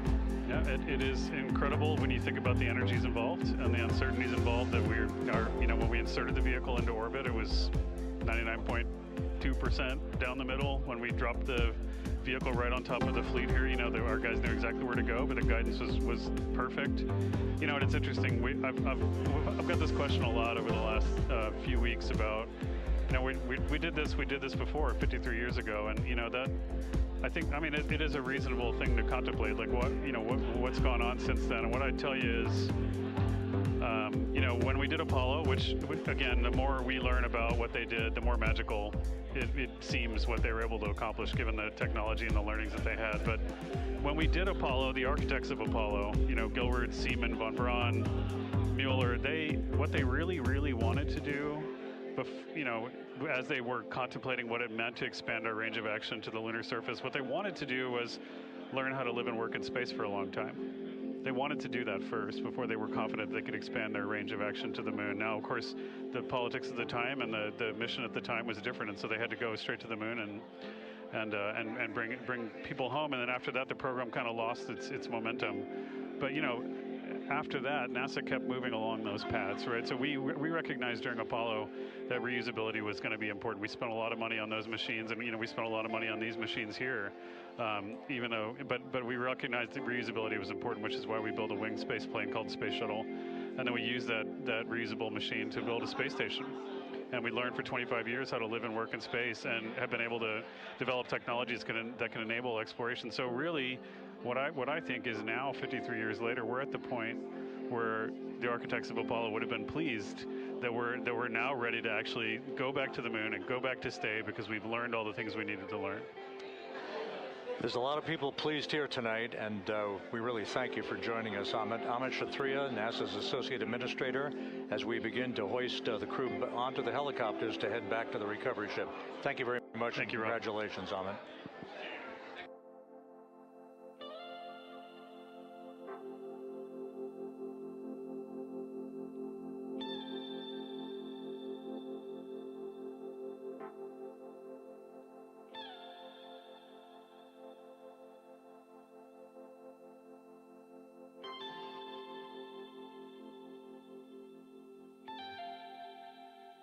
This is Mission Control Houston, with the crew members now beginning to be hoisted aboard the Navy helicopters. Let's go to Megan Cruz aboard the USS John P. Murtha, who will take it from here.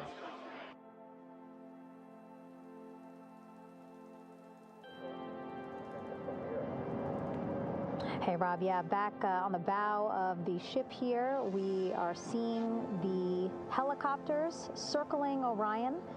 The first one there, having just completed picking up the first astronaut. Helo 2 now, hovering just 40 feet above the front porch, lowering a recovery specialist out of the helicopter. That person will touch down in the front porch just there.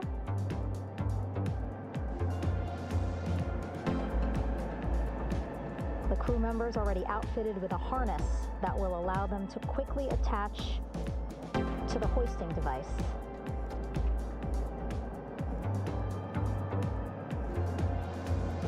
Look at the power of those blades throwing water out at the center there. The front porch with now 3 astronauts and the recovery specialists. Again, crews already outfitted with a harness vest. And here we go. Second astronaut now off the front porch, getting hoisted into the second helicopter.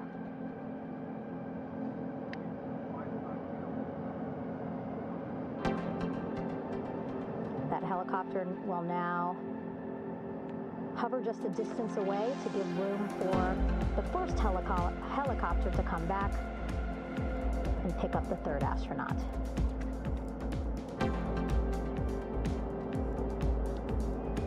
As we wait for that helicopter to come back, make its way back around, just want to mention that the President of the United States called our NASA administrator today while he was on the ship, just minutes after we interviewed him live on our coverage, and congratulated him and NASA on this history-making moment tonight. Helicopter 1 again hovering 40 feet over the front porch. We will soon see another recovery specialist getting lowered onto the front porch.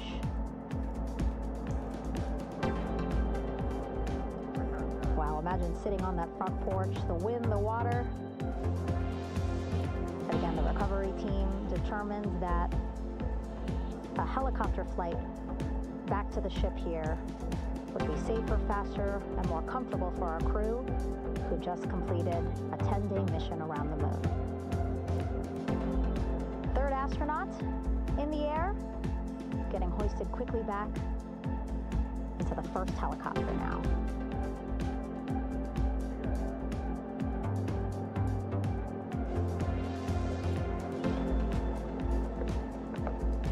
That first helicopter now on its way back to the ship here. We will soon see it land in just a few minutes. Again, all this action happening just 3,000 yards away from us, so a very quick flight back to the flight deck.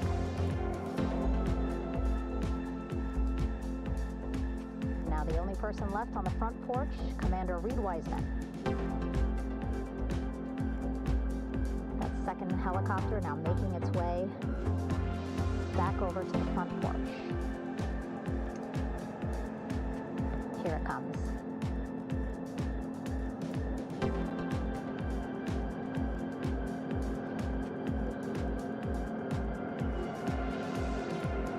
Making its final approach here.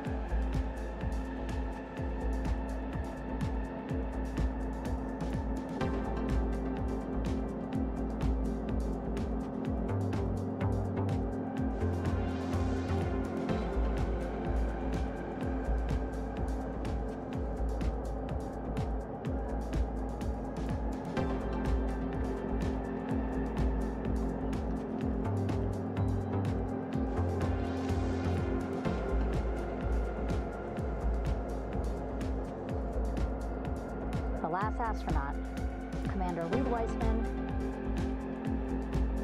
now off the front porch and almost into the second helicopter. Both now on their way back to the ship where we are, the USS John P. Murtha, just west of San Diego in the Pacific Ocean.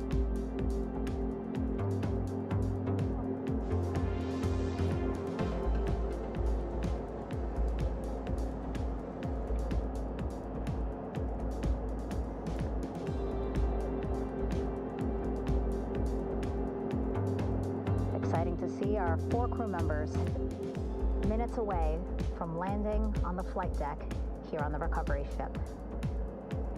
550 people on this ship, excited, ready, anxious, looking forward to welcoming this crew aboard.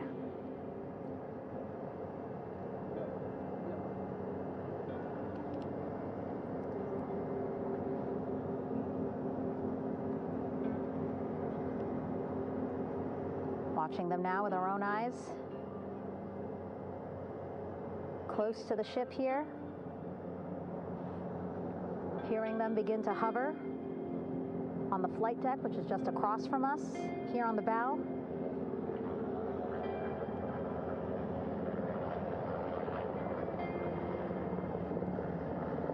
The first helicopter coming in.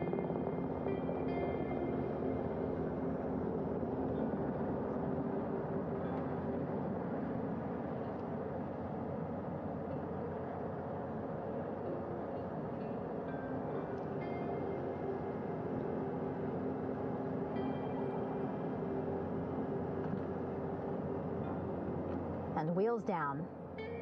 Wheels down of the first helicopter carrying 2 of our Artemis II crew. Pilot Victor Glover and mission specialist Christina Cook.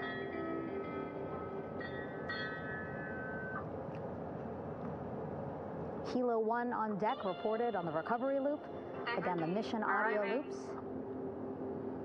that the recovery team are using here to communicate with one another. And an announcement just made on the ship, integrity incoming. 2 more helicopters on their way to the flight deck, one carrying the crew, the other, one of our imagery helicopters, Again, kudos to our imagery and aerial teams for giving us these beautiful views of history in the making. Set amid a gorgeous, soon-to-be sunset here in the Pacific Ocean.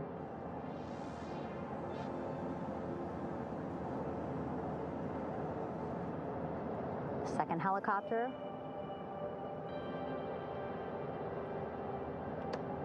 Making its approach of the flight deck.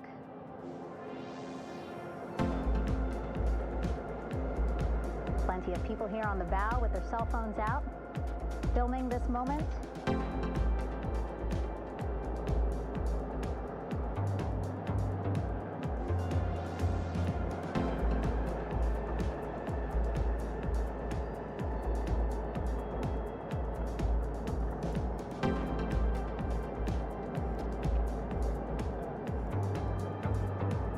Some impressive flying here by the Navy,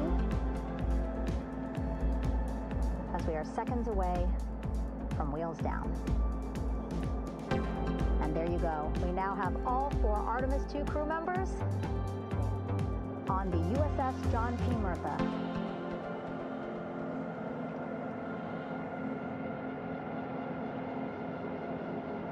I'm sure they're happy to be out of the water and on this recovery ship with, again, 550 people on board, ready to welcome them home. But first, as we've been saying throughout the broadcast, just making sure the crew feel good.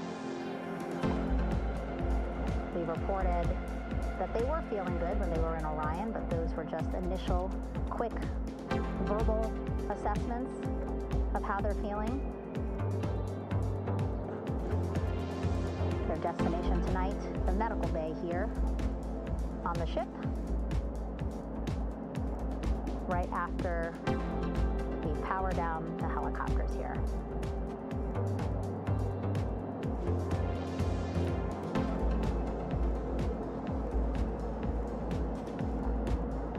The team on the flight deck working quickly but methodically.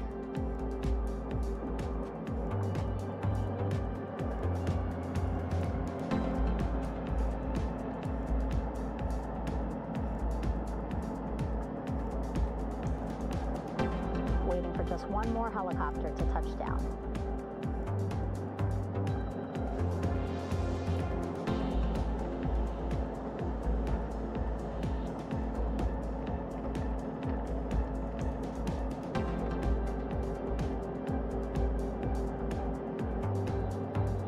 Very limited personnel here on the flight deck.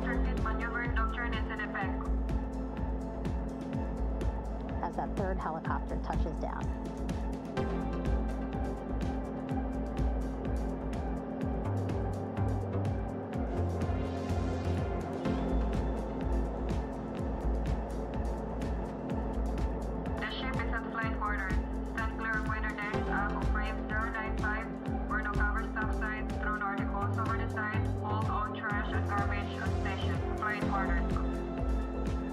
Just a few folks on the flight deck itself. There are plenty more on some upper decks. You see some of our views. A very packed crowd overhead. Announcements being made over the ship's loudspeaker system, reminding folks to stay clear of operational areas like the flight deck, so that teams can work quickly to get the crew off of the helicopters and into the medical bay.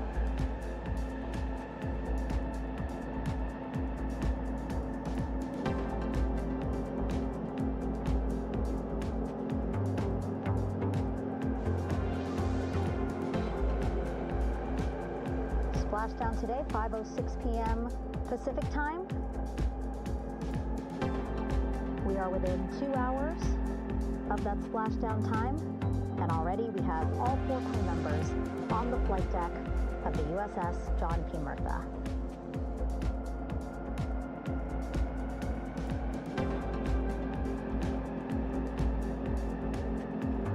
Again, crew waiting before getting out for the helicopter helicopters to completely shut down.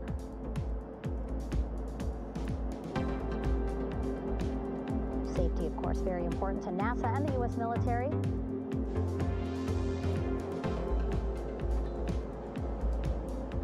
So we'll wait just a couple of minutes here before we start seeing crew members walk off the helicopters one by one.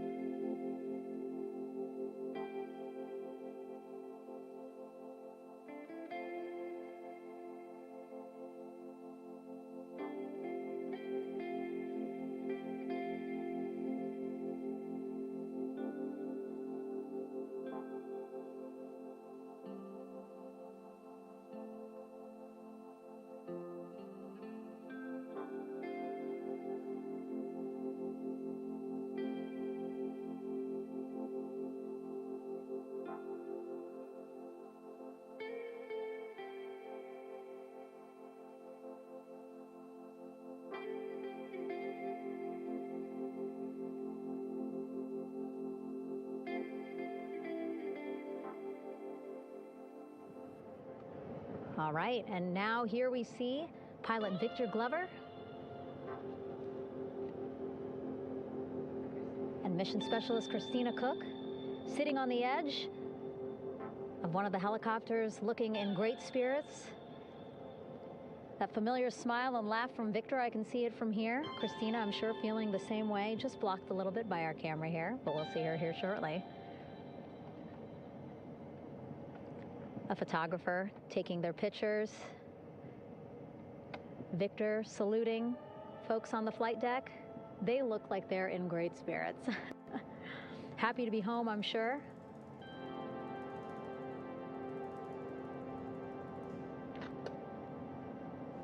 If you're sitting at home, I hope you too are wondering, what would you want to ask them if you got a chance to talk to them? Because that is what I'm thinking about. Getting the opportunity to talk to or ask questions of these 4 astronauts who just made history as the first crew to return to the moon since 1972.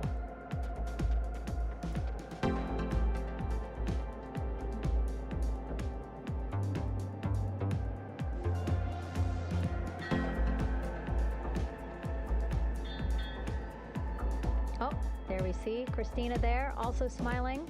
Finally peering out, waving at the cameras. Hello to you too, Christina, yes? Welcome back. Welcome, welcome home. A loudspeaker announcement on the ship saying, "Welcome home, Integrity."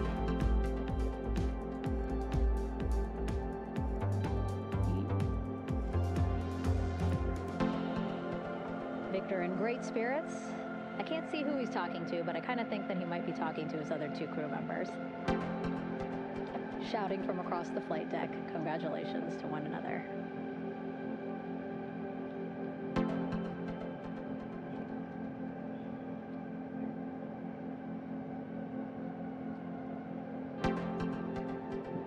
And so now we see some Navy personnel walking up to the helicopter. This is again the first helicopter carrying pilot Victor Glover and mission specialist Christina Cook. Both have taken off their helmets now.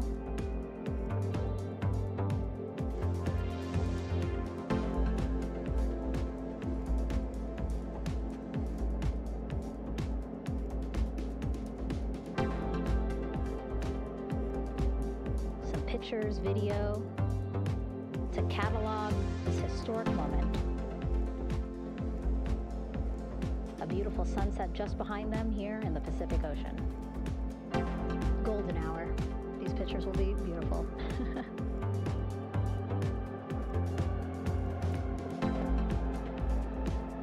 Now we see NASA Administrator Jared Isaacman. He is on the flight deck, as well as Flight Surgeon Rick Schuring walking over to Victor and Christina first. We saw the administrator walk over to the other helicopter, which is carrying Commander Reed Weissman and Mission Specialist Jeremy Hansen.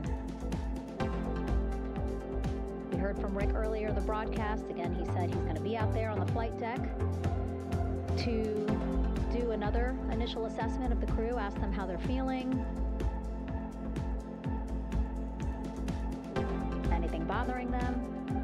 But again, from what I'm seeing, they look like they're in great spirits and feeling pretty good for folks who just traveled 695,000 miles from Florida to the moon and now here to the Pacific Ocean.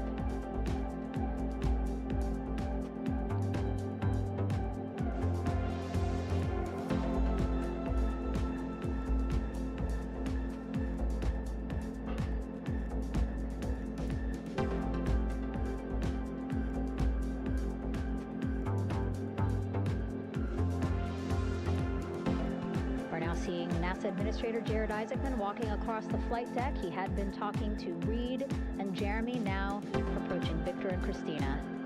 A hug from Victor, a hug from Christina. What a moment that we're getting to experience together.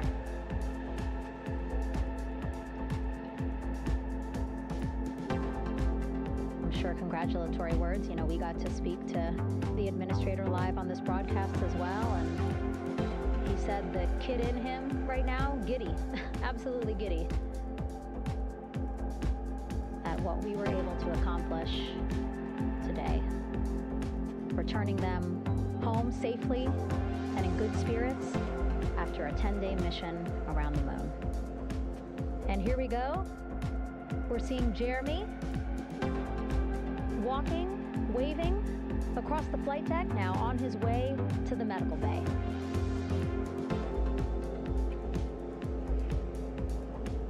It's a short walk, less than a minute. Again, that's why the recovery team decided to use helicopters to get them on the flight deck for that short walk to medical bay. And now on the flight deck, we see the chief of the astronaut office, Scott Tingle, Rick Schuring switching places. He's going over to the other helicopter. Big hugs from Victor, Christina to Scott.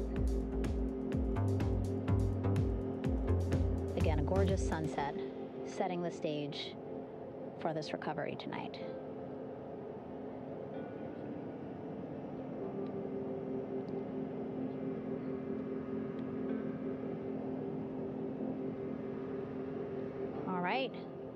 And now here we are, Christina,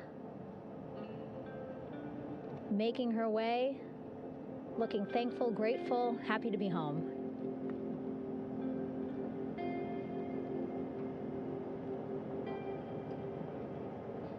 You can see she's looking up again, lots of people, just a few levels up off the flight deck, welcoming her home.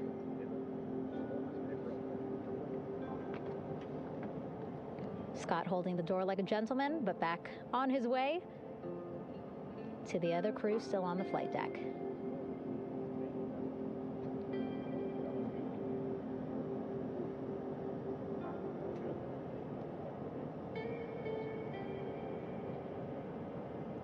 So still on the flight deck, Victor Glover and Reed Weissman. It looks like Victor will be the next one headed to medical bay. More hugs, more hugs. He's a hugger.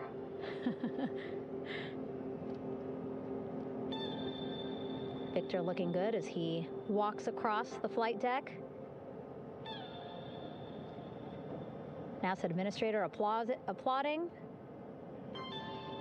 Victor applauding for all the folks on the ship with him who played a role in their safe return today.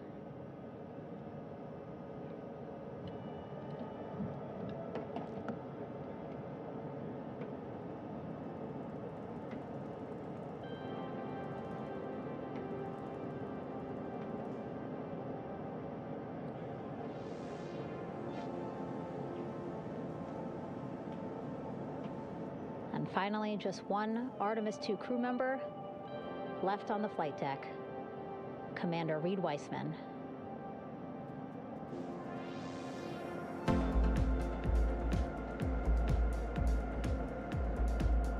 Applause from the group there on the flight deck, I'm sure, as well as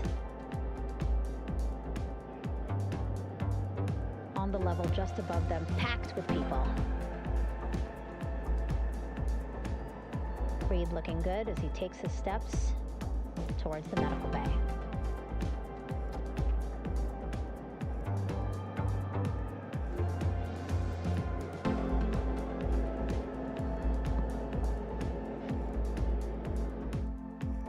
Here are 4 Artemis II crew members back on the ship.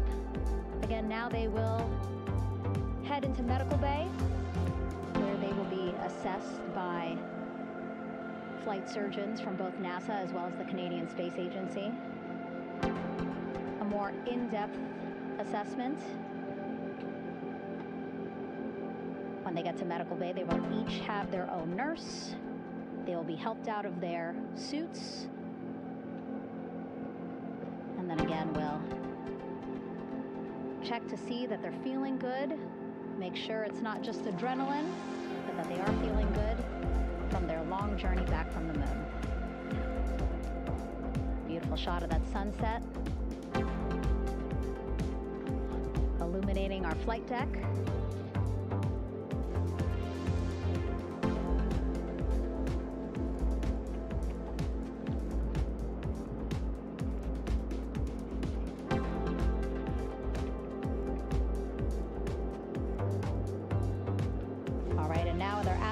Safely on board, I want to welcome on Artemis Recovery Director Lily Villarreal. Lily, I don't know how you must be feeling right now. Ecstatic, relieved? So ecstatic, relieved. Of course, we still have to bring the capsule into the well deck of the ship, but this is a major milestone to have the crew here on the ship and in medbay. You know, our team has been preparing and working really hard, and I'm just so proud of them all. Everything went very well, just as planned. Our teammates in Houston, the flight control team was just amazing. We were able to have great conversations and communications about everything. And I don't know what else to say. I'm just so ecstatic. It's such a wonderful feeling to get to this point. Again, we still have to get the capsule, but this is huge for all of us in landing recovery, and I couldn't do this without my team, and of course the full support of the U.S. military.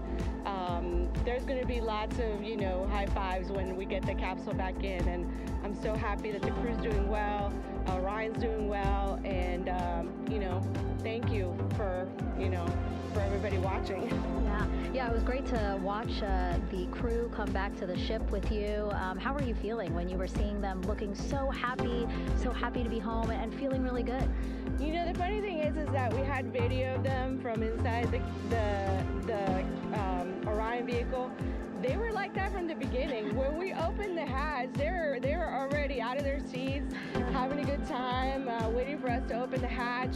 And they opened the hatch, and of course we did the first medical assessment. Everybody was doing very well, and they were just having such a great time with the medical team that was inside the capsule.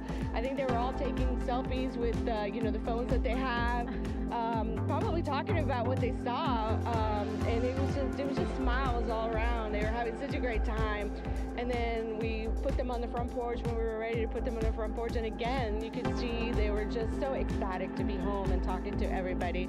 So we were very happy to see all of that in the control room of the LFOC. How remarkable is that? Again, if we think about their journey, the 695,000-mile journey around the moon and back, coming back at 30 times faster than the speed of sound. I mean, how remarkable is that they are in such good spirits? I mean, this is an amazing crew. I think you guys have seen it for the past 10 days. They're wonderful people, and we're so happy that they brought us along on that ride. And I can't wait to see all the additional videos and pictures that they have that, you know, we'll get a hold of now that they're back on the ground.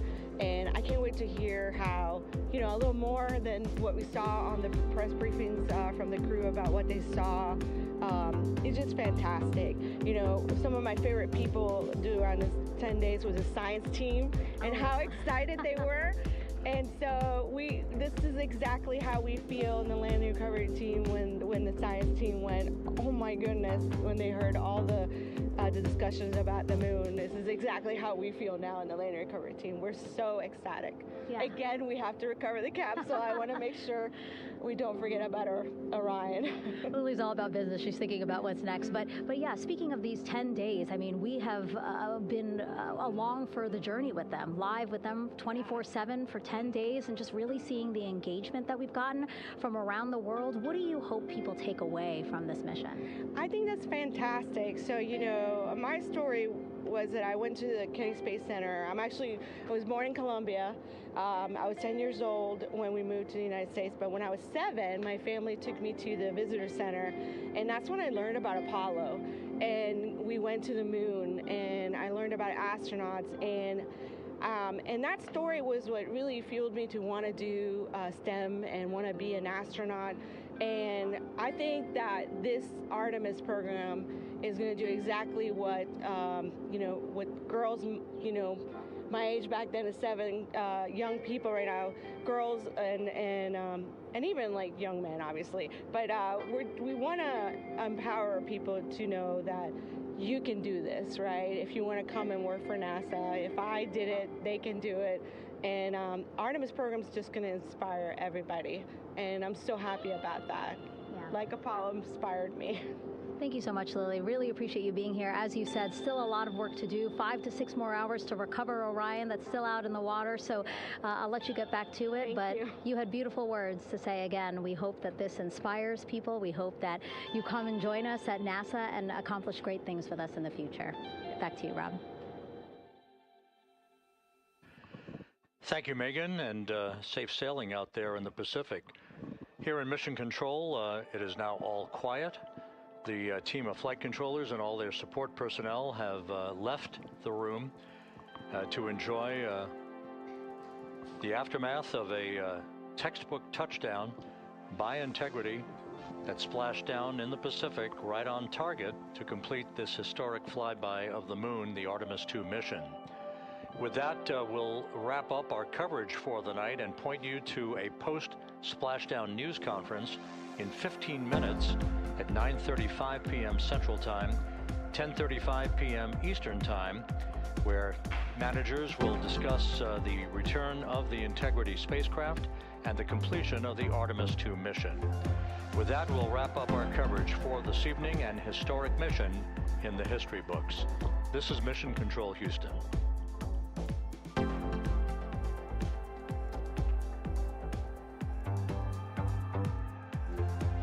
Main chute deployed. And we have 3 good main chutes. Integrity splashdown, sending post-landing command now. Splashdown confirmed. Copy splashdown, waiting on VLDR. Splashdown confirmed at 7:07 p.m. Central Time, 5:07 p.m. Pacific Time.